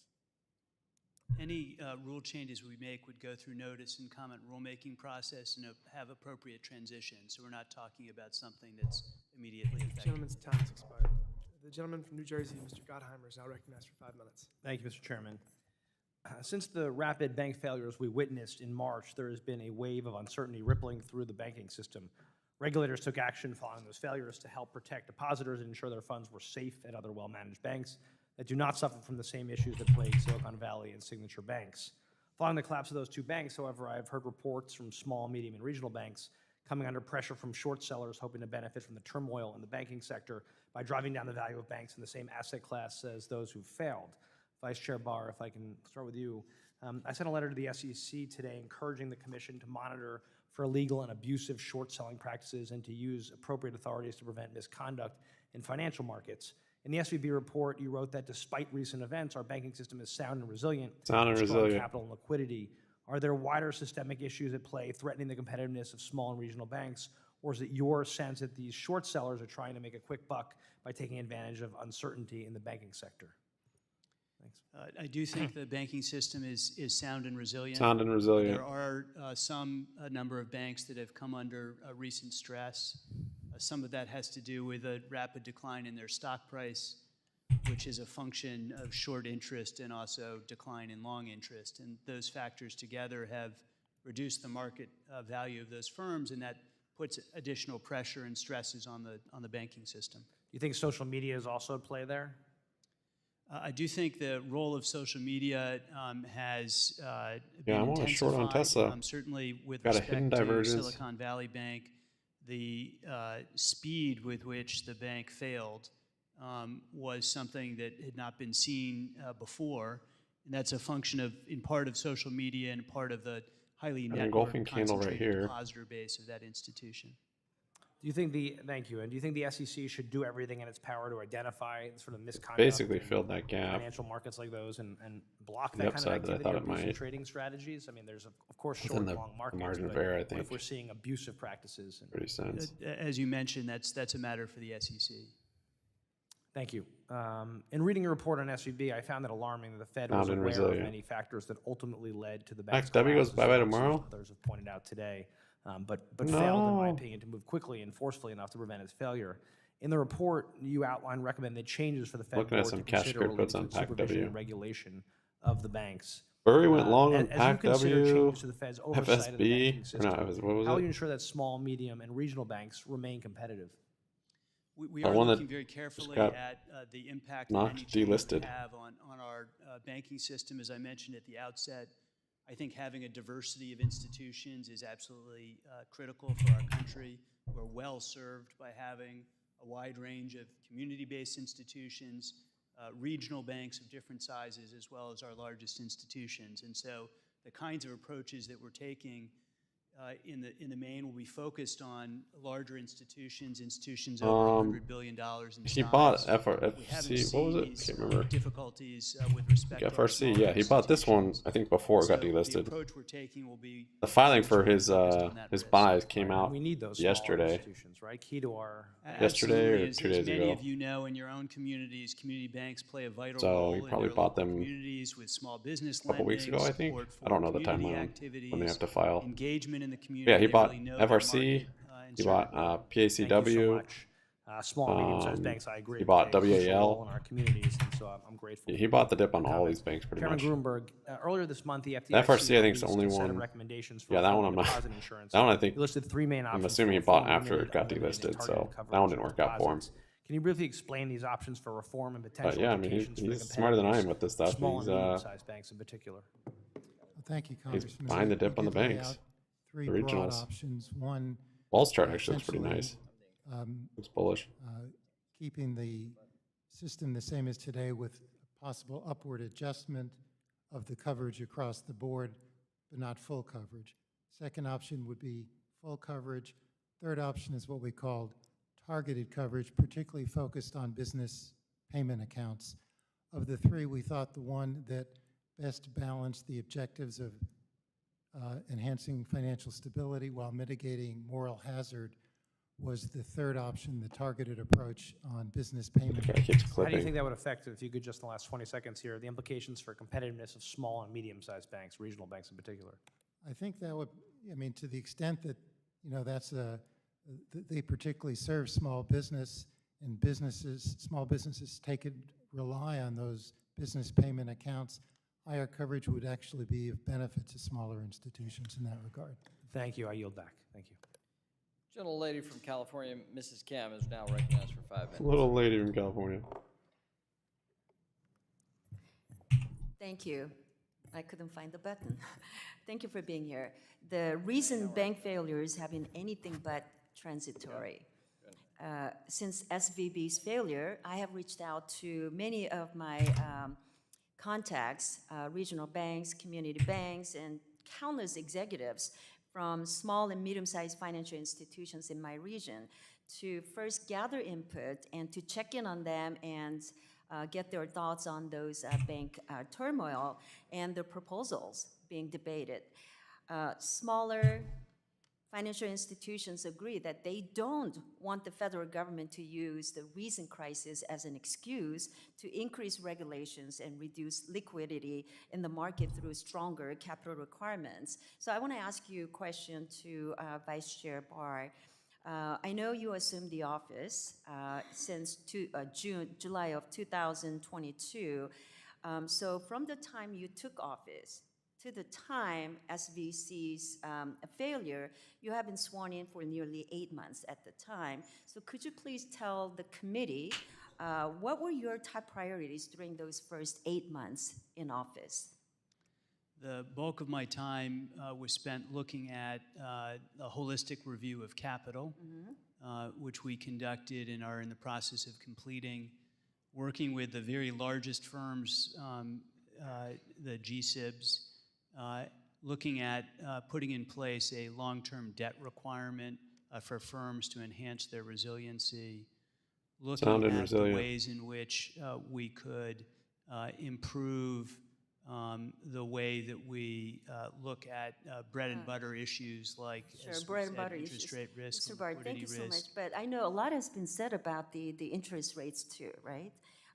With interest rates increasing as a result of high inflation, did you and your office ever make the interest rate risk or bank mismanagement a priority during that first?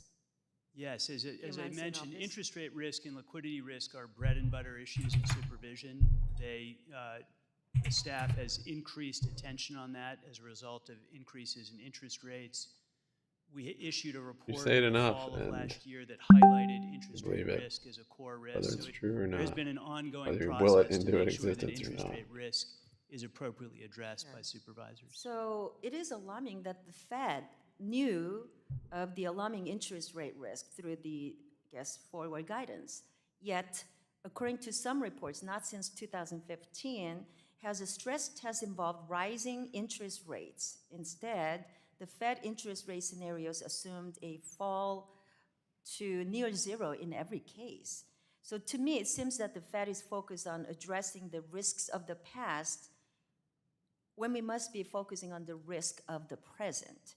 So last month, NFIB also said that small businesses are facing more difficulty getting a loan last month than at any time in the past decade. So the question is, like, we already have a very fragile economy where small businesses need reliable and affordable access to credit. So I'm going to ask you a couple questions all at once. How are you assessing the trade-offs between higher capital and strong economic activity and credit? And have you engaged with small business stakeholders to fully understand the impact the conclusions of your review will have on them? Thank you very much. Just first, with respect to stress testing, I agree there should be multiple scenarios for stress testing, including testing rising rate environments. We're doing a pilot test of that this year with respect to a market shock, and we intend to issue a proposal about multiple shocks going forward. So I agree with you about that. With respect to capital requirements, we're looking at proposals that will go through notice and comment rulemaking and then have a transition period for them. So we're thinking about capital requirements that apply well out into the future. We're not thinking about or focused on today because the capital requirements would apply. Do you have after an timeline for appropriate those transition holistic period. review, and when do you plan to release it? Timeline? I expect that this summer that holistic review will be complete, and the interagency process with respect to the Basel III Endgame will also be complete, and we'll be able to speak about those issues in detail, and then the public can comment on those, and we can take feedback. Okay, you know, Mr. Su, in bulletin issued in April 26, the OCC stated that it has... time's expired. Chairman, thank you so much. I'm out of time. We suck again. Gentlelady's time has expired. The gentleman from Nevada, Mr. Horsford's recognized. Damn it. Thank you to the chairman and ranking member for the hearing today, and to our panelists for testifying. I want to begin by discussing community development finance institutions and minority depository institutions and what we're doing to expand and to protect them. According to the latest list of federally certified CDFIs from April 14, 2023, Nevada has only 2 CDFIs, Greater Nevada Credit Union and the Rural Nevada Development Corporation.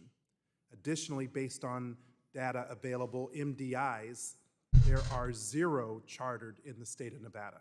This is completely unacceptable. It's something that I've been working with the Deputy Secretary of the Treasury on, and I hope that I can enlist your support today. Look at that, rejected right at that resistance. Nevada is one of the most diverse Could have shorted it. growingly diverse states. That gas is so liquid on the futures and the minis. Supporting capital investments to historically excluded communities, these institutions are immense drivers of economic mobility.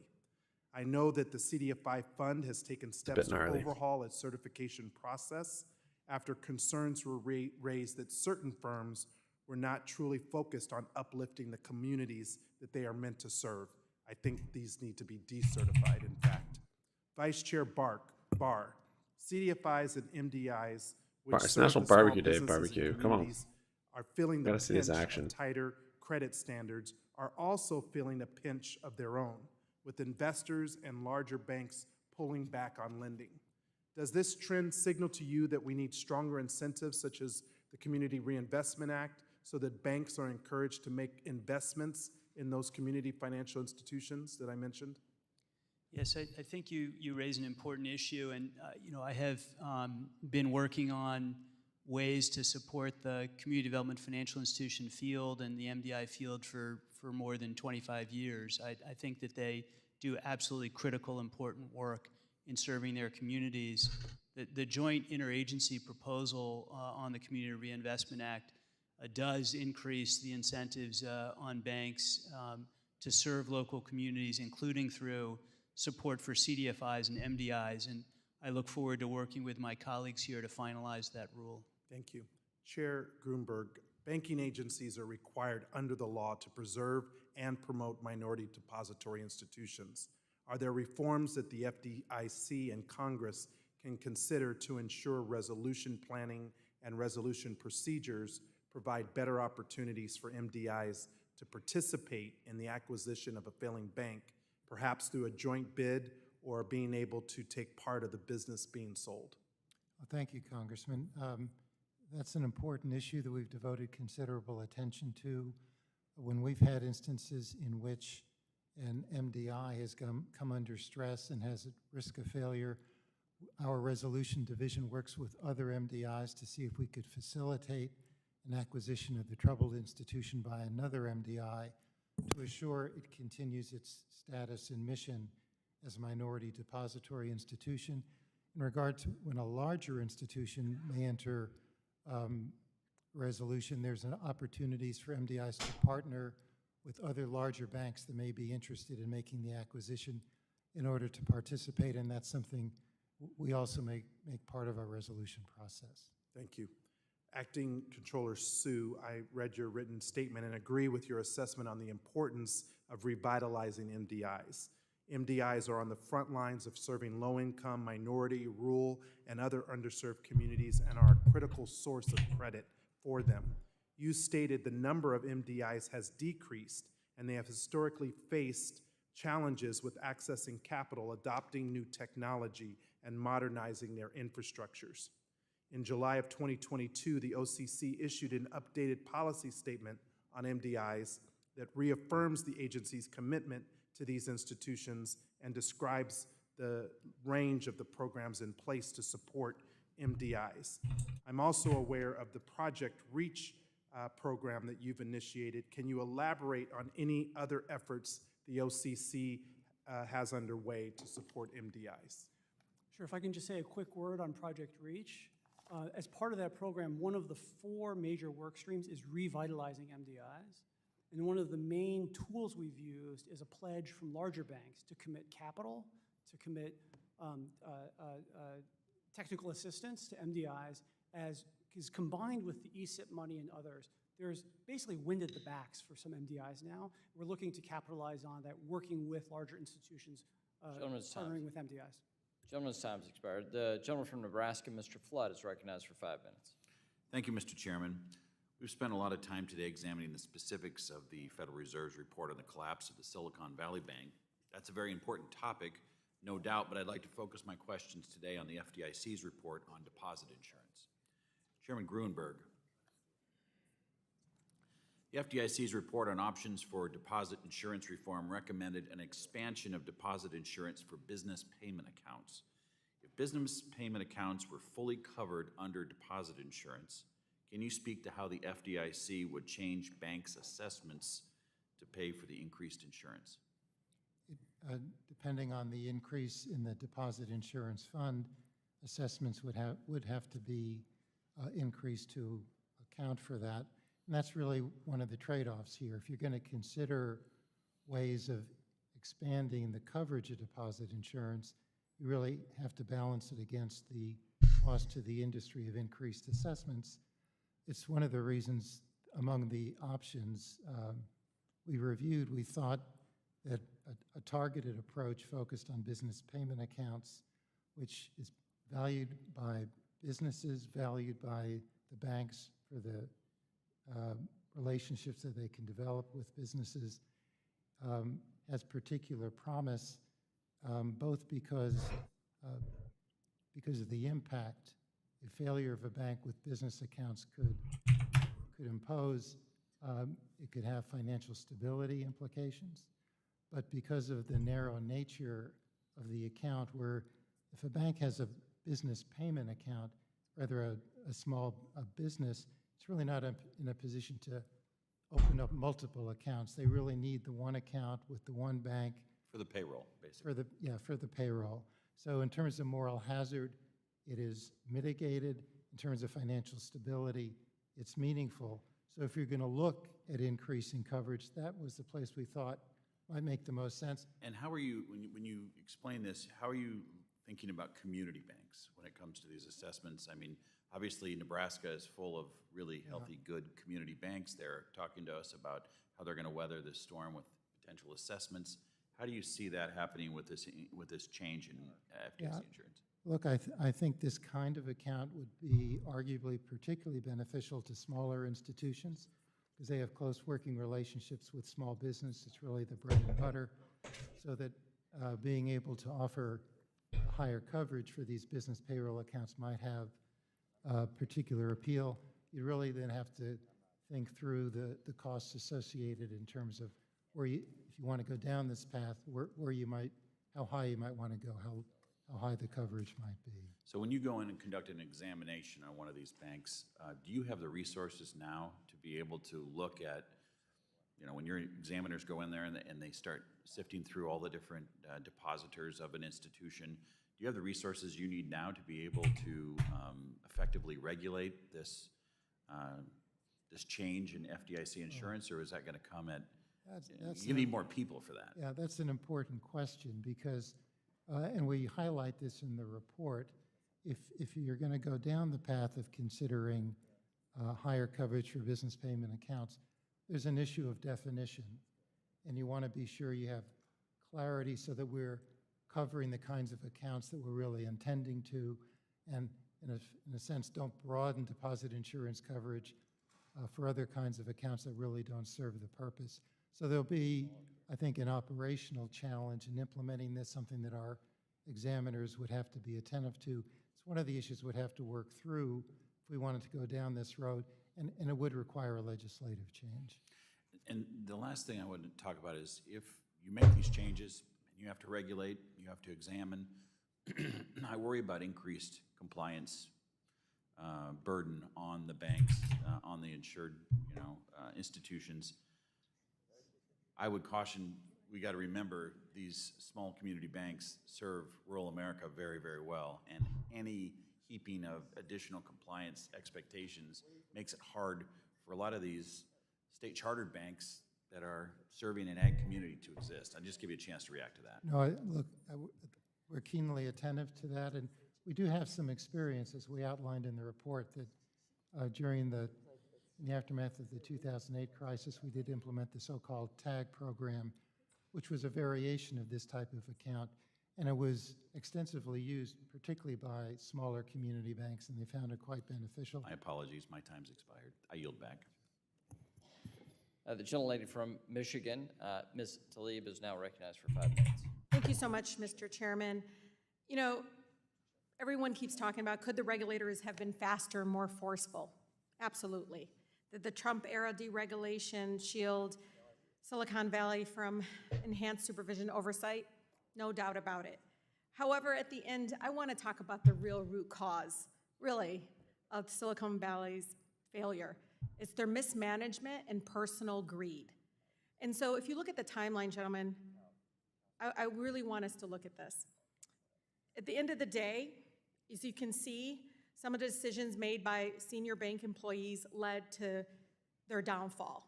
Example trade. Importantly, this decisions. is sort of the logic behind this one. One, you talked about it. It's sort of underperformed. Hasn't really gone anywhere. It sold off a bunch last year. Has not recovered to the same extent as other peers that it's kind of compared to.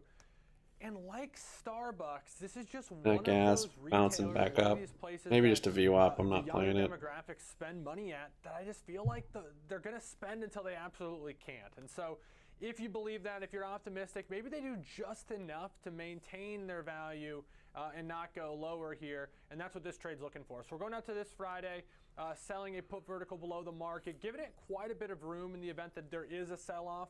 Maybe there's some support levels along the way down that this stock could catch, as Rick had talked about, and this one could still finish out of the money, which is ultimately what you're looking for.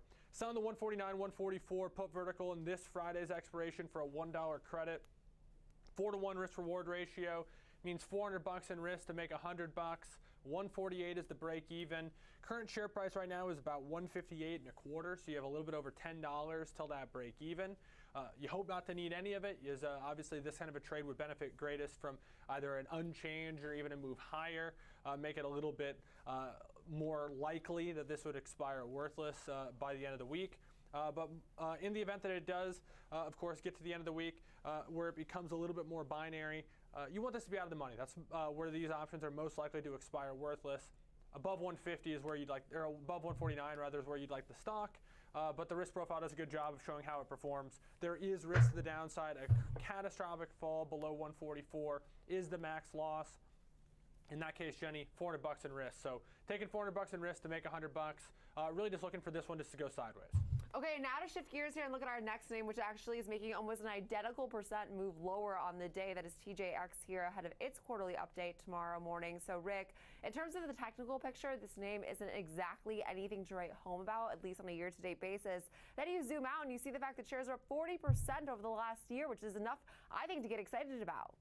Yeah, it's been trending upward for really most of the past year here. It's kind of an interesting chart here because we have this trend line going up near our yearly lows, taking us all the way up to where we are right now. In the more recent term, we snapped through this blue trend line here, this downward sloping trend line that began at our attempt to take out those yearly highs that failed. So the 83.13 level there, that I'm moving intraday back down to high, VWAP was here. not breached during this Just recent run up. flat and choppy so all day. since then, we solidified a little bit. We made our way up, and we've been kind of just grinding out higher highs ever since our last earnings event here. So really not a ton of progress, though, mostly kind of just bouncing around our volume profile point of control. You can see that volume profile shows this is a very top-heavy chart. There's been a lot of trading in this area between about 76.50 to 81 or so, and really that's where most of the trading has happened. So more in the second half of the past year, we've been seeing that's where the price action is centered around, right around probably that 78, 79 level or so. We are trading above all three of our moving averages. They're very modestly trending upward here, very slightly, but they are still trending up nonetheless. We can see as well, RSI not really helping us too much either in this chart. Once again, RSI often can kind of wane. Momentum can slow down quite a bit when you're heading into an uncertain event like earnings, so not really super surprising. Slightly bullish lean on this one here. Overall, the shape in the more recent term looks like a bit of a rising wedge here. We're getting kind of close to the conclusion of that sort of pattern, but earnings will probably change things significantly one way or the other, for better or for worse, for the bullish crowd here.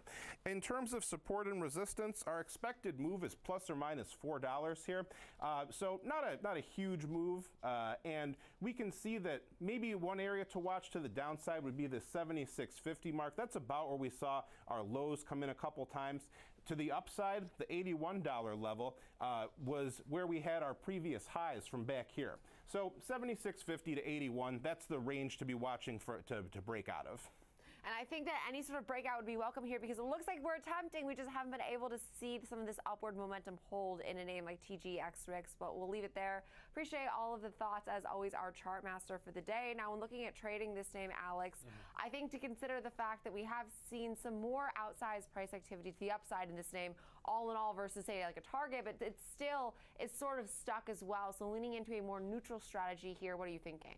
Yeah, I think in some ways, because of its outperformance, because of sort of the bleak outlook for the overall economy that's sort of circling right now, maybe just maintaining these gains or holding on to these levels could be perceived as a positive reaction for this stock. And so I looked at a strategy that would benefit from just that, basically no movement at all. Maybe TJX comes out with something strong, but it's just not enough to boost the stock much higher. Rick also laid out two support and resistance levels there at the end, around 86.50 and 76.50 and 81. And so I looked at a strategy that actually has break-evens outside of both of those levels while benefiting greatest from a move to 79. What we're looking at here is selling an iron butterfly. It's essentially selling two vertical spreads that converge at a single strike, both on the put vertical side and the call vertical side. Again, keeping this very, very short term, just till this Friday, a true earnings trade here, Jenny, but selling the 79 straddle. That's the closest option to being exactly where the current share price is, which at the time was a little bit closer, but it's still pretty close. 78.60 is the last trade price, so just above where we're currently at right now. A $3 credit would mean that you subtract $3 from 79, you get to 76 for a break even, and you add $3 to 79, you get to 82 for a break even. But the risk profile will show the closer it is to 79, the more likely you are to keep more of that $3 credit. So theoretically, the most of this can make is $300. That isn't a likely outcome. More than likely, if this is unchanged, you'll see that $3 in the secondary market kind of collapse to a smaller number. Most traders would look for an opportunity, if they could, to then buy this spread back for a cheaper price. That's how they would capture that profit. post earnings. But again, each trader, will manage their trades in their own way. But with that, you have that window of profitability between about 76 and 82, which was just outside the support level. So support and resistance level. So it kind of comes together here, Jenny. Earnings related trade, premium selling trade, looking to fade a market reaction. And of course, two different ways to play these earnings events, as we do have several other retailers reporting for the rest of the week. So this is just really kicking things off here with TJX as well as Target. But also important to keep in mind for both of our example trades today, multiple legs can lead to higher transaction fees. Short options can be assigned at any time, and carrying options GNS down 16% today. like unanticipated exercise or assignment. Now coming up next, it's time to look at all things Tesla ahead of their annual shareholder event today. 4 p.m. Eastern Time. We'll discuss what we can expect coming up next.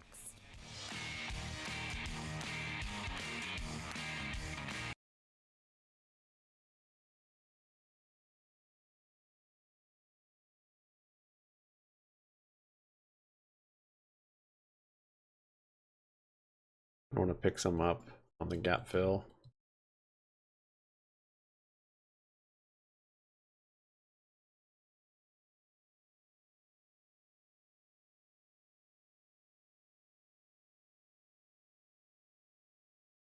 Get a little alert. I never get alerted. I don't know where it goes, but I try.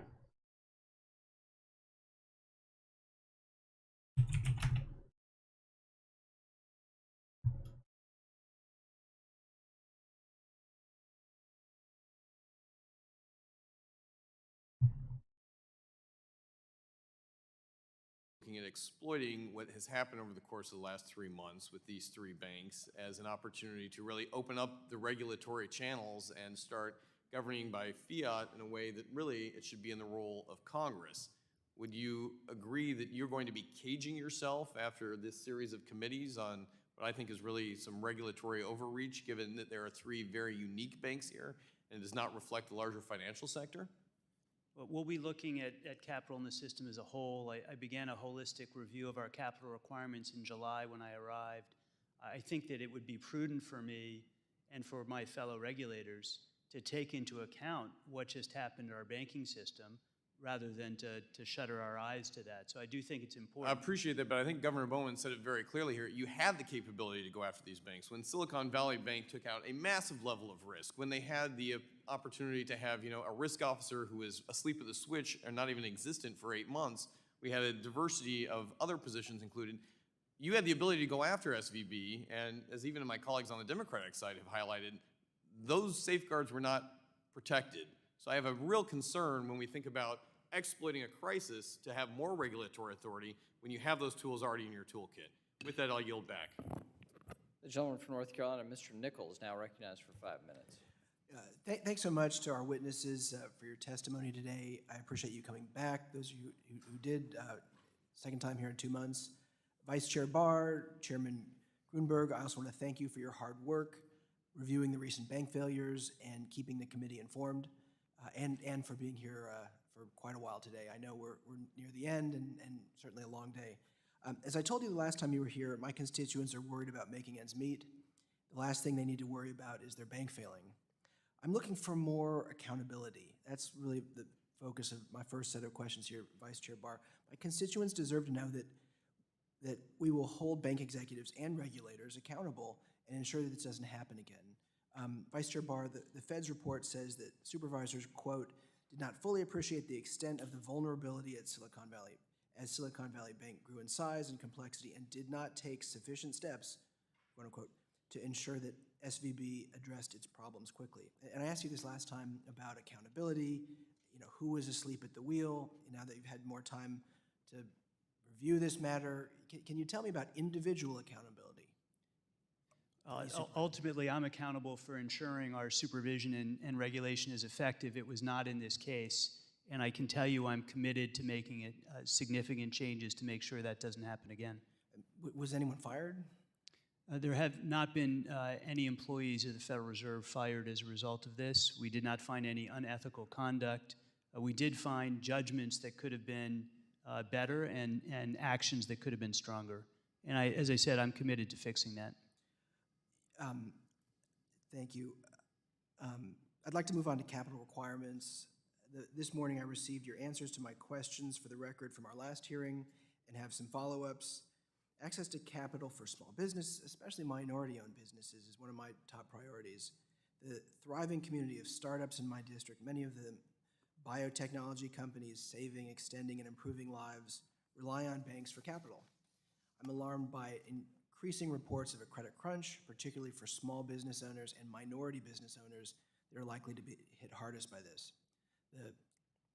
The Basel III Endgame rule expected later this year will materially increase the capital requirements for banks. This will limit these banks' ability to lend into the economy and support capital formation in areas like mine in North Carolina. Just to be clear, Vice Chair Barr, banks under $100 billion will not be subject to increased capital requirements? That's right. The focus of our reform efforts is on, with respect to capital, is on banks over $100 billion in size. And the potential significant increases in capital requirements are really focused on very large firms with very large trading operations, not with respect to smaller firms serving small businesses. And have you considered the impact that higher capital requirements might have specifically on minority-owned businesses that already face significant barriers to accessing capital? Yes, we look at the impact of a rule across the board, including its effect on small business lending when making adjustments. As I said, the adjustments we're thinking about with respect to Basel III Endgame that the agencies together are considering are primarily about significant adjustments to the trading book for the very largest financial institutions in the country. They're not about small business access to credit. You know, specifically though, I'm asking about the impact capital requirements will have on minority small business owners. Have you conducted an analysis in your holistic review on this? We don't currently anticipate that the kinds of changes that we're talking about would affect the institutions you're talking about.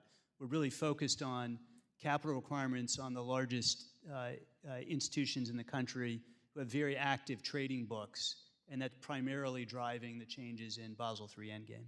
So when we consider the structural barriers for minority entrepreneurs, the rising rate environment, inflation, and again, reports of a credit crunch, do you think this is really the best time to get into raising capital requirements? As I've said, any rulemaking that the agencies do would be formal notice and comment rulemaking with appropriate transition periods. So we're not trying to design capital requirements for tomorrow. We're thinking about, in several years, what should capital requirements look like when fully implemented. Thank you so much. And Mr. Chair, I yield back. Gentleman yields back. The gentlewoman from Texas, Ms. Dela Cruz, is recognized for 5 minutes. Thank you so much, Mr. Chairman, and thank you to all the witnesses for being here today. I would like to start with Vice Chair Barr. One of your Federal Reserve colleagues, Governor Bowman, echoed some concerns in recent remarks when she said the unique nature and business models of the banks that have recently failed, in my view, do not justify imposing new and overly complex regulatory and supervisory expectations on a broad range of banks. If we allow this to occur, we will end up with a system of significantly fewer banks serving significantly fewer customers. Those who will likely bear the burden of this new banking system are those at the lower end of the economic spectrum, both individuals and businesses. Do you agree with her assessment?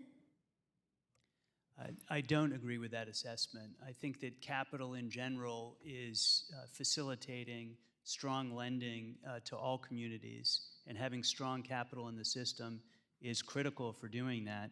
Of course, any changes that we propose, we are talking about the largest institutions in the country, institutions over $100 billion in assets.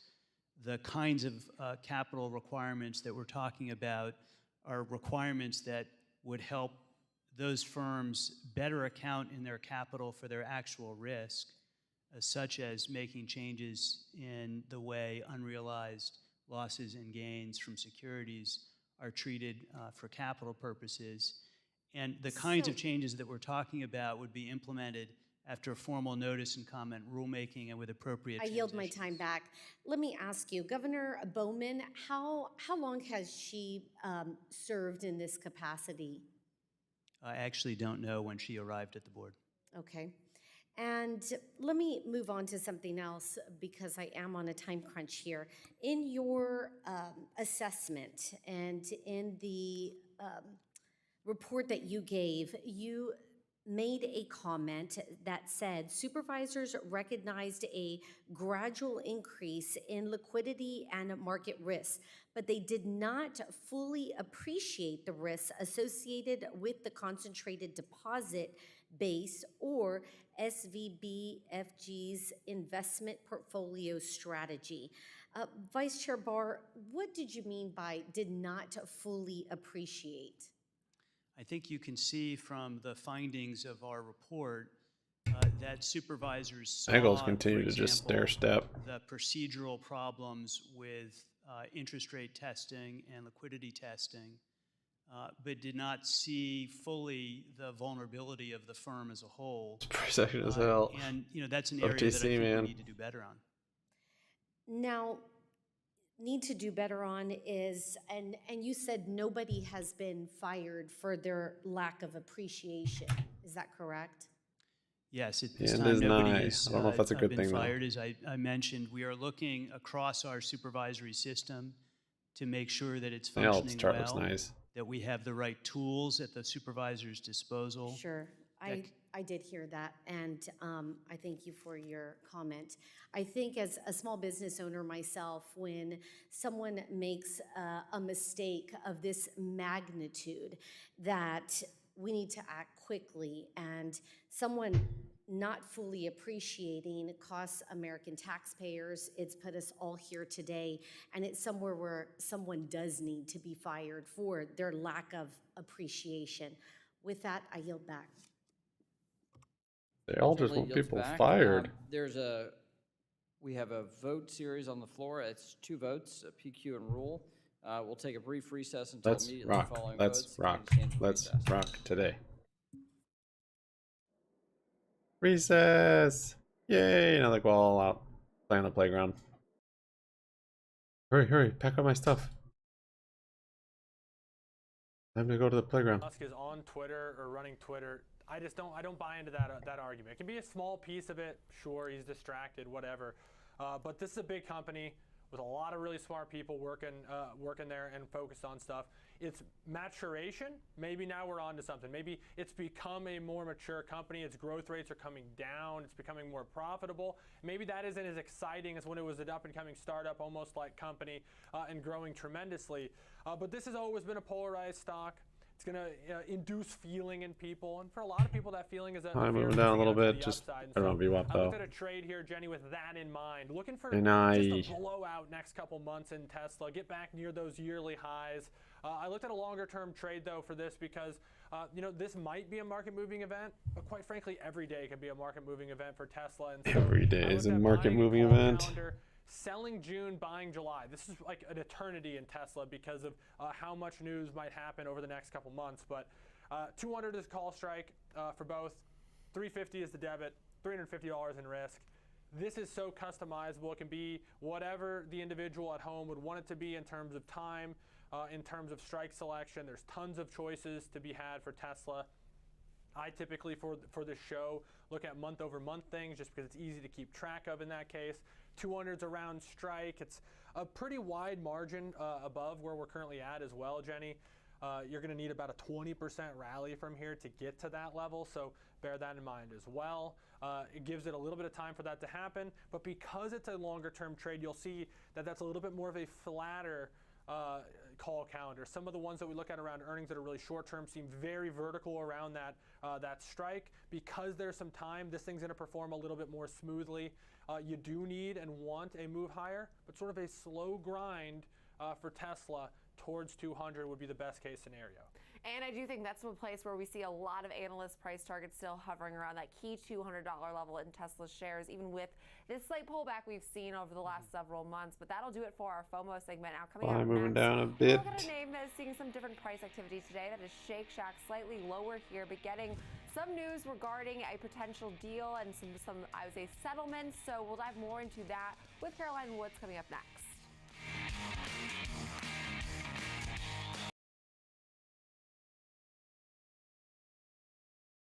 Looking for some cash secured put plays.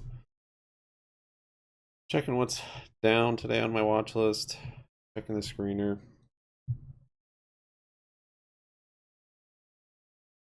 Got a couple okay ones.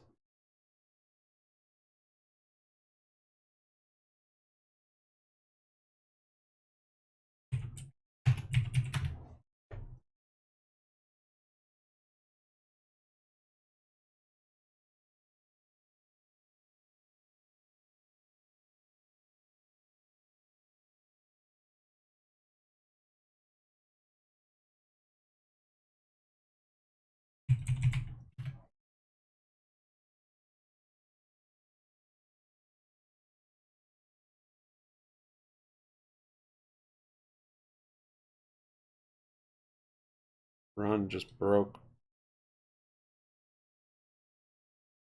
Yearly support there.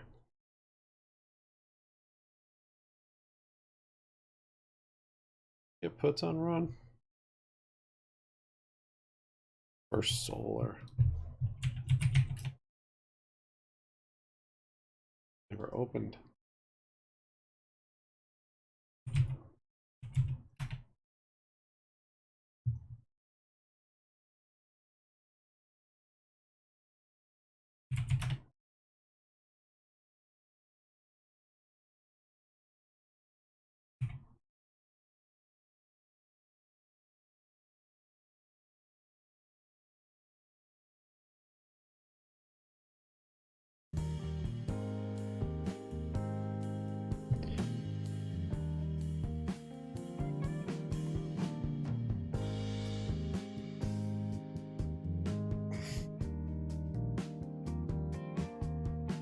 Paramount's tempting just because it's at that support, but don't see any signs yet of a bottom.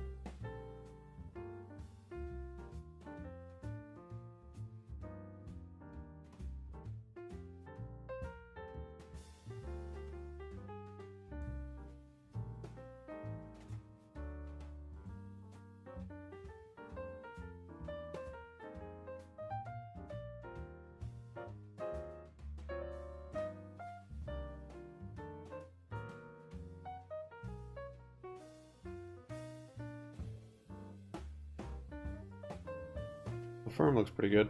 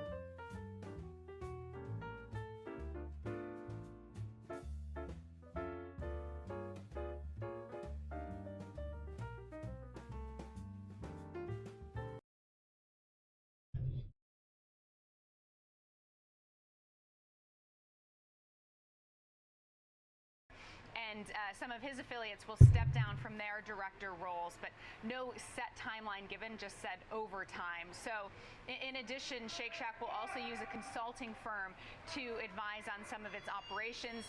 Shake Shack CEO Randy Garutti said, "We are executing our strategic plan and share Engaged Capital's view that Shake Shack can drive additional profit growth." Now, we're also seeing some analyst activity on this news. Baird is still sitting on the sidelines with its neutral rating, but saying it thinks that Shake Shack can get a little bit more. I'm not so sure, Trace. It is OTC now. A share from $62, kept their neutral rating. It's actually the second time this month that Baird has adjusted its price target for Shake Shack to the upside. Thinks the presence of an activist investor will help to strengthen the risk-reward equation on the shares, regardless of whether further activism is needed at this stage. Also, Barclays has an equal weight rating maintained at $64 price target, says the cooperation agreement is a net positive for all stakeholders, but still says that there are quite a few challenges that's keeping it on the sidelines, hence the equal weight rating. So I think that this is a company that obviously has dealt with a lot of inflation issues and, higher prices so many restaurants have, but it's also so many of its locations are in city centers, and there's not as many workers back to commuting and back to work, which has also impacted a chain like Shake Shack. So I walk by several Shake Shacks on my way to work, and it's always hard to pass them, especially when I'm. It's a roll of dice if you're not trading it for sure. If you're just holding for. Are just so good. Maybe they just need to add beyond Shake Shack, and that'll be the difference. So, no, but jokes positive aside, shareholder Caroline, outcome. Stock's up about 5% here to start the week. So from where it closed on Friday, it's obviously been kind of a whirlwind last couple days with the activism stuff. But we'll see where it goes. Any final thoughts here before we say goodbye? Well, I think just given how far this name has run, I was interested to see how, these two analysts that I mentioned had equal weight ratings, so definitely more cautious. I was curious to see if anyone's still bullish in terms of Shake Shack. Can it get back to that $130 2021 price? Well, the median is $66, so that's actually below where Shake Shack is currently trading by a couple dollars. As you can see here, it's trading around $68.48, and only 30% of Red's higher. at this point. The price is that's the last transaction, so. Still pretty impressive given the fact I know it's weird it happens has though. run, as I said, about 65% higher this year. But it doesn't seem like anyone. The highest price target I saw on the street was about $85. So it doesn't seem like anyone thinks that it can be, quite as expensive of a stock as it was just a year or two ago. Yeah, and I think that this outperformance is really, I'd say, reflective of that, because we are seeing shares, relatively speaking, in the restaurant space hold very well. But then there's also the thought of, why are they outperforming so significantly? This is still a much smaller company than, say, Chipotle, who I compare to in the fast casual space. But we'll leave it there. And Caroline, I completely agree. Thank goodness I actually don't pass more of them, because it would be very, very tempting at dinner time. They are so good. But we'll leave it there. Caroline Wood, Senior Markets Correspondent for the network. Now, last but not least, it's time for Under 30 today. We are looking at On Holdings, seeing some selling today despite posting really strong first quarter numbers. It's barbecue day. Jenny's got glasses on. I think we should see barbecue go. I think so.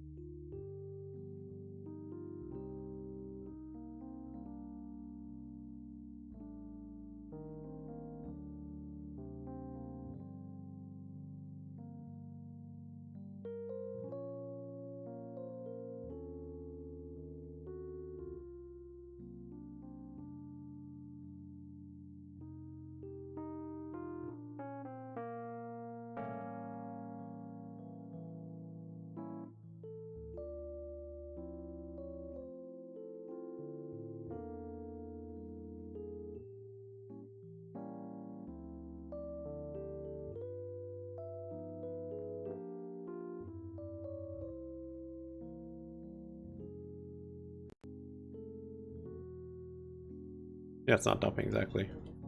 It's not manipulated anymore. Oh. That's the only explanation I see. Turka up 23% still.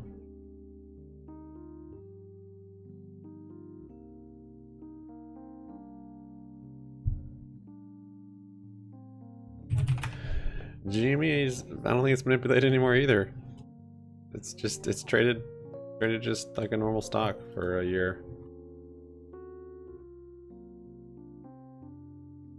I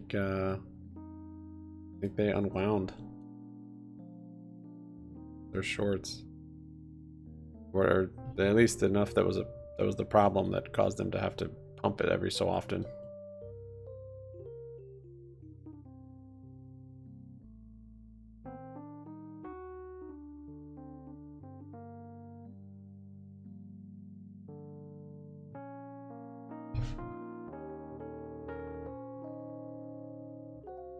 The incumbents like Adidas and Nike and Skechers, which are all brands that we're familiar with, but this is a company that really is generating close to now on an annualized basis $2 billion in sales, which is about 10 times where it was back in 2019, where they had about $200 million in sales. So there's no doubt that sales are growing, but if you look at the earnings per share for the quarter, it looks on the surface like things were good compared to, of course, maybe last quarter, but they printed or generated about 5 cents a share. Now that was flat year over year. The estimates were 9 cents a share, but one of the things to consider here is what is the company not making those earnings from? Amazon, if you look dude. at capital expenditures, They're reaching capital for the stars. expenditures actually grew about 240% for the same quarter compared to the same quarter last year, forgive me. And I think that's one of the reasons why the company missed on the adjusted earnings. What happens here is when they miss on adjusted earnings, the forward guidance for sales, which the company actually moved higher, the earnings guidance didn't. And I think that's, again, one of the reasons why we're seeing some selling off. But if you look at the reason the company's actually not adjusting their earnings guidance on a forward basis higher alongside sales, it's capital expenditures, which isn't a bad reason. And I think that's one of the reasons why, I'm saying reason a lot here, that companies like Wedbush are actually upgrading the stock in terms of their price target to $36 from $32. They do maintain an outperform rating because this is still a tremendous growth story and a phenomenal brand that seems to have improved its channel checks, both on a wholesale level as well as on a direct-to-consumer front, which actually grew about 65% year over year. Is this overthinking it a little bit maybe, George, then? Because it's what I hear is CapEx is like, hey, we're spending money on the future. It's not like we're really hearing about, gross margins getting worse, because typically in this type of a company, scale brings margins, up. It allows you to do things more efficiently. So you'd think if you were a shareholder, they're still selling a lot of products. They can spend money now to benefit them down the line. Don't we want that to happen? Well, that's the thing, and that's where the conundrum lies. I mean, if you look at the adjustment in earnings, and I went back and looked at prior to the release, the expectations for earnings were 60 cents a share for the full year. Now it's 57 cents. But at the same time, sales growth is still expected year over year for 23 versus 22 or 2022 to be close to 52%. So sales growth is impeccable. I think the adjustment in earnings expectations now down 3 cents on 60 cents. That's about a 5% adjustment, but you're actually seeing double that in price. The price right now down about 9%. So I think from a modeling standpoint, the move that we're seeing today is justified, but one would also make the case that, capital expenditures is a good reason for a company to actually adjust earnings down. And so that's another reason I think why the analysts are still very bullish on the stock. So it's sort of a give and take. This is a tough situation because overall the growth story is still very much intact. The EBITDA, which is their earnings growth percentage change from 22 to 23, is 58% expected. That's after the adjustment. The stock is trading at 58 times forward earnings, so it's really only trading at 1 times its expected growth rate, which one would say is still considered fairly valued. Again, assuming all else equal that they hit those numbers. And I think that's one of the challenges with with a stock like this is they didn't essentially come in with the earnings that was expected, but I think the excuse for the reason why they didn't is actually a good reason. So one of the things to keep in mind is that you do see nearly a double-digit decline in the stock price, but if you look at a weekly chart, the stock is still holding its 10-week moving average. And I think that's important here because despite today's sell-off, it might be a short-term one associated with still a growth story that's still rather impeccable. And again, with capital expenditures that just happen to be quite high, alongside, as you mentioned, gross margins, which grew about 650 basis points, and that's pretty phenomenal in this market environment. Yeah, George, I think such a good takeaway there, especially considering even with today's move about 9.5% lower, we're still up 95% from our 52-week lows, Yep. still up over 75% on the year. So it's not necessarily like the narrative is completely shifting just because we're seeing this negative. Yeah, I think they would have done that trades already. Appreciate all the insight, George Tell, senior markets I think the whole point of it was that they had obligations the last 2 years, and we were just seeing their obligations being met, getting the price action from it. They could have held it off, they would have. I mean, they did. They held it off each time until they couldn't. But now they just, yeah. I don't know. Yeah, maybe. We'll see. I mean, it's good for investors. It's good for the company. You don't want a big short position. So it's not bad. I mean, I don't like it, but good for investors and company.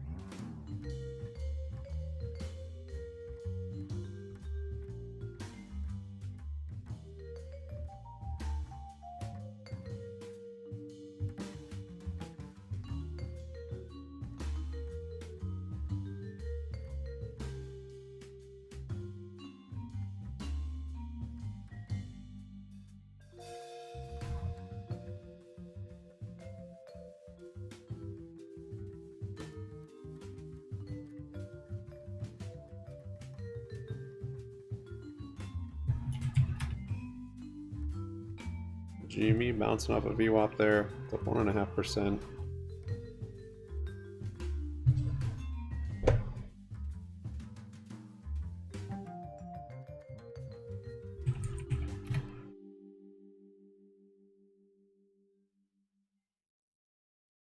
Market is very, very slow today.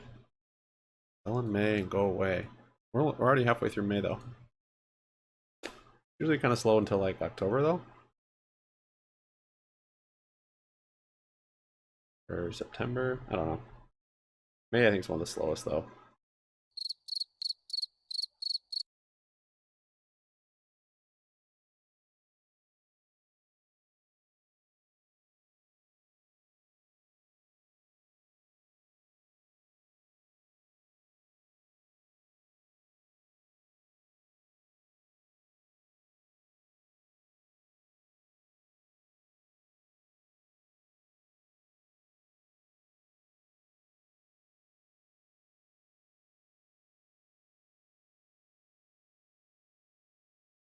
Disney asked court to dismiss DeSantis board's lawsuit. Fred Williams says this is not 2008. We can all agree this is not 2008. Reportedly being designed to help users find answers to questions and also compare products and receive personalized suggestions. So it sounds like it could be He's wearing glasses, causing the market to be slow. Everyone's just focused on Jenny. Change Amazon's retail operations as well, Nicole. Without a doubt. I mean, we saw also that Amazon shares have been trading higher. Tiger Global Management yesterday disclosed the stake in the company, and now we have all about the AI race. I'm glad you brought that to us. And so we're seeing the stock today up about 2.7%. And then we have an update possibly on Hulu. Tell us more about that. Possibly. Now, back in 2019, Comcast and Disney formed a deal that gave Comcast a 33% stake in Hulu, and it also gave Disney the option to buy out Comcast's stake in 2024. And today we see news that Disney may possibly be buying out Comcast's stake of Hulu, and that's the 33% share. So news well, I'm not losing money today on futures. By CNBC, and it's based off of comments that were made by CEO Brian Happy about Roberts that. at the SVB After a good win yesterday, investor conference. our nuts just wanted that it would be more likely than get not active. that it'll go through, that this would be what was the plan all along, truly. And he suggested that the final retail price, the final price, I should say, for Hulu will likely be higher than the $27.5 billion valuation that was set in 2019. And by the way, Disney will be more likely to buy out Comcast's 33% stake rather than sell its own 66% stake of Hulu. Yeah, I mean, we've heard about that. Bob Iger has given his whole plan on what he's going to do with Disney, and people have liked coming down here. The big picture. I don't know what I would trade. Like, this is part suppose if it came to 410, I'd trade the bounce. Good to see you, Renita. Maybe if it went to 413, trade the downside. A few important names today. Really don't know. Now let's take a look at the bigger picture. Ed Sedell's with us, CEO and Chief Investment Advisor at EGSI Financial. Good to see you, Ed Sedell. What are you thinking here? We got in lots of news, including the retail report. Did that jump out at you? You know, it did. Well, thanks for having me back, Nicole. I think, honestly, it's a lot of smoke and mirrors because, even though retail sales are up, it's not adjusted for inflation. And I think it's just really as a sign of things to come, just like with the Home Depot's report. They revised their original report as far as sales being flat across the year to, they're estimating their sales being down 3 to 5% this year. So that's, again, I think this is a sign of things to come, and consumers are really starting to feel the slowdown. Right, and that's the whole bit. I mean, when we get through what's going on in retail sales, of course, it was an improvement month over month and shows some resiliency on the part of the consumer. But the question is, how much of a pinch they're really feeling pertaining to inflation, as you noted. That being said, the bigger picture here, as we look at the markets, what are you seeing there? You even noted some bankruptcies. Yeah, the report came out, Bloomberg actually reported on it. It said that, the 7 companies inside of a 48-hour period filed for protection, Chapter 11. And each one had at least $50 million in liability. So, we haven't seen this kind of debt in bankruptcy since 2008. There are a lot of companies filing Chapter 11. It's crazy. This is going to have 2 years ago, never heard of anyone going Chapter 11. I'm not saying that we're going to continue to see more bank failures, but this could present a huge problem, not just for banks, but for the markets and the economy as well. Right, understood. So how The worried economy. are you about some of the regional banks and whether or not there could be some sort of story there? The theme that I'm hearing from folks are there's still too many banks. Well, yeah, and again, we don't know the exposure, the risk that they took.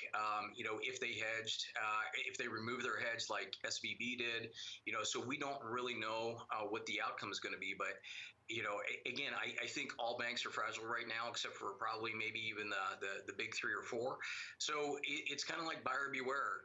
When you're looking at your investment accounts, your retirement, your 401k, now is the time to be cautious and really hedge and understand the situation that you're in, so that you can make sure that you preserve and protect your savings. And I think that's the situation that we're in right now.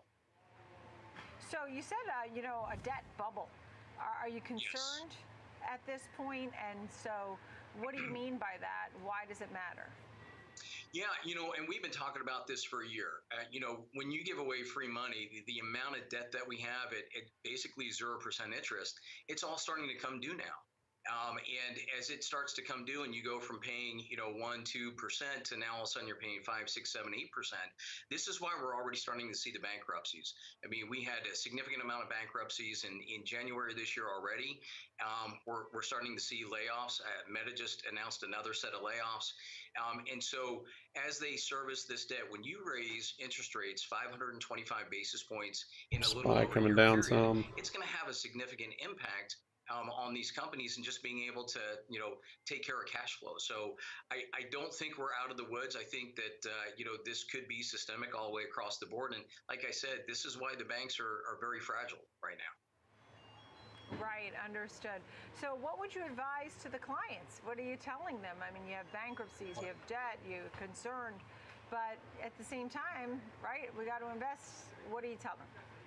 Yeah, well, for us, it really is a hedge. I like precious metals, short-term instruments, short-term treasuries, money market funds. We need to make sure you can't be completely in the market. You can't be completely out. But, you need to make sure that you're protecting yourself and have enough liquidity on hand so that, if and when things do turn around, you can take advantage of it. I still think that there are some really good buys out there, some companies that have very strong balance sheets. We just talked about Amazon, you did on your show. I do like Amazon. I like Apple, Berkshire Hathaway, those companies that are very strong and can weather the storm, and those are longer term plays. And that's really how you have to look at it. If you're looking at buys right now, you've got to look at it for the long term, not just for the next 12, 24, 36 months. These are long-term plays. And I think they're going to, weather well. Yeah, so metals and short-term plays, like the short-term, government investing in that. Yep. You have bonds and things like that, and money treasuries markets. Or less. 1-year treasuries or less. At this point now, are there sectors that you like, or are you pretty much staying away from equities for the most part? Yeah, other than the ones that we just talked about, again, there are certain stocks that we like, but as far as sectors, everything is kind of up in the air right now. There are so many things that we really need to see how they play out. We need to see what happens June 1st with the debt ceiling, as banks continue to, file their earnings. I think that once we understand how things play out, then we can kind of look at, say, all right, I think it makes sense to get back into the market, and these are the sectors that we like. Because even in the beginning of the year, I really liked gas and oil. And I thought the demand was going to be up, but we're seeing a global slowdown. I mean, even gasoline sales were down last month. So again, I think we're starting to see the effects, not just here in the U.S. but globally. And it's kind of a wait and see. Right, and how worried are you about a recession? Oh, I think we're in a rolling recession and have been. I think we're going to see the full effects probably by the end of the year. And it's just a matter of, how big of a recession and for how long. But, I think it's looming. I really do. So you think it's Yeah, AMC's continued to the Fed right now be able to survive has the choice of raising rates or longer than I would have in expected. June. What do you think about that? Adam Aaron's got all sorts of tricks. They've kind of backed themselves into I mean, having the ape thing, and like, that's the issue that we're facing I still right don't even now. understand how that works. They caused the problem, right? And that's free money such for a such ridiculous, long period like, of time, and then all of a sudden they said, you know what, we've such got a to stop printing unusual money. Well, we with the no bailout, we stopped position the quantitative easing, but anything that we took put off the them in. balance sheet from the feds, we put back on when we bailed out SVB and some of the other banks. The government is still spending, so that's inflationary. If the feds really want to get to that 2%, I don't see how they're not going to be able to to pause. You know, they're going to have to keep raising rates, but if they do, it's really going to hit hard on the economy. And again, that recession at that point in time, I think, is going to be really deep. And it could be long. I think it'll stretch from the end of this year all the way through 2024. Right. Oh, understood. Ed Siddell, thank you so much. It's great to see you. EGSI Financial. Thank you, Ed. Coming up next, all about Home Depot. We had the earnings and the big picture on that. And there's a lot of retailers to watch as well. Home Depot wasn't so great. In fact, the biggest revenue miss in over 20 years. All right, what do we need to know? And our panel will talk Cisco ahead of its Wednesday earnings. And up next, it's Technical Tuesday. We have Kevin Horner standing by. He's going to show us a couple of names that he's interested in charting. Recess, yeah. Coming up.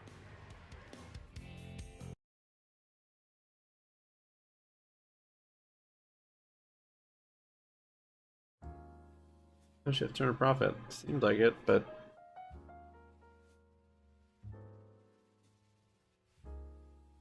I don't know.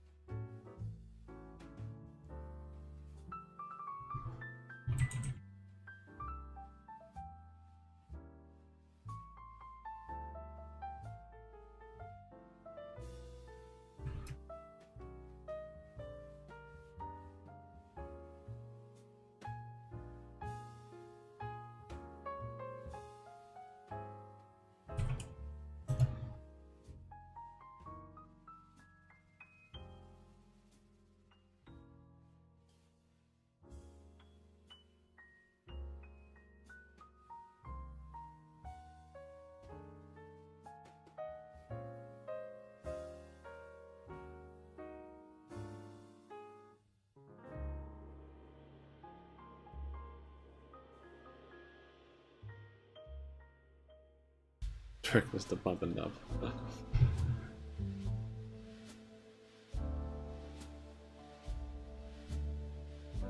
I actually might be. Well, I don't want to speak too soon. It keeps just chopping around. Got an engulfing candle here, though. Under the VWAP. We'll see. These bearish. We're actually gonna break out. I don't know. I'm waiting. Range is way too big for a breakout. Tight range, but big range for a breakout. Wait. Gold settles below 2,000 for the first time since May 1st.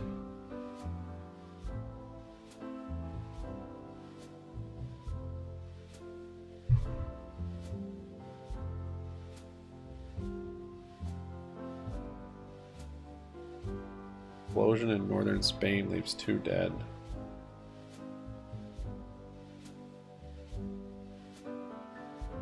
Coinbase Global says Ethereum staking reward payout temporarily paused. Uh-oh.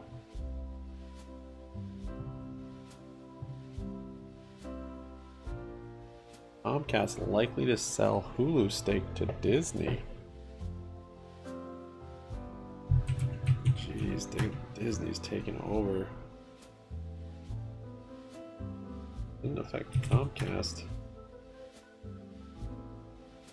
Or Disney.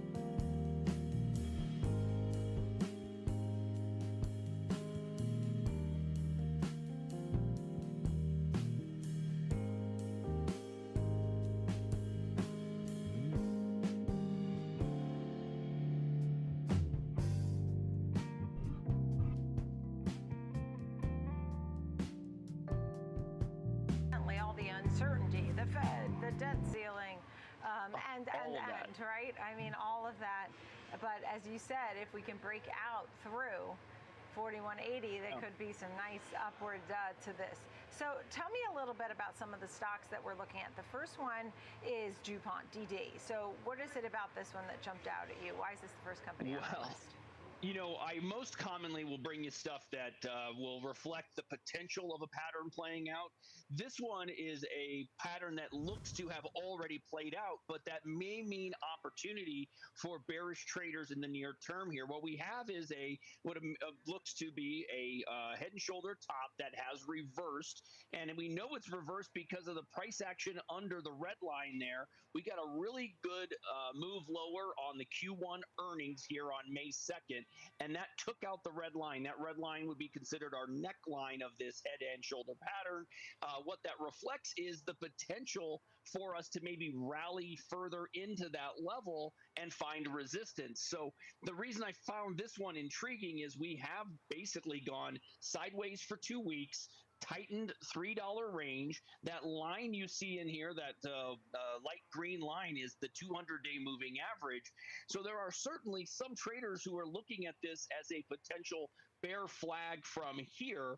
What that might amount to is the potential for a trade as low as, say, 57 if this were to continue on its bearish trajectory. Now, of course, any rallies through 66 could easily bring 67. 66 is the approximation of the 200-day moving average there.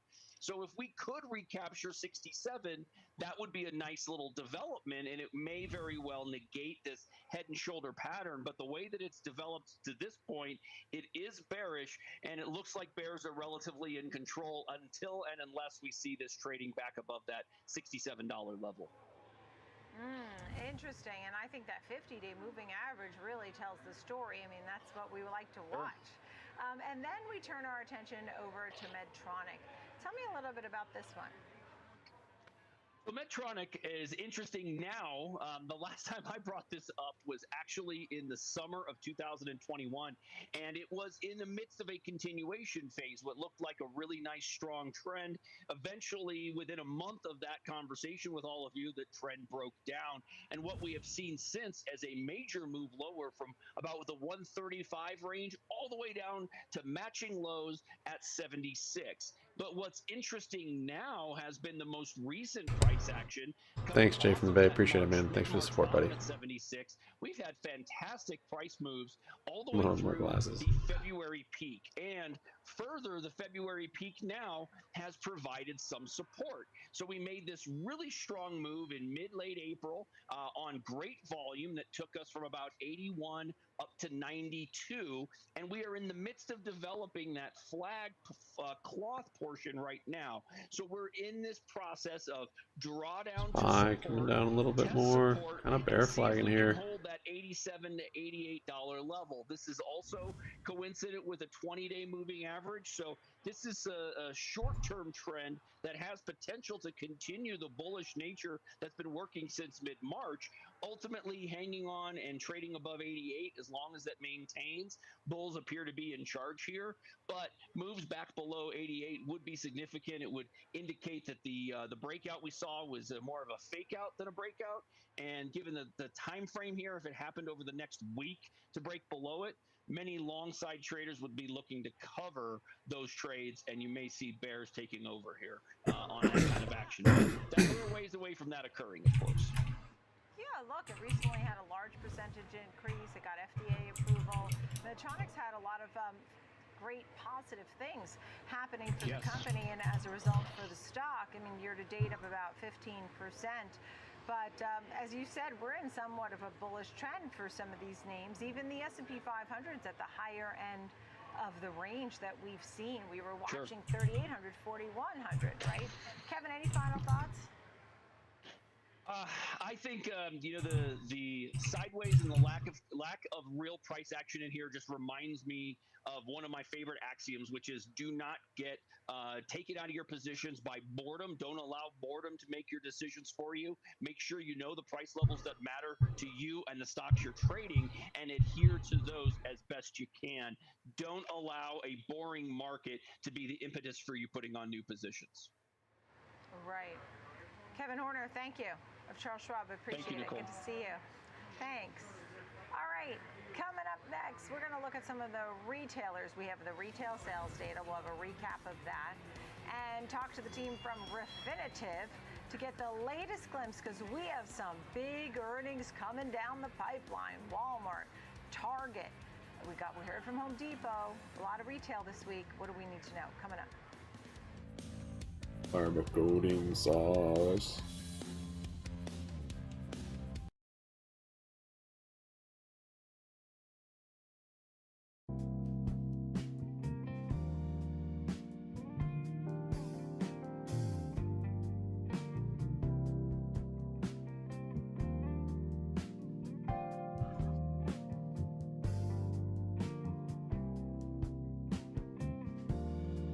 Biden will travel to Japan on Wednesday for G7. G7 will show a common approach to challenge posed by China.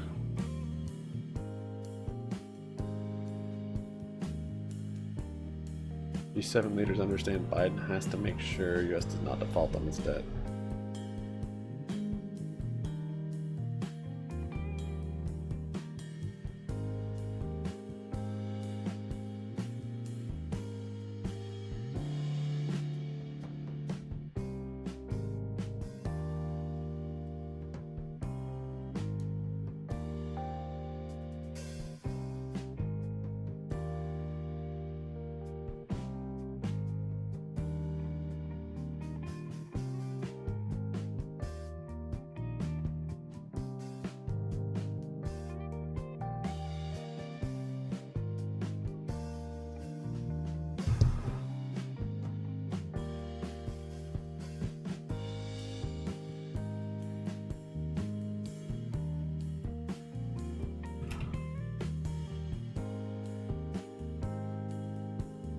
GME moving up a bit, bounced off VWAP.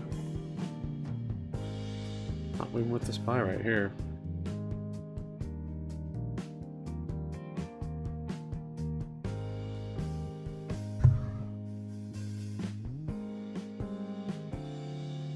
Volume on GameStop, extremely low. Wow. Get 1.5 million. Would that have been like 600,000 pre-split, like that? That's crazy.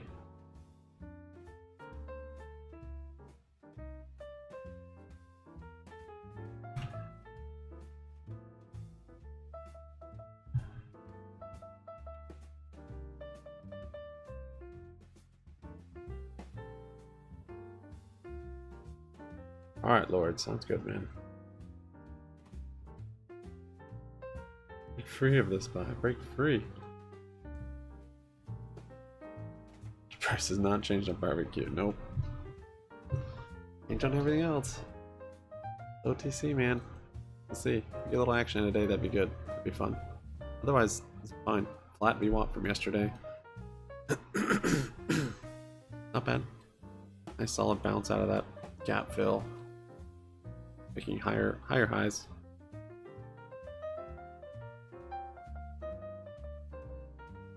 Like to see that 1790 resistance broken this week. And I'll probably sell. We are up here and hanging out and then start to drop. Or if we get to 20 cents, probably trade out of these. Unless if we break that 20.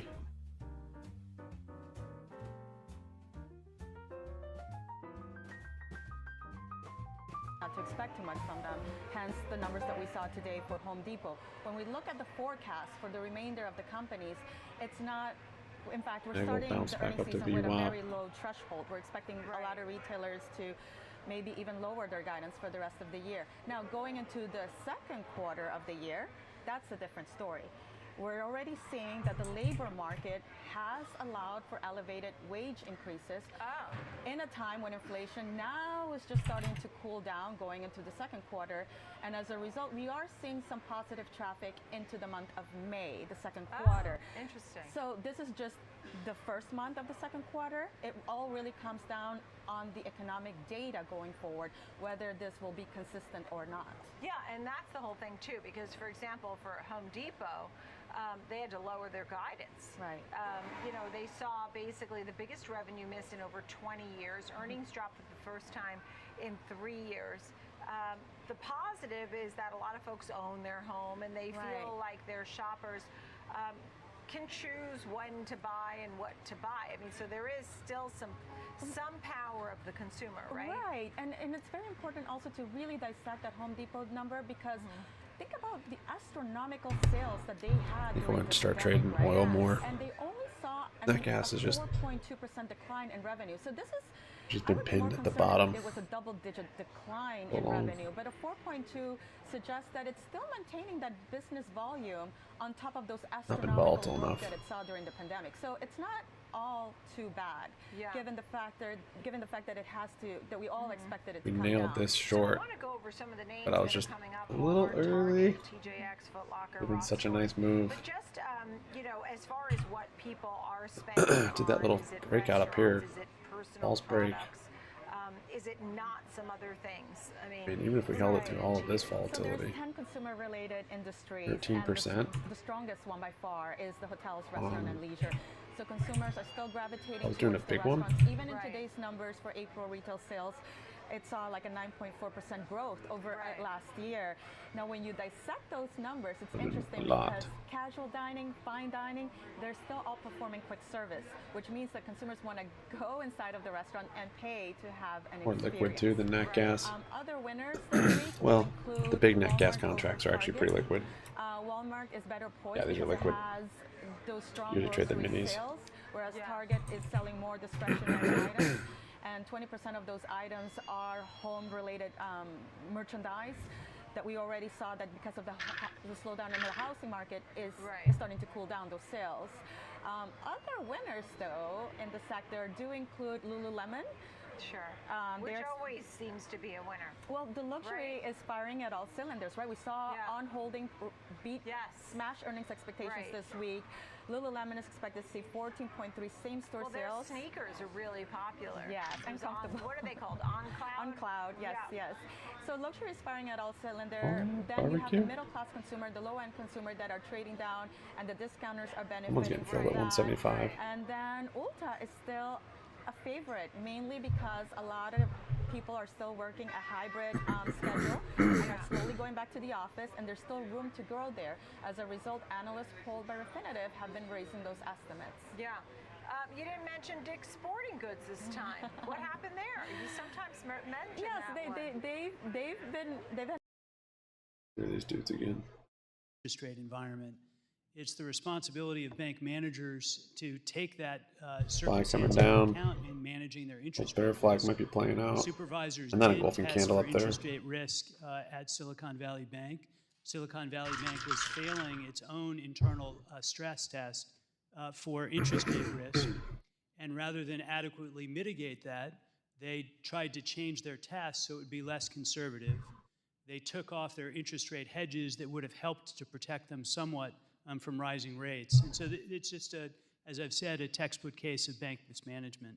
So I want to zoom out and look at this a bit more broadly. Mr. Barr, how often and with what level of scrutiny does the Fed consider impacts of its supervisory and monetary decisions broadly on marginalized consumers and people of color? We do take those considerations into account when thinking about our monetary policy. Obviously, there are differential unemployment effects, for example, in black and brown communities compared to white communities. That's part of our thinking about how the economy is doing as a whole. And similarly with respect to supervision, particularly when we're looking at performance under the Community Reinvestment Act, we're looking at how well banks are serving low and moderate income communities. And Mr. Barr and the rest of our witnesses, I'm going to run out of time here, but in most hearings I bring up the fact that Atlanta is the city with the largest racial wealth gap in the country. And if y'all are tired of hearing me talk about it, I can assure you that Black Atlantans are tired of living it. So I have more questions that I would very much like answers to for the record. Thank you so much, and I yield back, Mr. Chairman. I thank the gentlelady for yielding back. We'll now recognize the gentleman from Tennessee, Mr. Ogles, for 5 minutes. Mr. Chairman, thank you, and to our panelists, our guests, we appreciate you. I know it's been a long day, and obviously it's been a tough few months. Just jumping right in, Mr. Grunberg, in remarks you made in March to the Institute of International Bankers, you noted that the banks had suffered unrealized losses to the tune of about $620 billion in their held-to-maturity assets. In your review of the FDIC supervision of Signature Bank, did you find that the supervisors were aware of the unusual scale of the interest rate risk and the liquidity risk in the banking system? Yes, Congressman. I think the report done by the Chief Risk Officer of the FDIC, I think identified that the examiners were aware of the issues, provided guidance and direction to the institution, and the report acknowledges that the institution was not timely or responsive. I think the issue raised is when you have an institution, unlike most, that are not responsive. Yeah, I should trade that gas to the downside. And direction, the supervisors need to take the next step in order to compel compliance to deal with unsafe and unsound matters. And I think in this case that didn't happen, and I think that's perhaps the key finding of the report. Yes, sir. And then Mr. Barr, same question as it pertains to SVB. Were they aware of the unusual risk at hand? Yeah, so the SVB report that we issued found that supervisors identified interest rate risk and liquidity risk that the bank was vulnerable to, and conveyed to the firm the necessity of addressing those risks. The bank did not respond in a timely way, and supervisors did not escalate that matter quickly enough before the bank failed. Well, and that's kind of the point that I want to hit on for the two of you.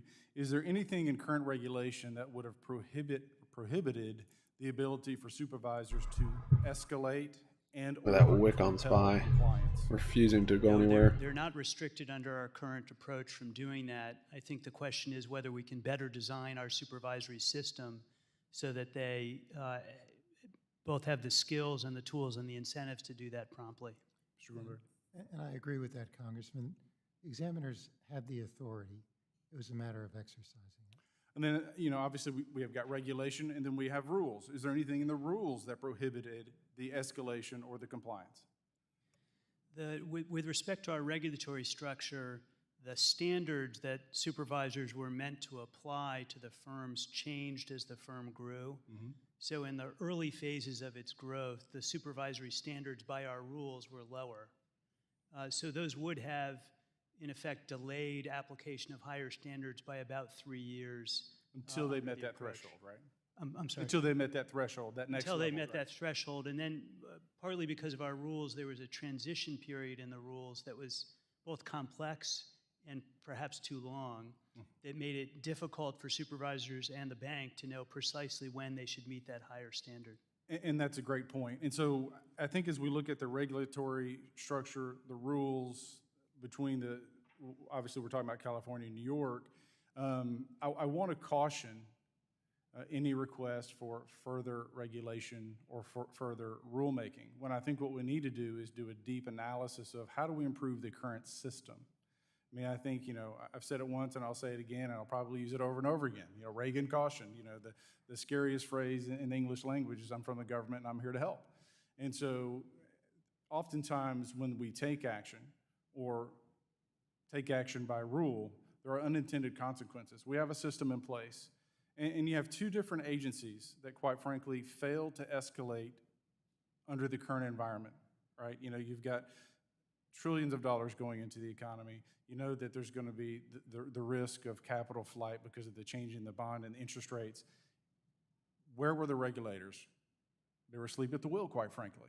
And so what can we do to create a culture and an environment? Maybe it's more training. Maybe it's, I don't know what it is. That's your jobs, right? But I just want to say, don't ask for more authority when, quite frankly, in my opinion, you didn't leverage the authority you had appropriately.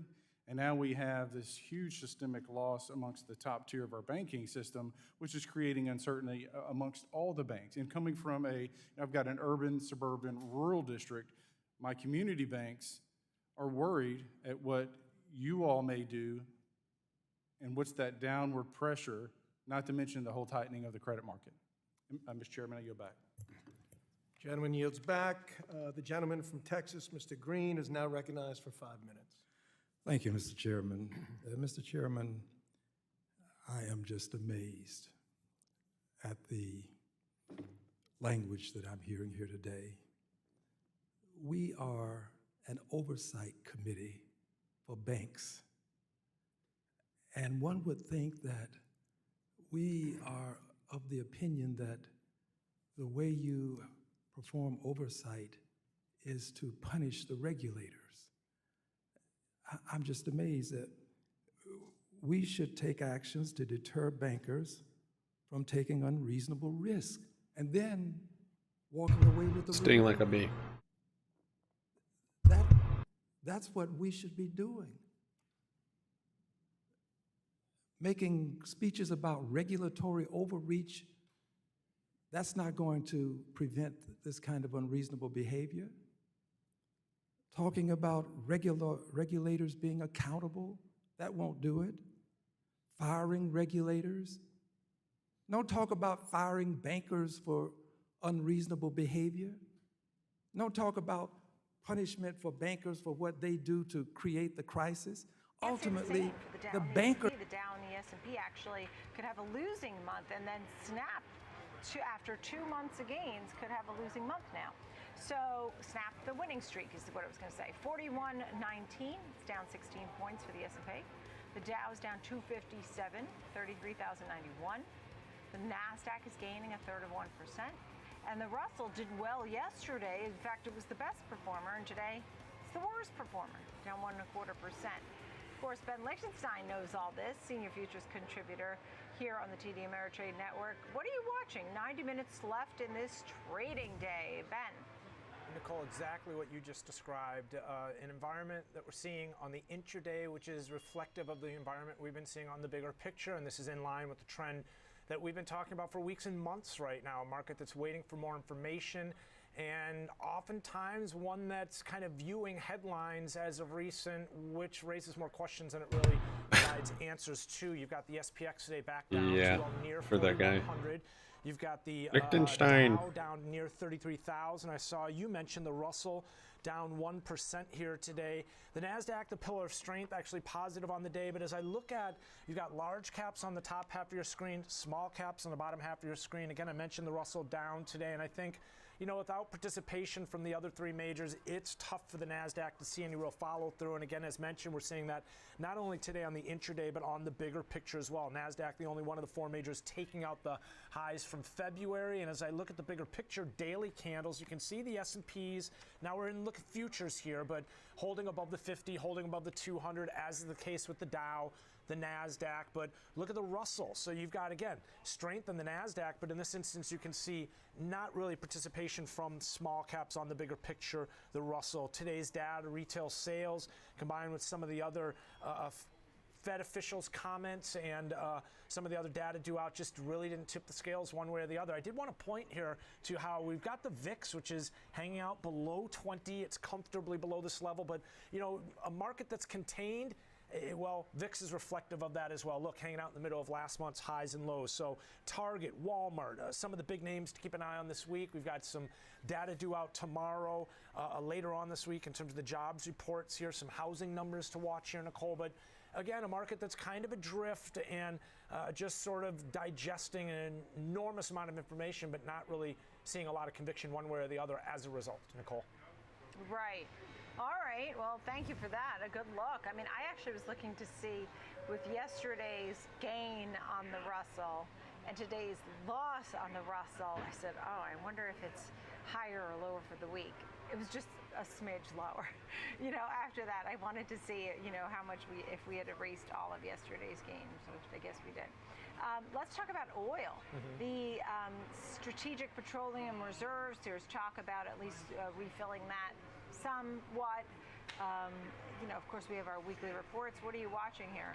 Yeah, SPRs this morning were one of the headlines. Crude actually was bid earlier this morning. We got a lift up into, well, that $71, $72 level almost. We've come off. We're back lower on the day here, back below 71 as we speak. But yeah, SPRs are going to be replenished. We're hearing 3 million barrels. Now, keep in mind, that's just a small drop in the bucket in many ways. I think people are viewing it as, considering they pulled about 200 million barrels from the SPRs, and ultimately that has us back to levels we haven't seen since 1983. Now, in addition to the SPR news, we also heard from the IEA today, their oil report. They talked about world oil demand, how it's going to climb 2 million barrels per day in 2023 to a record, well, almost 102 million barrels per day. They talked about China accounting for about 90% of that. They said that Russian oil exports are getting out ultimately, and you know, it was kind of a mixed report for the most part. These Russian exports getting out, bearish.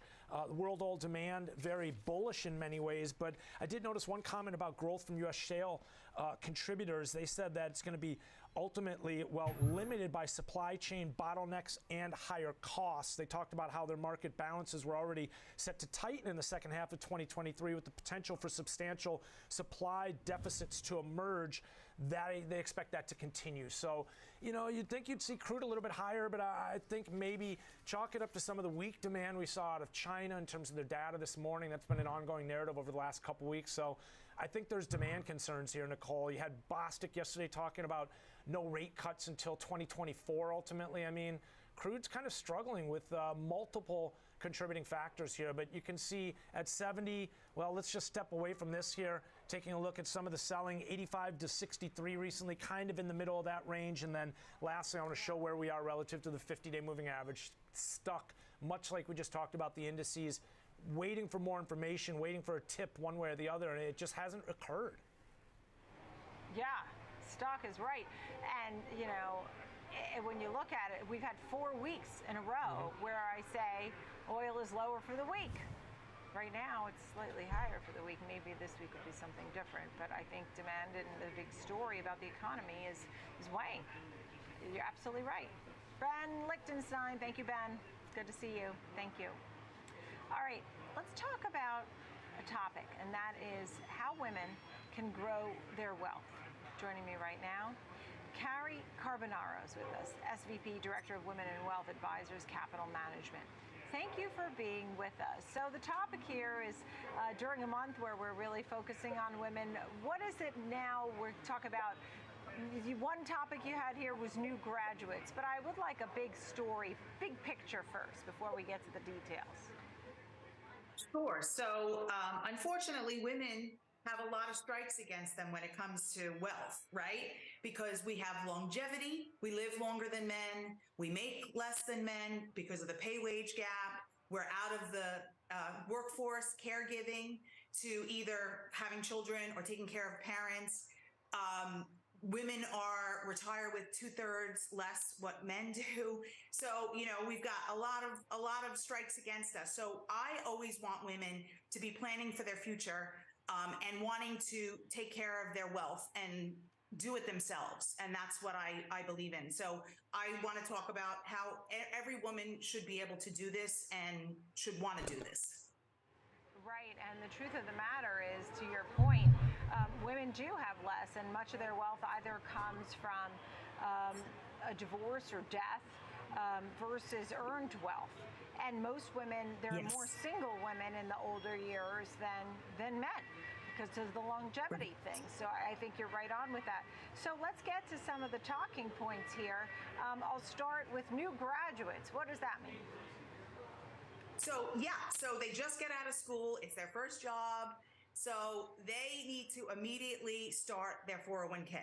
And I remember when my stepson graduated from college and he said, I can't afford to do it. And I said, I will kill you. You can't afford not to do it.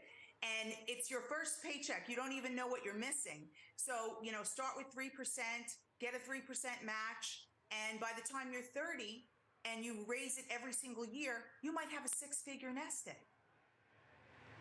Yeah. What if you're changing jobs, though, or you're not a full-time employee? And I think by the way, I fully agree with you. I mean, the earlier you start, the better, and that goes for everybody, no matter, you know, where you're working, how old you are, go for it. But if you're young and you're, you know, babysitting, or you're a camp counselor, or you have an paid internship, you're not necessarily thinking 401k. It's not like you're working for General Electric, right? Right, right. Well, so in those how do you get cases, that? you can always do, you can do an IRA. So there's, you can put up to 100% of what you make in an IRA. So let's say you're a camp counselor and you make $2,000 over the summer. You can put that whole entire amount into an IRA or into a Roth IRA, a regular or a Roth. You have, those are your choices. Yeah, good point. And then as you get a little older, you might be walking down the aisle. Yes, it's marriage time. It's June, almost June. So so wedding season, what I always say is make sure that you're on the same page with your spouse financially. Get financially naked, meaning get those skeletons out of the closet. Make sure you each know where you stand with debt, student loans, etc. Where do you feel? How do you feel about savings? Make sure you have the same goals and make sure you're on the same page. I think it's a great time to see a CFP and just check in and do a plan. It's a great time when you start your marriage to do a financial plan for the rest of your life. Right. And then you start a family and you get older, you're taking care of the kids, you're taking care of parents, as you noted. So as you're trying to grow wealth, what are some other tips along the way? So I think even a little tiny bit goes so long. One of my favorite examples is if you take $25 a week and invest it in the market over 40 years, that will be worth. Sorry, Dink, I'll turn it off. Oh, sorry.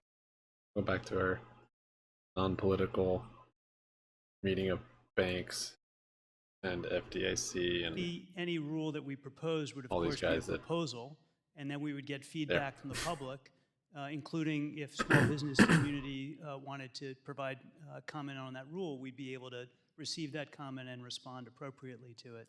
Vice Chairman Barr, there are privately insured credit unions in communities across the country, including in Indiana.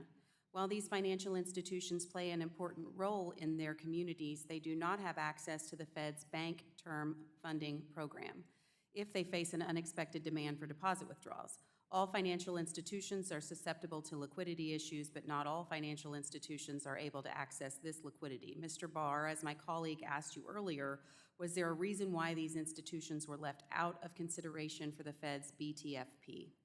At the time of the announcement, we were quite focused on federally insured institutions and the stresses that they were under. We're not currently contemplating changing that facility at this time. Why? So my next question was, do you have plans to open access to BTFP privately insured credit VWAP unions? now. It sounds like you don't have Still on plans its to do chop. that. 10 Why minutes not? to CNS closing. Changing the facility would require Beginning of a power determination, hour. New determination, and we haven't seen evidence with respect to privately insured credit unions that would justify this kind of movement at this time. Is it something you'd consider if they face the same types of liquidity issues we've seen? I don't really want to get into hypotheticals about what the facts and circumstances might be. Chairman Gruenberg, last week the FDIC issued a proposed rule on the special assessment that was made necessary by the systemic risk exception for SVB and Signature Bank's failures. Would you provide insight on how the FDIC board determined the parameters for this proposed special assessment to replenish the deposit insurance fund? Yes, Congresswoman, thanks for the question. The proposal was really developed by, we have a division of insurance at the FDIC who are responsible for managing the deposit insurance fund. And they developed the proposal, I think with a couple of things in mind. You know, under the statute, we're required to impose a special assessment to make up for the cost of the deposit insurance fund of the systemic risk exception. And we have authority to target the special assessment on those institutions that benefited the most from the systemic risk exception. The systemic risk exception was targeted on uninsured deposits. So I think, so in crafting the special I wasn't assessment, listening. that was really the baseline. The institutions that had the most uninsured deposits would pay the most, although built into that was an Ripping up exception here. for the first $5 billion of uninsured deposits, because it was pretty clear that community banks were really not part of the issue here. And as a general matter, they have a lower concentration of uninsured deposits. So that was really the framework that was then proposed to the board and that we acted. Thank you. I was certainly glad to see that smaller community banks, which had nothing to do with SVB or Signature Bank's failures, were not on the hook for the failures of management or supervisors. Thank you for that. I encourage that to continue in that regard. Quickly going back to Mr. Barr, on this issue of privately insured credit unions, why are they being held to a different standard or provided with less opportunity than other institutions? At the time, the stress in the banking system that we were faced with was focused in federally insured depositories. But why? How are they different?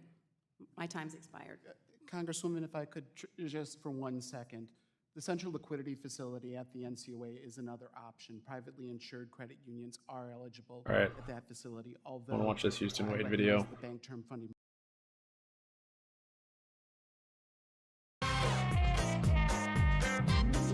is he's the scion of a giant construction magnate in the South. He got on board with GameStop not too long ago. I'm the sign guy. And it appears to be part of a triumvirate of ICANN, Cohen, and himself for Bed Bath & Beyond. It's been rumored, and he made a post today, Empire Shorts Back, or whatever it was, Short Strike Back or whatever, poster with him and ICANN and Cohen. Just interesting. Interesting indeed. So I was laying in bed last night, having myself a think. And I may have to bring up the, let's see here. Let's draw you guys a picture, right? Crazy put that over there. Hypothetical situation. That. Put there. I think it seems outrageous, but I haven't heard it from himself. I want to hear it. Why is paint not showing up? Yeah, there we go. Okay, got it. All right, so we know that there is an absolute boatload of shares that have been reported to be owned by Bed Bath & Beyond. There should be like 450 million. I don't know the exact numbers, but you know, that's how many shares should be owned. 450 million. Let's see if we can wink, wink, wink. Okay, and back to brush. And what is owned is like 780 million. All right, so boom, boom. We really don't know. Now, for the current price today, it was like 16 cents a share. That's speculation still. I have to bring up calculator to join us here. Calculator, join us, calculator. So, if you want to buy all 780 million shares, right? 780 million times 0.16. This is just we're ignoring market factors. We're ignoring everything. Shorts will probably gladly print you some to keep the price down and so on. You're gonna spend $124 million to buy the entire company plus all of the extra shares that are out there, right? So, whoops. Oh, calculator's behind paint. Yeah, there we go. So $124 million, that's assuming the price of the budget all, that they haven't bought it some already. If you want to buy all 780 million shares the DTCC appears to have on their books, that's how much money you're going to spend doing it. Okay. All right. Now, well, I didn't mean to do that. No, there we go. So let's say you buy up a cajillion, million, billion, trillion shares, and you register. You have like the 10-day period before you have to announce that you bought all these shares. You buy up more than 100% of the float, and you register like 90% of the float. Or 90% of all the authorized shares. You register like 90% of them, send to AST, whatever. And you then announce, hey, we bought a bunch of the company. We would like to buy it all out and turn it private. And our buyout price is going to be $10,000 a share. Will the remaining shareholders vote to approve this? Everyone go, oh, yeah. Okay.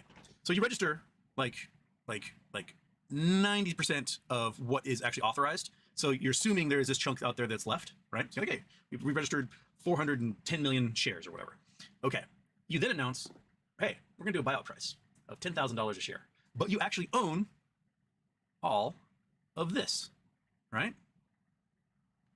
So shareholders agree because you are the shareholders, which means you don't actually fork over any money to buy the company. The shorts must pay you $10,000 a share to clear out all this crap. Anything that's excess, they have to pay you to close their positions because the company is going private. And there's a buyout price at $10,000 a share. So you spent $124 million buying up the entire company. You've got 300 million shares left, 330 million shares left. I gotta click back, turn you off, go back to the calculator. So well, with Twitter, I mean, that's if there's not a bunch of naked shorts and they're, probably not anything close to barbecues. 30, 1, 2, 3, 1, 2, 3 million shares at $10,000 a share. Not to say that this is viable, but and you just broke the shorts for $3 trillion. So, you can say $100 a share, say anything that's above whatever the price is that they shorted at, and you can wipe out every single short in existence. all in the process of getting them to pay you to buy this company. You can clear out any debt that gets left after the Chapter 11 reorganization, and you got plenty of cash left over. You can give to your buddies, you give out as dividends. If you can then make the company, go and have another IPO later, whatever. So I was just thinking that it'd be kind of hilarious to do that, right? Wouldn't it be? Get them to buy the company for you, essentially. And these dudes, $124 million is a drop in the bucket. They can raise that capital today if they wanted to. So they could easily buy out the entire company at market as a hostile takeover. But why would they want to when they could announce a sale price after buying up a huge portion of the company hostile-wise and forcing the shorts to close all those positions at whatever price they name? It'd be like if Elon made the $54.20 bid. If he had gone like hostile takeover route and bought up 90% of Twitter and then announced he's going to buy it for $1,000 a share, he would have had the shorts essentially pay him because the company was 20% short, 15% short, something like that. So he could have had the shorts pay him to take over Twitter. I'm sure there's reporting obligations in there, but at the same time, if you do it fast enough, you can miss those reporting dates and technically squeeze under the wire. Yeah, I don't know. Something to ponder in my head. I don't know about legalities or any of that stuff.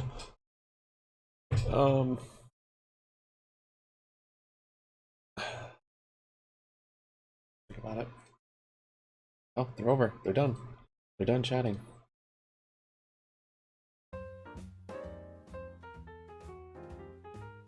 Dead in water. Oh, you watched OTC stocks, lords. You're supposed to be the guy that has the experience.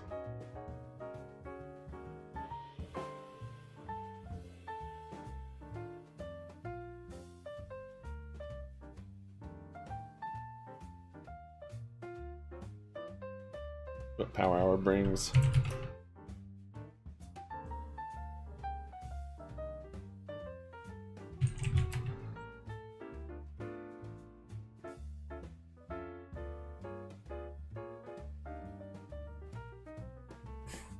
You're always crying to me, lords.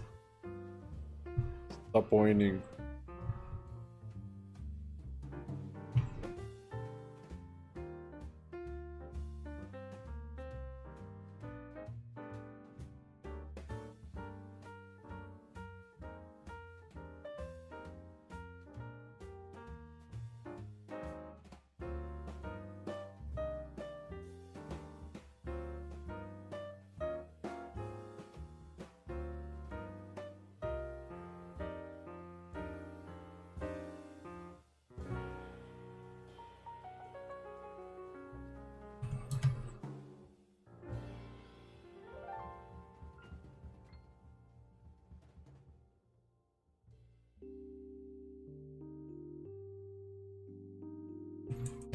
Here's 3 o'clock.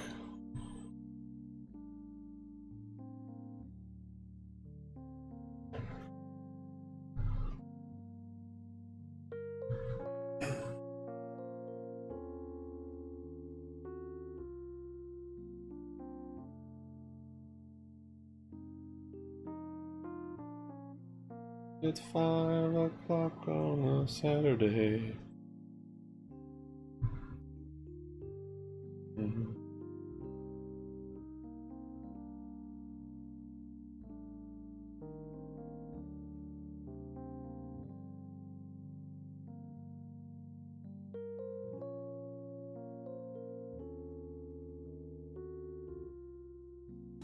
On close.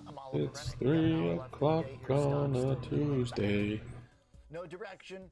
Market's gonna squeeze from the close. We've got highs in some of the It's barbecue day, even though it looks lame. All these shorts will never close. When's Apple gonna do it? That's the one that I think counts. Sure, it's nice to see Meta continue to crank and seeing Alphabet grinding and Microsoft trading above its now past month highs. But Apple at 172, just so close to its summer high last year of 176. We heard from John Kosar earlier today, this morning on MTL, how important a break in Apple to the upside would be for bulls. Tony Zhang, too, who has been looking to fade the trade. Seems like everyone realizes the importance, technically, of what it means if Apple trades above 176. Sure is looking like it wants to. Well, I guess it's time to start preparing for tomorrow's trades. Board and big tech to keep the Nasdaq afloat. Will it find its way into the S&P 500? That's the big question More right uncertainty and waiting. Mathematically, there are some hangups. Less data tomorrow. Housing starts, building permits 8:30. Don't expect a whole lot either. Market cap weighted Thursday's when we start getting some stuff. Dallas claims, Philly Fed factory. A lot of other companies, much smaller in nature, Jefferson. adding up Let's see. in the other direction though. Barr speaks again. Fair Bar. Existing home sales and U.S. leading economic indicators at 10 a.m. tomorrow. Market cap with the softest companies, the smallest, the biggest companies doing the best, and the way tech is now almost catching a staple-like bid. And I think that's fascinating here because on the margin, we are seeing a tiny bit of maybe a risk-off tone trying to creep in. It hit right at that resistance, which is interesting. Firstly, look at the chart of Microsoft here. That's a big deal. On the futures, it was lower than that. Kind of broke through it, but it looks like it respected that as resistance. And then you get that the UNG line. all in unison breaking out. Microsoft's a big deal. Oh. Of course, it's got the chat GPT stuff and the AI. I'm gonna short it, but look for maybe a gap fill. Steal some of that limelight, but Down to 665 to go long again. they can all enjoy it in harmony. Still like the uptrend. Even though the creator of OpenAI was testifying in DC today in front of Congress that we have to do something to stop AI. What's going on? Maybe don't make Divergence it. here also. It seems a little bizarre. But the shares are going up anyway, so it doesn't seem like anyone thinks this is really more than lip service, if that's what's driving this. I would argue, though, that maybe AI isn't playing quite as big of a role as we think in some of these mega cap companies. Here's why. Go back to the movers. As I mentioned, there are some little signs of a little bit of risk off. Number one, the breadth outside of tech. Normally, that's not a good thing to see breadth weak across the rest of the market. Second thing is that the failure to break out technically to upside is starting to build quite a bit of resistance in the S&P at 4,200. The other thing is that we're seeing on days like today, quality businesses like the mega caps are working, but the high beta stuff is not. Now that's very interesting, and it's a break from the last year because usually what we've gotten used to is when big mega caps Lighting the match. high beta stocks follow, the risky stuff follows. Bitcoin's lower too. So now we're getting to a decent little list here of some things that are showing that really the appetite is strictly limited to big cap tech. And then comes the dollar. The dollar really only trades higher for one of two reasons these last few years. If the market is starting to price in a more hawkish than expected Fed, that's one reason the dollar goes up. Or if investors are losing faith in the risk trade and want to buy the dollar and cash as safety. Both are generally risk off. So that's the big one here. So 5 things that are starting to add up a little into the direction of a marginal risk off creeping into the conversation. Now, because the big cap tech companies are so huge, they can keep this party going for a while, and they can keep the index holding on and together. What we're going to want to watch this week around Fed speak is the 10-year yield. We're going to see if bonds start to move. We also want to watch gold. Gold under some pressure right now, I think also might speak possibly to the notion that we could be seeing a little bit more of a hawkish tone from the Fed over the coming days. We'll know pretty soon if I'm wrong about that, but there are just several signs that outside of this isolated big cap tech trade, there is weakness on the edges. And that big cap tech trade itself does resemble a little bit of a staple trade where investors are hiding out in these companies. So we'll see if they can expand their reach and breadth in the broad market to carry the S&P 500 above 42. But again today, another day. So much work being done by big tech, but the overall index remains stuck. I got Renita Young, Kevin Hanks here with me in the studio. What do you think about this, Kevin? I mean, I don't think we've ever seen this amount of legwork. I mean, just the Microsoft to S&P ratio, the Apple to S&P ratio, these are the highest we've ever seen, and that's by the standard of a decade of these companies leading. But we've never seen it so isolated before, where nothing else works. This is unique, that's for sure. When you see such a small group of companies leading a market higher, it's worrisome because it's not broad and remember, when you look at that group of stocks, Oliver, that's the same group that got annihilated last fall. Yep. When the NASDAQ got hit so hard. And so their recovery, pretty big Each charge points is overvalued is really an almost by a it's long hard to shot. say that group is an outlier because they're such leaders in the NASDAQ. Total revenue is 152 million last quarter. S&P, but you look at Was the biggest NASDAQ revenue today, they've up 0.5% made. with all the other three down. Remember, we talked about yesterday. Operating Dow, income is Russell, negative Tom 78 Market. million Well, you don't on have that. Russell today. It's heavy. Valuation's So 2.8 that's billion. making VIX higher. That's making the markets worrisome. Thanks. Yet, a lot of big, high-profile Might short this names into in earnings. market are higher and Hoping short. for an earnings Google pop. Alphabet having a great run, Pre-pop. kind of bringing up the rear after Apple. You know, they've had a couple upgrades. They've had a couple activist investors come in with some stakes. It's pretty impressive what Google Alphabet's done the last couple days, but the percentage moves in Meta, the percentage moves in Apple, the percentage moves in some of these other high-cap tech, it's impressive. Yeah. And it's, like I said, but it's condensed to a small number of names. Really is. The other thing that's interesting, too, is that the stuff that's quite weak today is basically all consumer-related, Renita. Some of these e-commerce companies and consumer-specific stocks under pressure. Maybe it's retail sales this morning. It seems like maybe that's playing a role here. That could be part of it, but the other part could be simply mixed earnings that the companies recently had. So that's the case with Etsy right now, and that's why Morgan Stanley cut its price target to a place that bets a 19% drop on its price from where it's trading today. Wow, that's getting hammered. It is really it's getting hammered. And so the company also is battling, of course, the macro issues of the day that everyone else is battling, but Morgan Stanley maintained an equal weight rating and cut the price target to $74 from $79 a share. And Morgan Stanley says it's going to be difficult for Etsy to continue to grow its gross merchandise sales at the same time. 5.5. There you go. Margins, and that Etsy's That's a nice for return. the fiscal year 2022 through 2027 for I didn't know what GME and EBITDA, they are about 31%. Oh, the one you like rolled into is 5.5?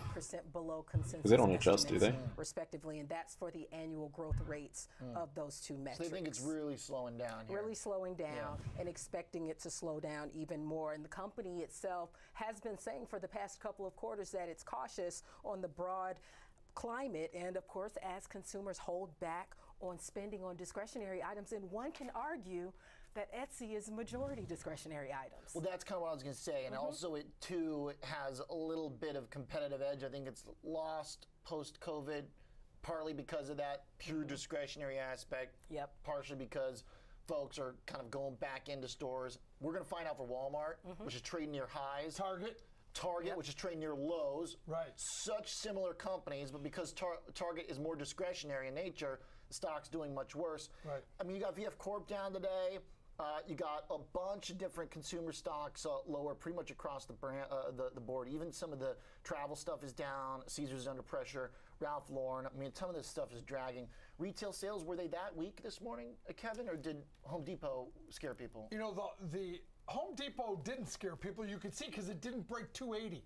Only briefly did it break 280. It's holding a key level there. The same thing, remember we talked about Home Depot had to hold 280. Target has to hold 155. That's another key level there for today when they release their earnings. So I don't think the retail sales number was that bad. Why? Because when you take out the volatile parts, autos and gas, it was up 0.6. It was a nice beat. But so I think this market with the dollar slightly higher, with yields on a pretty good march here higher that's now, what I'm watching too. are starting to affect the market's abilities to rally, especially in the S&P. Remember, that makes for failed rallies when you see both of those higher. So I don't want to project too much, but you know I've been super honed in on that dollar inching higher, and now to see yields creep, I don't want to get carried away with it, and I don't want to project because I don't think the Fed speakers have said anything that interesting so far this week. But I they do haven't kind of wavered off their message. I Right. mean, I thought Bostic's move, if I had to go one way, it would be higher. Okay. So I think, So it is a that little- was significant. maybe on the margin. All right, that being said, because you know, the tech trade is so strong, ultimately got the NASDAQ up, we got to at least do one up mover. Renee, tell me about AMD today, which is waking up big time. It is waking up. So Third Point revealed in its 13Fs a humongous stake in the company, about 1 million shares the company gobbled up as it moves through and gobble up a few others. So that's something that is positive on the stock today. Something that might be a little bit mixed, though, is this note that's out from Bernstein Sad lords. saying that PC sales Oh, are stop normalizing yelling at me. back to pre-COVID levels. And Oh, that the yielding one brought it up. turnaround Nice. could take a while for the PC market, Yeah. which includes AMD, in that it's not necessarily a buy yet. The new one, the yield was 5.5, right? Or did you get your average up to 5.5? Price target, which is about 22% down from where it's trading today. That's a pretty interesting note about normalizing PC sales. That's been a major hangover as far as consumer themes go post-COVID. So that kind of language from an analyst saying that maybe we're turning a corner on that could be a pretty big deal for chip makers overall. Sector is up about 0.5%, but again, still the chips stuck basically in the same level they've been at here for a couple months. I appreciate it. Thanks very much, Kevin Hanks and Renita Young. Nice work here, sleuthing through the market. Pretty interesting session when you get under the hood.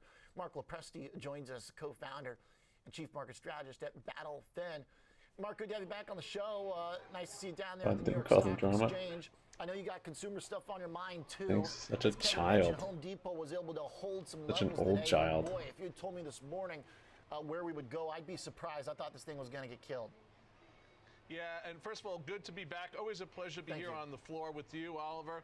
And I'm loath to disagree with Kevin. He's one of the best in the business. But I don't think we should look at the modest decline in HD stock as a barometer of the shockwaves that this 2-decade revenue miss in Home Depot have sent through the market as it relates to the health of the American consumer. This was a huge, huge miss. And this is one of those bellwether stocks that we look to determine the health not only of the American consumer, of the housing market, of the home improvement industry, Dave from the Bay, you supply shared chain, things like lumber. GameStop is now one of the largest stock holdings of a technology-focused investment manager. Less than I thought it was. The rest of the Couture? market's definitely O2? feeling it. I kind of am in the same camp in that this might be an undersung Never or heard of that. underappreciated number right now. I couldn't really believe how big the miss was, especially when home builders are at the high. As I understand, home improvement is not building, but still Investment come manager? from the same Technology-focused degree. investment It's manager. a huge gap between this stock and the home builders Come now. to invest in public and private markets with a focus on tech, media, telecommunications. That much of a secret when you see we still have a dramatic lack of inventory. They added 20 million to their portfolio over the last quarter. Earlier today, in terms of that pace of turnover, is at one of its lowest. Well, I hope they're getting return on all their cash. Why does that matter to Home Depot? If I mean, you're buying a I'll up house, dink. Just not a get new some house, T-bills. but you're buying a home that's 10, 20, 30 years 5% old. on $1 billion. What's the first thing that Pretty you dope. do? You run out to Home Depot, you buy paint, you buy new trim, different door fixtures and things like that. New What the heck, homes son? don't It's all I got a 480. So the You don't new need to home pay sales, why the home attention to builders the are price actually targets. doing well, 'cause Holy those are crap, the it's up only homes that 100%, are dog. selling right now. There's no turnover in existing homes. That does not help Home Depot. But what I'm really looking at in these numbers is where they're already starting to Oh, see it averaged weakness, up Oliver. too. It's Nice. the big ticket items. It's the discretionary stuff that we've seen throughout Price the targets course on of stuff this is kind of year. stupid. Is this Consistent why consumer demand discretion this why it's ripping on right big now? ticket items, and I don't see that getting better anytime soon. Okay, well-reasoned case there. I like the explanation for the Oh, difference it just had a stock between split. these two groups. Mark, what do we do with the information? Reverse Because split, it seems rip. like right now, the more information we get that the consumer's slowing down. We've seen the job market now show some cracks on the margin. What do you I know? think the data hasn't been terribly alarming, but it Reverse unquestionably split, rip. shows slowing. Maybe So it's from far, that price the target. I don't know. investment community's reaction to that has been basically to buy more stocks, particularly big tech companies, No reason. and bet that the Fed's No going reason to it's reduce their that price valuations target by cutting rates later that I this know year. of. Do these dots connect in a way that makes sense? to you? Well, we're in power hour, Jay. And nothing's happened. And I'm reading your tweet that you shared about GameStop's holding To the contrary of what I'm about to say, O2. I don't actually see the Fed coming to its senses and cutting rates this year. I would love if it did. I just don't see it happening. They're still far, far away from their target number. I think that's we're going to see interesting. an adoption as opposed to a disavowalment of the pause that we saw the week before last at the last FOMC meeting. But I think June 13, 14, when those important comments come out, you're going to see an adoption of the pause that's as dovish as the Fed's going to be, and I don't think we're going to see cuts in September. The bond market, I know, telling a very, very different story. And, you know, you look at the retail sales numbers that came out this morning. Yes, up, right? Up half of what the market was looking for. And I know the last guests covered this pretty thoroughly. But again, you're seeing in those sales numbers a very strong proliferation of that weakness in consumer demand. Oliver, they've got less money, right? They can't max their credit cards out anymore. GameStop. They've got wage stagflation, interest Little rates rejection still of making that things that people buy support and we need had every from day go higher and post higher. earnings Overall, consolidation. not a good situation for stocks that serve the retail market in any way, 260, shape, or form. 2216 To rather. that point that for the first time in Let's a see while, if the volume picks up like on a GME generation, ever. like a decade or two, folks didn't Volatile pay again. down debt, a credit card debt, in a meaningful way after the holiday season. You know what I'm talking about? Calls make sense for an acquisition because all the stocks I've been watching that have been acquiring other companies have ripped. And maybe it's because the terms. Just credit card and mortgage and I auto, but including don't know. things like student loans, reached $17 GameStop wants to buy someone. I think the print came Wants out to buy a last night. used That is company. an all-time high. And as you On the point used out, company Oliver, car lot. part of the news that came out along with that $17 trillion number is, for the first time in almost 2 decades, consumers did not pay down that credit card debt as they tend to seasonally do at this time of year. That's a bad sign. And you only need to look at the banks announcing that they're setting aside bigger and bigger reserves for charge-offs. They're anticipating further consumer delinquencies, and the biggest 2 categories of that $17 trillion in consumer debt that folks are racking up at a breakneck speed: credit card and autos. So then how do we navigate this as investors, Mark, if the Fed's not going to live up to the expectations of the bond market right now? Should we be selling treasuries, or does it not matter because we're going to be stagflationary, and even if they don't cut, we're going to want to buy bonds for safety? What's the trade-off here? I mean, how do we play this view? Well, I mean, you need only look to the Come down historic a little inflows bit. to money market funds and what's happening in the treasury market to determine what sort of the groupthink is, right, and where the trajectory of capital is. I think we are looking at stagflation. I think we are looking at some pretty sanguine earnings for the next quarter. I think you're going to see continued analyst revisions to the downside. I think you're going to continue to see cautious guidance and even revisions from the C-suite of these listed companies in terms of what they're seeing for the rest of the year. So I like those companies that tend to do well, that make things that folks have to buy, right? Procter & Gamble, companies like that, that I think will do well. The trade down trade, also something that we're looking at very carefully, something that we covered, I think, the last time I was on with you about a week or so ago, where people are going from, you know, restaurants to fast casual, from fast casual to quick serve, from quick serve down to fast food. I think names like McDonald's, Domino's are going to do well. And when it comes to the tech names, 380 that's share. a really interesting question, right? I'm a tech bull at heart. I'm a tech nerd in a lot GME? of different ways. That's almost become a flight to safety when we Wow, got look at that these sell-off, choppy Ace. markets in terms of monetary policy. I'm not sure You got how out at the it's right gonna time, play man. out for the rest Starting of to the taper year. and you I'm popped very out. You happy did good. for AMD shareholders Nice engulfing with candle the in the numbers daily that we was saw a good today. sign. Okay, good to catch up, Mark. Appreciate it. Thanks for the thoughts. Makes a lot of sense. Probably nice short actually now. Between some of the stock specifics, The earnings should be numbers going from up Home though. Depot, and what that tells us about They have the it? slowing consumer that's going to Oh yeah, they should announce their earnings. for cheaper goods. The dividend, Prestige, 75. Wait, 7 cents? Let's switch exchanges. Let's go to the NASDAQ, where Peter Bain's going to join us. Oh, they usually have a Ready for dividend. Closing bell. That's a normal CIO dividend. Genoa Asset Management has some thoughts here about the macro story of the week, which is the debt ceiling. Hopefully, it doesn't become a bigger story.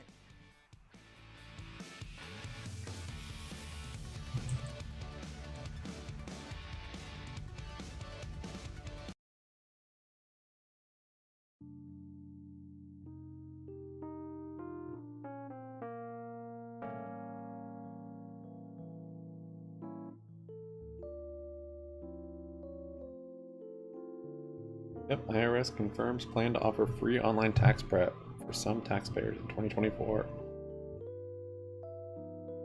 Goolsby says, not sure if we have put enough restraint on the economy yet. Housing inflation has not come down yet, but would expect it to. Says he hasn't decided anything for June rate meeting.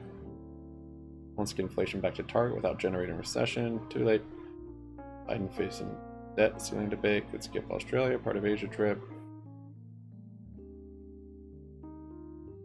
A U.S. convoy vehicle is attacked in Nigeria.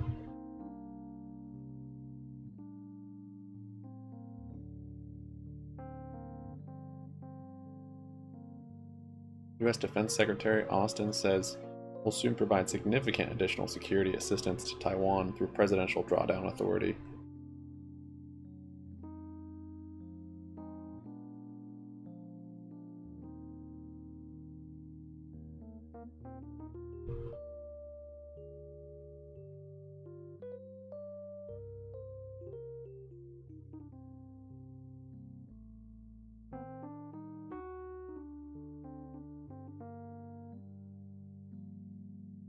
Big bounce for old Megal.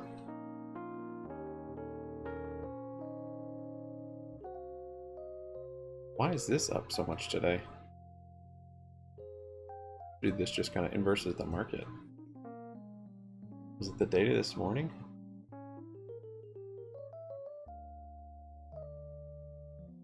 Retail sales?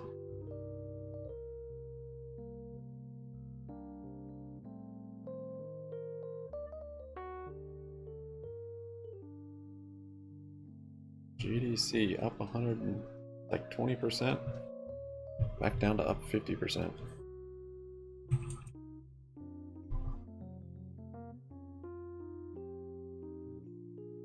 Keep a look on this last 5 minutes. MF, Miss Fresh started ripping. Fresh.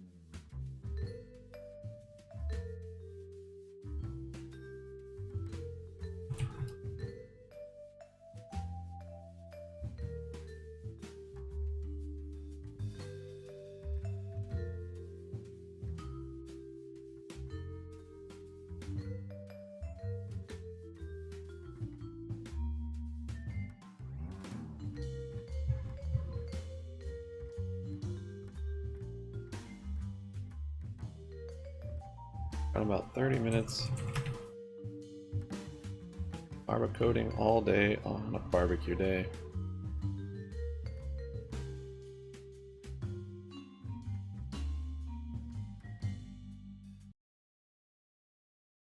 Totally agree with your person that was on. In the Glad fact Fidelity's that, working hey, again. look, the It economy's took 2 slowing days. down. There's not a whole lot of momentum coming out of the consumer. The Fed's trying to tap the brakes as hard as they can. They've hit Shorting target for earnings?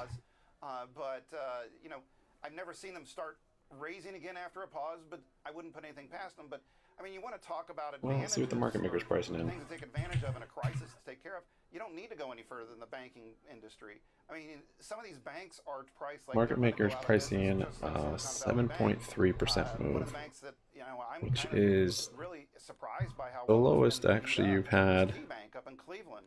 I mean, some of the bonds are since record, yields versus some of the other May bonds out there. of last year. So lowest you've had in a year. So if you want to go and It's a cyclical company, I'd imagine. Makes sense, potentially. pick up some opportunities. Last year did not beat the market maker. The year before, you beat the market maker. The year before that, you didn't beat it. The year before that, you did. Before that, you did. So 7.32% implied move. Meaning you need to get out of that 146.37 or 169.50 range. Really, at least stocks, I'm talking specifically stocks, seems to do better when the If you can do that, outlook then it's a turns good more earnings negative play. because of our Fed myopia, our obsession with what the central bank is going to do. Well, call it the Fed put, right? Yeah, so if they think the Fed puts back, but if you're telling me to go buy regional banks, and it seems like then I wouldn't be able to also then bet on the Fed put, but it kind of seems like that's what the market thinks here. MF selling off. You got to look at where you're buying things. Everything is relative. We aren't buying them where they were pre-Silicon Valley Bank valuations. You're buying them how much lower? 30, 40, 50% lower. Some of them even more lower than that. So you've got a real opportunity potentially in some of these, and maybe things get a little bit worse. Well, no scary sell-offs on barbecue today, at least so far. So you're able to pick up some Good thing, Batman. interesting valuations on some pretty nice, banks, and even No scary rips either. It's like, hey, these are great. Go ahead. It's not necessarily like you put your whole portfolio there, but a good basket of them might be good, or just turn around and buy a nice index. All right, there we go. Appreciate that. Now we got to go ring the bell. We'll let you run. Thanks for the thoughts, Peter. All right, thanks, Oliver. Yep, absolutely. Peter Payne, Genoa Asset Management, FM Investments, the CIO. All right, with a little regional bank bullish talk. Okay. Coming up, Tom's got some options for Quest has been selling off today, huh? Chip makers with Texas Instruments, social media with Snap, Jeez. and retail with TJ Maxx. Looks like it's going for that gap fill.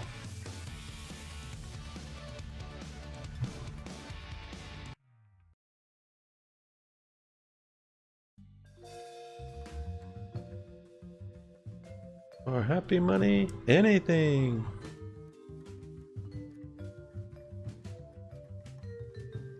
Michael's chart looks pretty good actually on the hourly. Gotta say.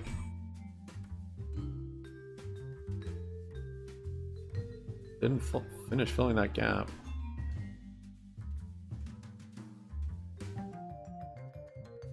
Nice bull flag here.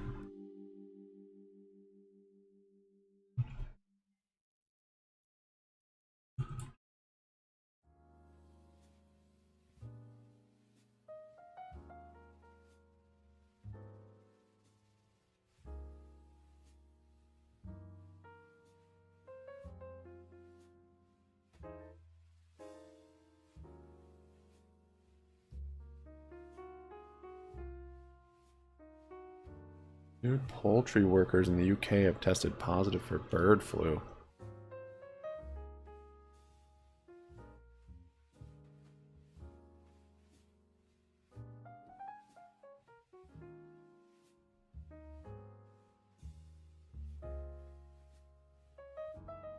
Hey, you never shared your UnDRS post on Superstonk, dude. You gotta do that, man. I was gonna make a fake one, but you have a real one. You gotta upload a receipt of that, please. Please, mister, please.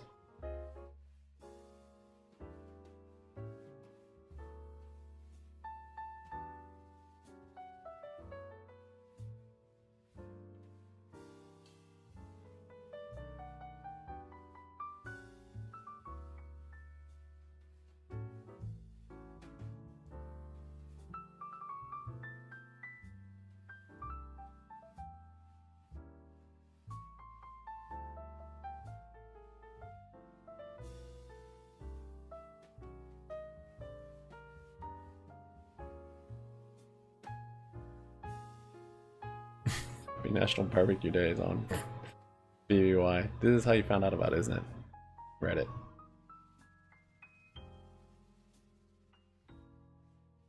A little meme for you guys.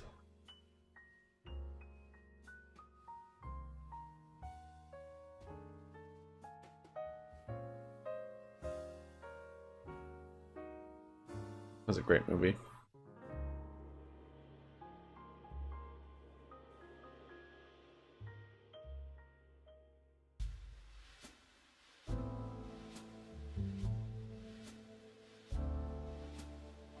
Don't do it for the bot, just do it for the response. It's because no one on DRSs or sells. Not no one, but even with that, the bot tracked that there was less. So, or sorry, the filings show, because the bot doesn't show that stuff. That was what I always thought. Why the numbers came in way off. Like, people sold. Bot doesn't pick that up.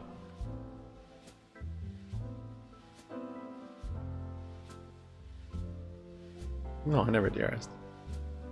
I don't have a problem if someone wants to do that, but whatever. I never did.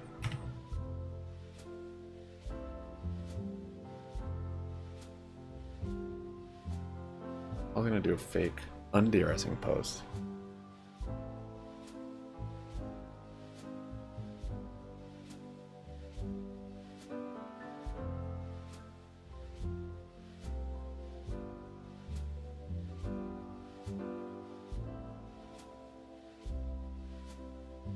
Oh, we got a Dorito for you guys. GME Dorito. Big old fatty one, logarithmic too. Just the way you like it. Talking about breaking out of it. I bet we're back in it.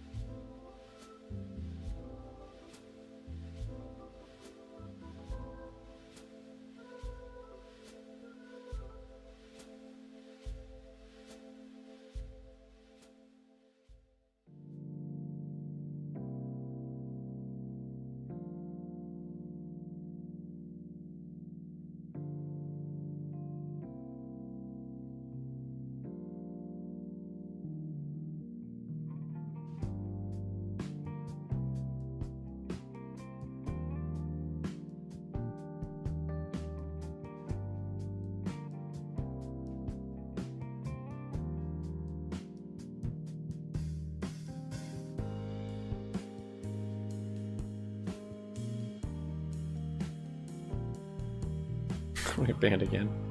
Why?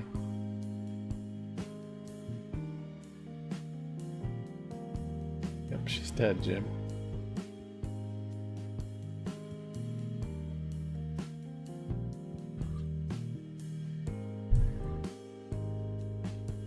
Just keeps you from commenting. From a year ago level in that same quarter. Now, last quarter, which is historically their good quarter, they had revenue of over $14 billion on that one.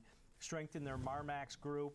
You're seeing that in the TJ Dude, Maxx. this show still's not figured out the moray. Starting to pick up, and you wonder what they're going to say on this conference call going into this report about the demise of Bed Bath & Beyond, because they maybe picked up. Like he's wearing one of those consumers there. 3D books. Foot traffic picked up across the board in all their stores as more people buy less on e-commerce. As they roll that out and kind of create that omni-channel presence there. But foot traffic has picked up, and somebody taking a bullish stance in here going into this earnings results. They're buying some far out of the money calls here out in the June cycle, so 31 days till expiration. They bought over 20. Barbecue Reddit's good. Untainted with purple circles. Average debit of only 20 cents because they're so far out of the money. Inexpensive option premium they're paying. Crazy DD that you can't understand.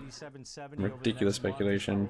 11% above the current share price in there. And volume today, heading into this earnings report, about 16 times normal daily average volume that we've seen over the last 5 trading sessions. So yeah, somebody taking a flyer here to the upside. I wouldn't, with only a 5% move expected in the stock, they're kind of taking a flyer, but at the same time, get on chat. Earnings play as they're giving themselves a month. Live footage of the S&P ranging Real right now. action for TJ Maxx. Yeah, consolidated a lot. Much. Yeah, amazing. Let's just take a moment of silence for Bed Bath & Beyond. Okay. Love that store. Better use those coupons if you got any. I think still Yes, very uncomfortable, that show. Very funny. Okay. Really liked those stores. Gonna miss them a lot. If you move, the way they stack things upwards, Yeah. you know, they draw your eyes to the sky when Yeah. you're shopping for spoons. Yeah. Really a dynamic experience. Spoons, comforters, and stuff Right. like that. Yeah. And of course, the blow-up mattress for when you live in Manhattan and you're changing places constantly. Get Yeah. a blow-up mattress, use it for a couple days, boom, send it back to Bed Bath & Beyond. Full refund. It's probably why they went out of business. There you go. You say Bed Bath & Beyond? Last one here, it's Snap. Yeah. You did. Speaking of trouble, going risks. I don't know if that's the case for Snap, but the stock looks like it's at a going risk here to break below $8. Yeah, and there's a concern about Snap, right? Down over 60% from year-ago levels. It didn't pop on earnings. It did see some decent The growth. over-the-counter Daylight interview, earnings yeah. grew 15% year-over-year, $383 million. I know. Big concern for you. I know. Because remember, a lot of the Yeah, I other have to social close media down some of that companies, stuff. I mean, you guys saw me Meta read that one on here. I especially, just had to stop. I was like, this. they'd seen a bottom I'm getting as far dumber as for reading advertising this. revenue, a And bottoming I out, and sometimes starting feel to the same pick way back about up. Snap certain just has streams never been able, or to take posts on Reddit. advantage of I literally don't want my their brain user to base, right? to And, their think of ad this revenue. ever again. So that's a concern. The CEO did The confirmation recently say bias. macroeconomic environment It's just continues to be a headwind to I revenue growth. don't let myself travel that far. Changing up some of their, Hard metrics to using escape AI that and their after you've seen it. advertising Also, maybe that'll help. But it hasn't helped so far over the last year or so as it continues to languish here. He's been talking about it for a bit. I actually can't hear it. I have it for you guys to hear. I can't hear it. So about 10 days till expiration, they bought over 14,000. The May 9 strike calls average debit of only 20 cents. Not a lot of option premium in this inexpensive Yeah, I kept stock. seeing it over the counter, and then we kept putting it, and just like slowly but surely start to seep in. Above the current share Yeah, price in why? there. There's no Why earnings would he metrics interview in good there? place. But Yeah, somebody expecting yeah, he was them trying to say to, something. potentially get a pop here in the next week and a half. Well, look at that. Okay, not often we see a straight up call buying. Cheap shots in there. Snap. Yeah. I guess if it were good. No, that's the DD that I stopped reading.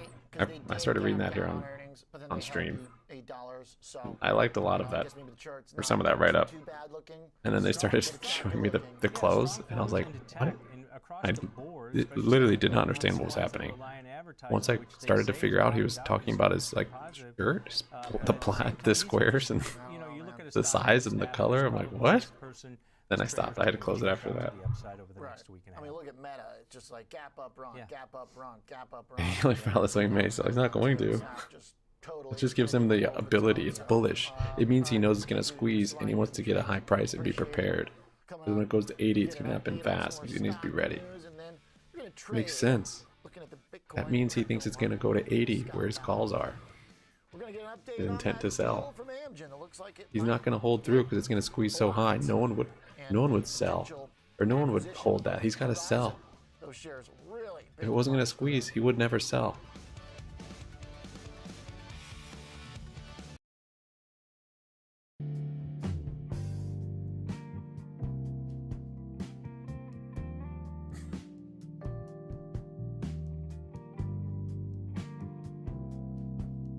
Polish man.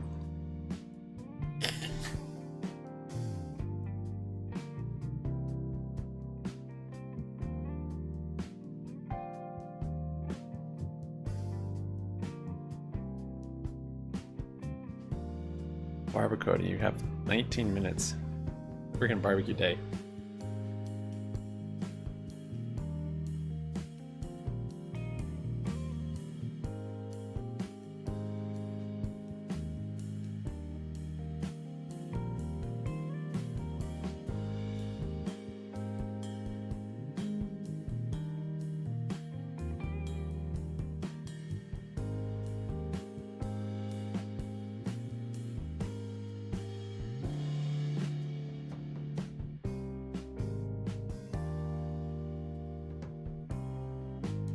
Likewise, just been plummeting. Ugh. Things so volatile still.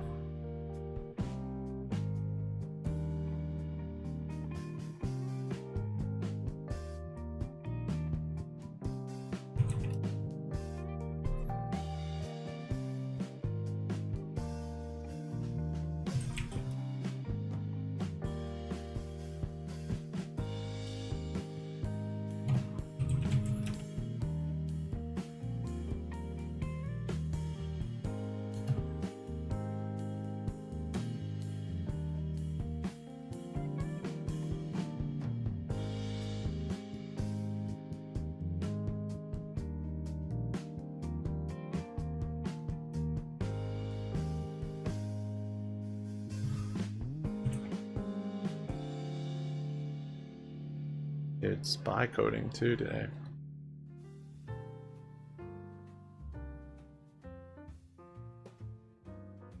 We've definitely shared some mistakes.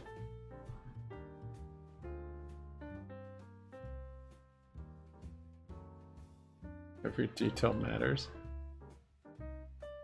You're just taking a statement he said out of context? What was he talking about? He's talking about the interview setup?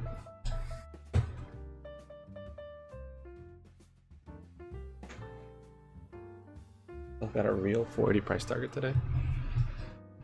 I mean, I'm not saying you're not telling the truth. It just doesn't mean it's going to go to 480. I do like the reverse split squeezes though.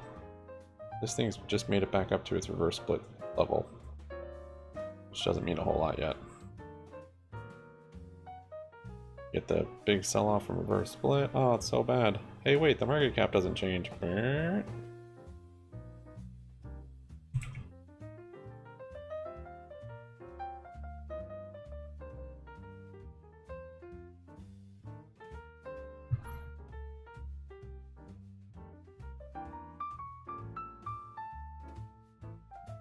Argument stands, Oliver, it'll set the precedent to be able to block many acquisitions of smaller biotech companies that have a novel product.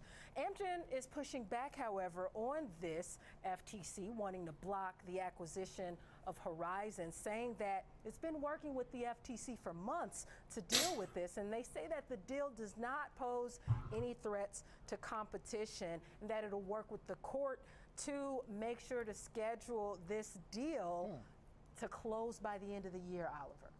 All right. So seems like they are, I mean, we're going to get another constant, back and forth here. Obviously, they want to get it done. Horizon's been trading at 115 ever since the deal was announced, so a huge surprise. Market totally taken aback by this with the sell-off. All right. Well, another one to put on our list of mergers that maybe won't happen or maybe will. We don't know. Okay, thanks, Renita, appreciate it. Let's bring in Scott Bauer, CEO of Prosper Trading Academy. Let's talk about the market here and what to trade when the S&P doesn't go anywhere. Where do we go? Selling off here. 15 minutes. We'll see what 10-minute rate brings us. Unbelievable, Oliver, is we saw volatility in the FX BD on Dinks emoji. dollar Nice. and the yen and everything. Retail's heavy on for Zella such puts. a long time, for 6 months or so. Just that volatility was off the charts, as high as it could be. And I mean, I don't think that would cause a squeeze if they're heavy on Zella puts, but again, it just moved back up to where it was pre-reverse split. So across the board, while it's good for shareholders, volatility is it's I think it needs unbelievable how low it is. a couple days of It's rally almost as if it's the and calm higher before than the storm, because, price it was before that there's reverse so split. much brewing out there, but yet Confirms some kind of there doesn't uptrend. seem to be panic anywhere. Price targeting that you say is pretty insane for sure. I'm glad you bring that up. It's kind of been one of the main subjects we're Why don't I see that on here? Debt ceiling comes closer and closer. We've actually got bonds selling off a little bit. The dollar's been creeping up. Not exactly what you would expect if we're going to rip through the debt ceiling and, send the economy into ruin. No, absolutely. And listen, when we're 3, 6, 9 months down the road here and we get a look back and we're all going to be able to say shoulda, coulda, woulda, whether it was the right thing to buy volatility when it was so cheap just as protection, or on the other side of that, the shoulda, woulda, coulda of, we knew that it was going to get handled and, there was nothing that was going to happen. So it's this quandary that traders and retail investors have right now to look at vol and say, God, it's so cheap. Why isn't something happening? I am always in the camp, and I always have been as a trader, of buy protection when you can and not when you have to. This, to me, is one of those times, Oliver, again, whether it's in the equity space, the debt space, wherever it is, vol is so cheap that if you want to, as a trader, if you want to be able to sleep at night and just have some comfort that, God forbid, something happens, buy that insurance when you can. And you know what? If 2, 4, 6, 8 weeks from now, we look back and say, oh, you know what? I did that for nothing. Okay, I did it for nothing. But I know that that was the right move to make. In terms of protection, buying volatility, owning volatility, or fading the market. You're talking about using options, basically. There's also the possibility of, bonds, if you want to buy bonds. Are you really on a beach, Dink? But that would only work Taking naps? I don't believe you. Because of some either put a picture on economic risk or Discord. something that causes treasuries to rally, right? Because we could get that scenario, Exactly right. hawkish language or something.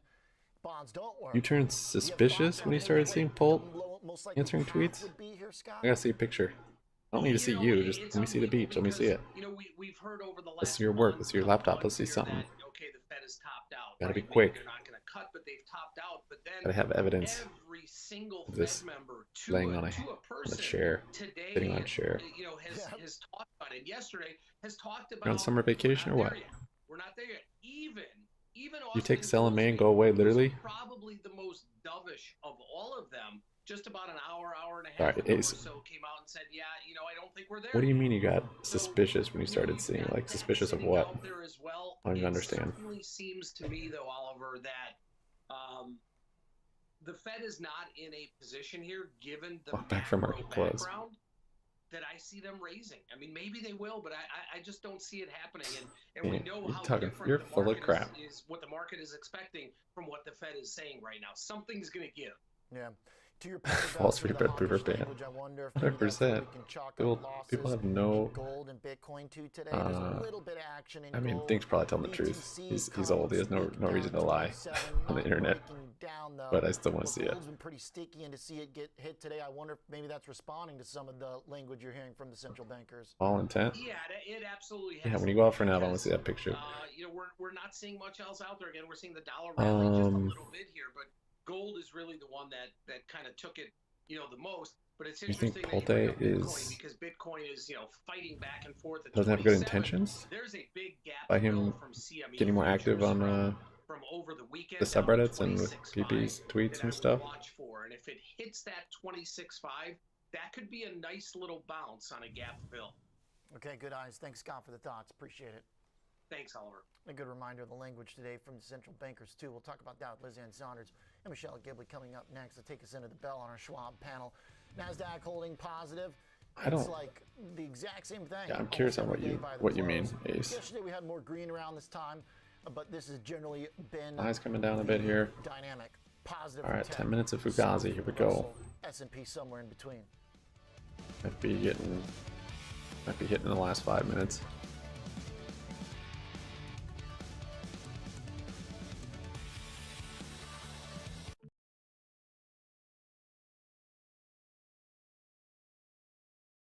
Oh, as far as Polte's account. Oh yeah, we looked into it on stream actually, Ace. I don't know where you are all the time, man.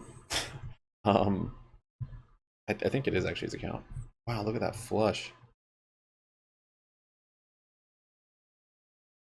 Yeah, new low there on SPY. Took all day to break out. Of course, in the last 10 minutes you get it.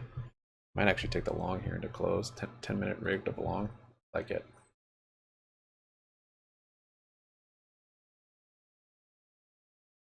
Hit me with that support. Do it.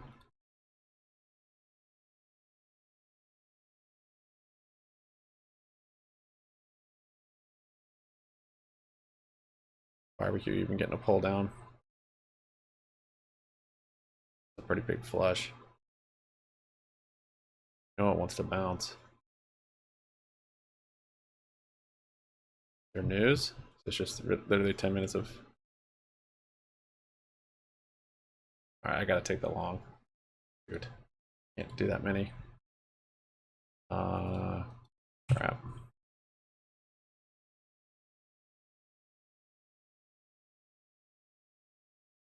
Grabbing it. I'm going for the last little 10-minute rally. Barbecue finally dropped down. 1701 down 3 1/4. I do think it's Polte's early account actually. We looked it over and I looked at the history on Polt's account back when he was posting around GameStop and Superstock and all that, and it's the same account. So I think it is legit. I didn't at first. I was like, "There's no like have they proven it all?" And that's the only proof that we've seen. But to me, it's there's no other account with that the same stats. It's basically identical as far as I can tell. As far as that being a good thing, it doesn't matter to me. I think he's having fun. Like, I don't think he's some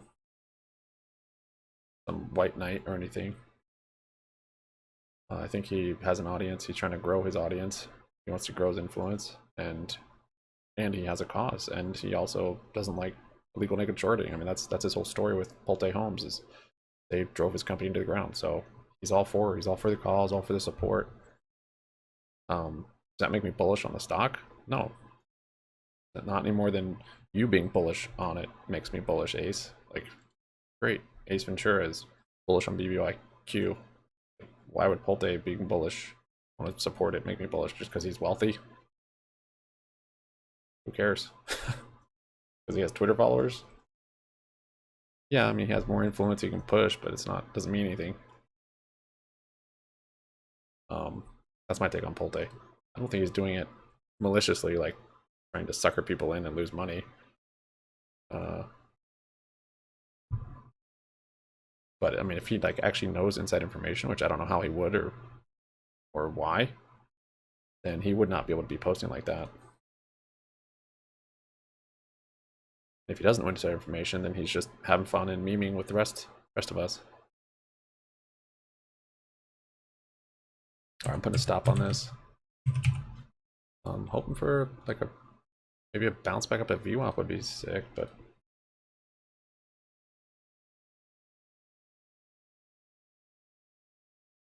literally right on our support. Oh my gosh, there's literally to the 100th or the 10th. No, the 100th. 410.32, 410.32. That's literally the same line. It's crazy when support and resistances are like actually work so well. I mean, you say like this area, but it actually bounced on the number to the 100th.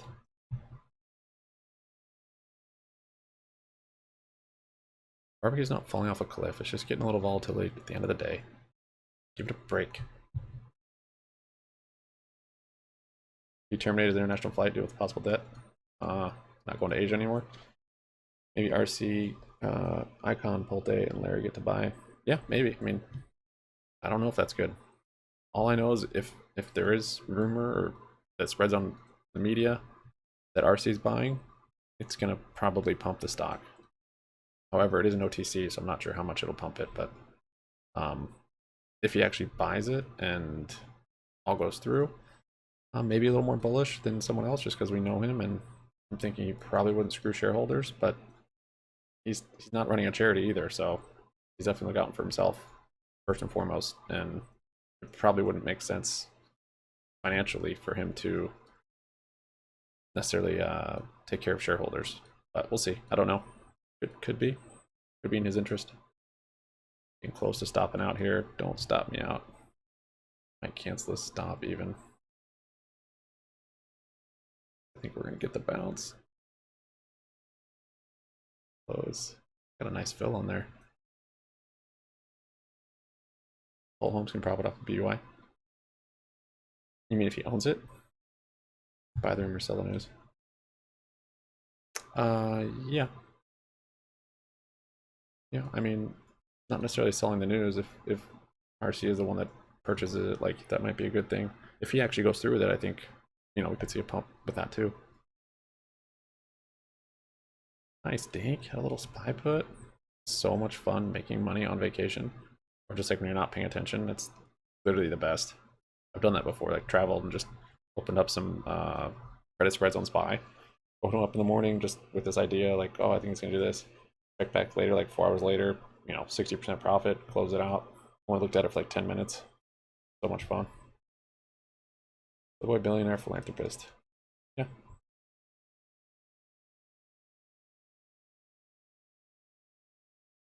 Barbecue actually coming back down again, down 4.3. Why is not bouncing actually? This is kind of wild.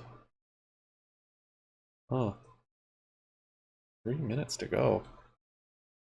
Legitimate sell-off. Sell and to close. Sell on close. That was the orders that came through, I guess. I had that engulfing candle 2 days ago, but these long wicks on the bottom is the first like bearish looking candle almost. Other than that engulfing, but that wick with the topping wick on this one. Yeah, that's pretty might hold this future until like 5 for futures close and see if we get any kind of bounce. And then might be jumping into shorts tonight before bed for the overnight sell off. Oh, I just stopped out. Wow.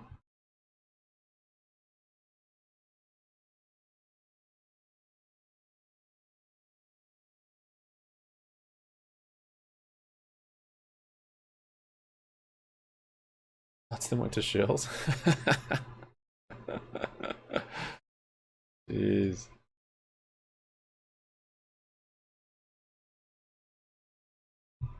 This is crazy. Actually, there's not a bounce here.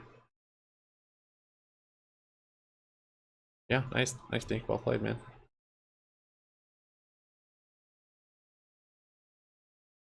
So, yeah, maybe probably after hours a little bounce, but pretty ugly close.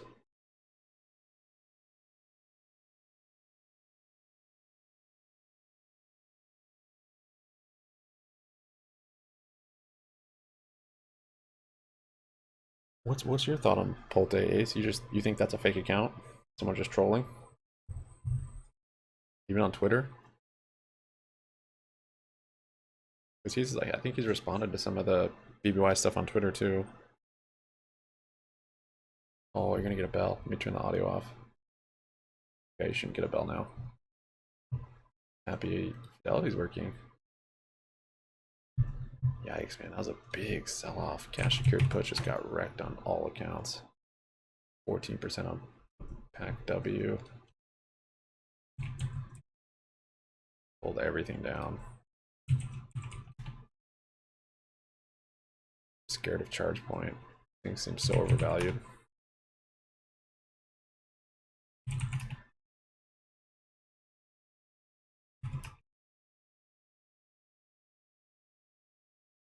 Lucky you guys didn't hear that. It was loud. Well, happy I didn't. I mean, lost a little bit today, a tiny bit, but really didn't get back gains from yesterday, so I'm happy about that. Knew when to call it with the chop. Didn't play stupid setups. It didn't matter. Make sense for the most part. Could have done a little better, but I'm pleased. This was a nice setup for a bounce, I thought. But I waited for this whole drop to get the bounce. I didn't chase this. Because this is unusual. Sell off into close. Yeah. I'll wait for like, hopefully we get a futures bounce. 7, 8 o'clock tonight. Grab a short. The first like somewhat bearish candle. Got that gap. I don't know.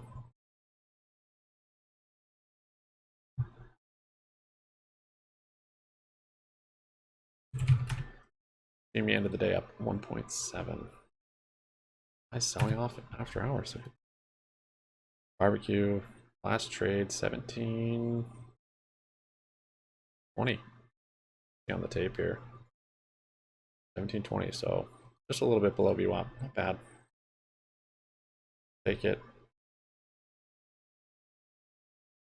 Zoom out a bit here.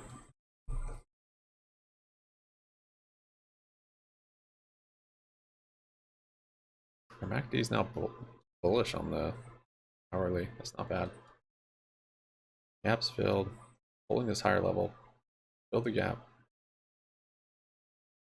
Might see 15 cents before the week's up. I don't know. I will probably if we get a morning pump, I'll probably sell what I have. It's stupid I missed this one. This happened so fast. And then be ready to buy more. Look at this buy selling off after. Was there news? Was that from Biden canceling his trip?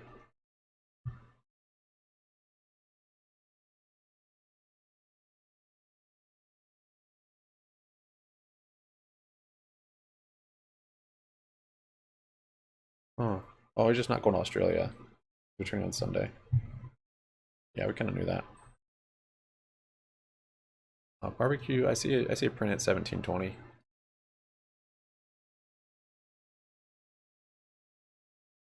Yeah, Space had a little rip up today too.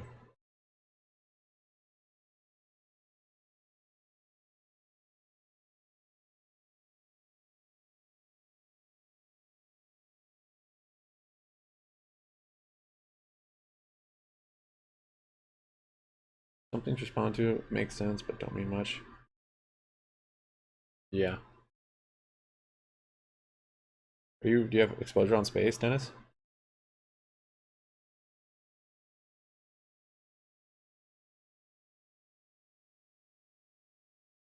Yeah, I closed my GME calls. Oh, they were fun. Not really.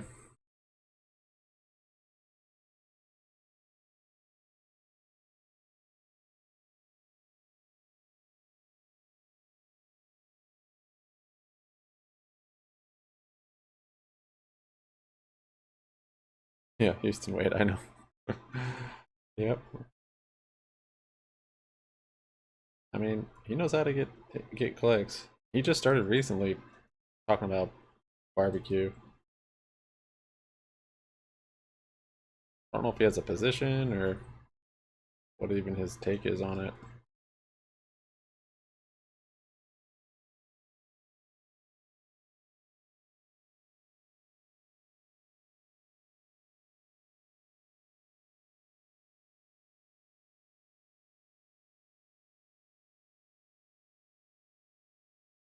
Look at this, man. That's a weak close on SPY.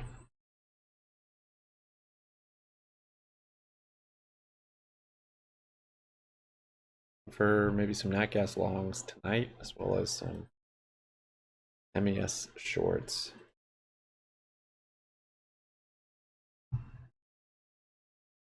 We do have data in the morning though, 8:30. Wait, yeah, no, tomorrow's not. This housing starts, so that's not much. We have room to go tomorrow. Maybe fill that gap before jobless claims on Thursday, and bar, and Powell's on Friday. But he's just speaking on a panel. I'm not sure if he'll have much movement in the market.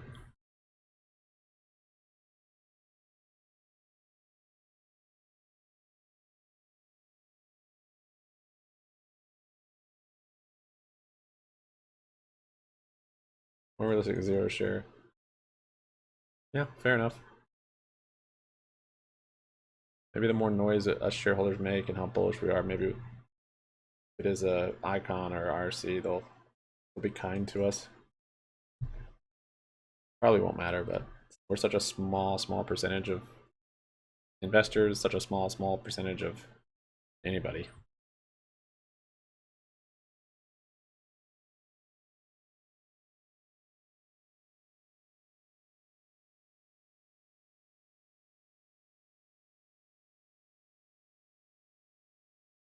Well, now I'll decouple my mind from barbecue.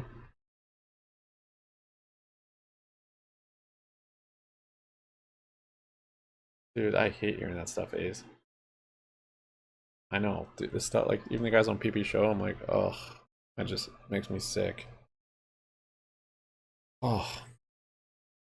That's why I'm like, I just hope it works out and these people never do this again. But, you know, if it works out, it's going to be full throttle. Rocks and stocks. I've not really heard the guy much at all. I remember him around the GME days, but I didn't really ever listen to him. It was an interesting, from what I could see, I think it was about 3 hours long, and so I only saw bits and pieces of it. This was interesting because senators from both sides of the aisle really, you know, pressured Sam Altman to talk about the risks associated with artificial intelligence. That being said, it wasn't as contentious as what we've seen in terms of some of the social media execs, even though they very much compared it to the risks that were associated or still are associated with social media. And there wasn't a lot of criticism necessarily. It was more of just a lot of question and answering. But what do you want to look at? Brandon, you want to look at it slowly melt out? Yes. Barbecue has more potential for upside right now, I believe. percentage-wise. GME is a good long-term investment. He really stressed that regulating it is essential. I took some quotes here. Let's look at it though. Yeah, it's been melting up for 2 weeks. I had calls, I sold calls.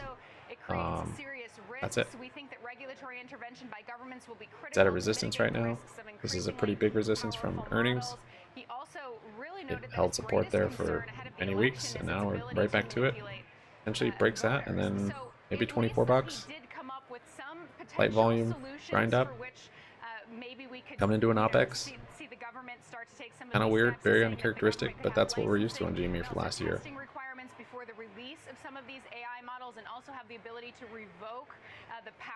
There's nothing to cover here. There's nothing new. I called it out here. Where were you, Brandon? I got calls down here. RSI divergence, hammer candle. They even have it drawn on the chart here. Also, just transparency for people We're covering it, man. if they're talking to or interacting with I sold up here intelligence. because it's broken or it's fixed. It's not broken anymore. We should start here in the U.S., but it needs to be kind of a global Let's go look at how many people DRS today. it certainly wasn't like when we've seen. This is there's a flight. Oh, is it getting a little pre-flight run up? This was definitely more of a conversation from what Got shares. That's probably smart with space. Ivy's probably high on that. No, we don't need a moratorium. He doesn't believe that we do. Either did IBM's chief privacy. I don't know what you mean by covering it, but Montgomery.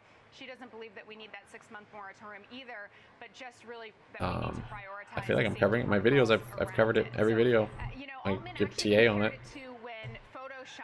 During the stream, we look at it 10 times a day. If it does something exciting, we'll look at it much more.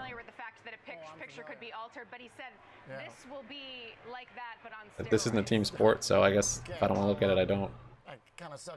But yeah, looks nice. Had a nice bull flag yesterday, and I said that, and I said looks nice to go along. I thought about getting calls this morning, and then I remembered, oh yeah, the stock's fixed.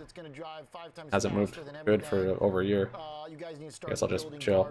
But volume's a little bit better today, maybe. No, it's actually less volume than yesterday, which is still hilariously low volume. Partially probably due to all the DRSers. It's an enterprise, and Microsoft has now invested deeply in it, so he's not going to stop.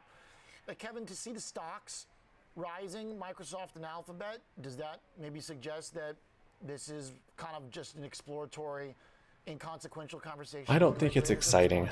I don't share the same excitement. As a shareholder, I can see why you would be happy with your investment increasing in value. As a trader, this isn't exciting. If this was like AT&T or something, then yeah, this is like, wow, this is a big move for AT&T.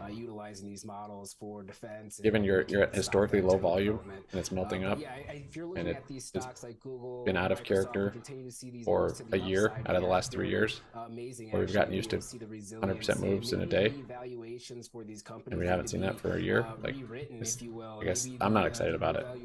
But yeah, the chart looks good. It's been bullish, like bull flag, golfing candle. You've got everything set up for a rip, and it just hasn't done it. It's also going to impact business productivity as well. So this could have top resumed. Really significant impact when it comes still to suspended. Some of the economic data that we look at. Someone topped it. Yeah, that was exciting. Business productivity, even inventory management. Maybe I shouldn't have covered top. I should have covered GME while this is going on.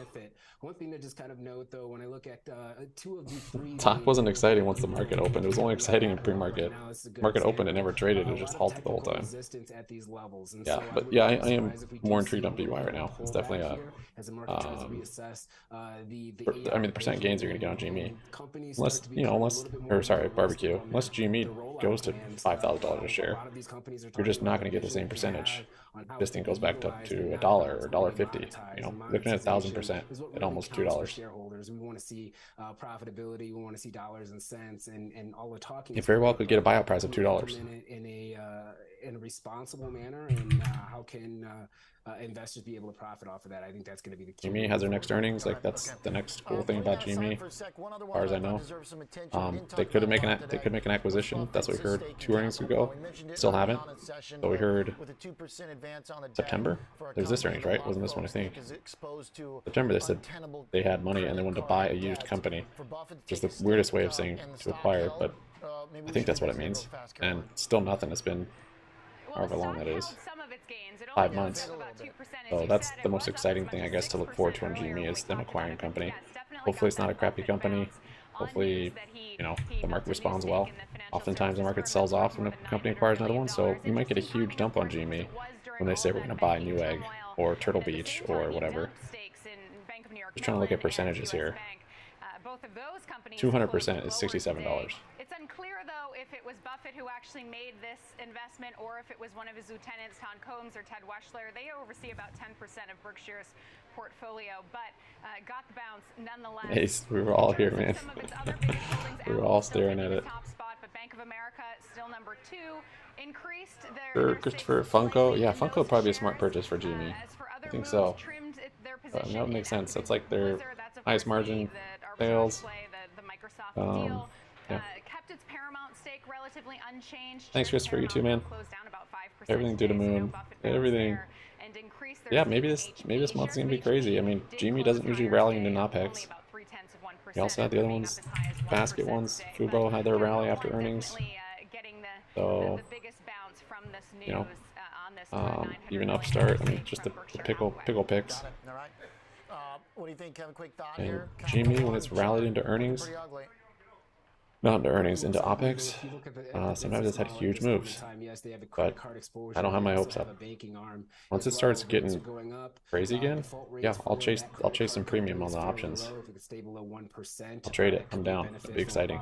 Standpoint for the company, yeah, and from a chart standpoint, I think you're just trying to find where the bottom is, and we've seen a little bit of this isn't even nice for selling options. I'm selling options on GME. I'm selling cash secured puts. The IV even sucks for that. It's like it's grinding up, and those puts aren't even losing value. Because the cost of the puts and the calls are basically just bargain basement. Like they're not going to get any cheaper. So you're literally just waiting for time on them. Go up or down. They're basically the cheapest they're going to get. Which, yeah, there's a big event. Got a nice price on them. Maybe Funko. Yeah, I mean, does Funko sell off? Their market cap was kind of high when we looked at it before. Yeah, it's actually rallied. Actually, Funko looks... I'm more excited about Funko. Look at that bull flag, man. That's super bullish. After earnings, too. Look at this thing. Huge gap up here to fill. Yeah, market cap's 585 million, so depending on the terms of that, that's a pretty large chunk. Especially if GME's earnings were just kind of inflated this last earnings, and they're not going to actually have positive EPS and good numbers after they start buying inventory again. But we'll see. I mean, cost of inventory, cost of shipping has come down tremendously since they were last loading up. I'm sure demand has slowed up though, but that being said, again, gaming's usually good in a recession, so maybe it won't have as big of a sell-off as something like Peloton. I don't know. Sarah, we were all looking at top. Sarah acted like she called it. It was funny. She's like, "I told you about top." I was like, "Dude, we were watching top when you got in stream." Tell us how to make Thinkorswim even better. We listen. Someone on Discord actually, I think, did first call out top though. You could search on Discord. I wasn't actually looking for it. Someone said it, and then I quickly started following it, and then kind of looked at it on and off. We gave them Thinkorswim Web. And then once it started going crazy, yeah. Aren't just made for traders; they're made by them. Thinkorswim. Oh yeah, when you guys share tickers, we should probably make a rule to share them with the $sign on Discord. Be way easier to find. Yeah, it was the night before. Yeah, it was pre-market. We watched it all pre-market, or post-market rather. Because then the next day I'm like, it might start filling this gap, or not gap, but it might start rallying back up to that spot. And then it did, and then it was just like, wow, it's crazy. It's actually gonna make it all the way. That was so wild. Maybe it was even, no, it was this day we started looking at it. Yeah, because it was halting this day. We looked at it this day. 427. We watched it. It made a nice bull flag in the close. Really bullish. This was halt. And then, yeah, after hours we were watching it too, so we watch it during the day. Bigger than usual. We had a big rally in the shares. I'll stop I maybe even traded it after hours this day. Yes, I did. I traded it after hours. Well, I think it's an interesting situation. That's when I realized, like, I I mean, the spreads were crazy after hours. It was like from here, you have to go back to that stream. I think I even did it on stream, maybe. Atlassian or Simple Team. Effectively, it's a software application-based company. Yeah, I traded it after hours. I totally forgot about that. For things like software application development. I traded it here. I jump in. No lie, I jumped in right here. Came down here and I sold. I got scared. The spreads were insanely wide, like tons of slippage. And it ripped. And I think I maybe traded again up here. But I maybe didn't. It was maybe just this one. I can't remember now. So that explained yesterday's gap to the upside. But if you look at the but yeah, so then pre-market we're watching it, and then they generated a then it caps down. I'm like just halting all day. That's just sketchy stock, man. Turnaround from the estimates, which were a loss of yeah, we literally trained the day before. And if you compare that to the same quarter let's see, what was I last trading that on? year, Probably good history. 96 cents last year. So you got 96 cents last Curious, year, was that on 15 here? cents of a loss last year, 15 cents of a profit. And that complete turnaround caused, I think, a sudden rush in the stock yesterday from institutions. Now, the other thing is, if you look at their sales growth, it's actually pretty phenomenal. They reported $162 million in sales, beating the estimates, and that was higher See if it's on by Thinkorswim. 49% Yeah, compared to the I've same got quarter top right last here at year. 427. On top of that, the company actually reported operating margins Let's that were see, flat. where'd it And go? This is a bit of a contradiction because operating There's margins 427 are top, sold effectively 2, flat. sold That speaks to a 3. company that's still trying to gain I was playing traction HKD then also.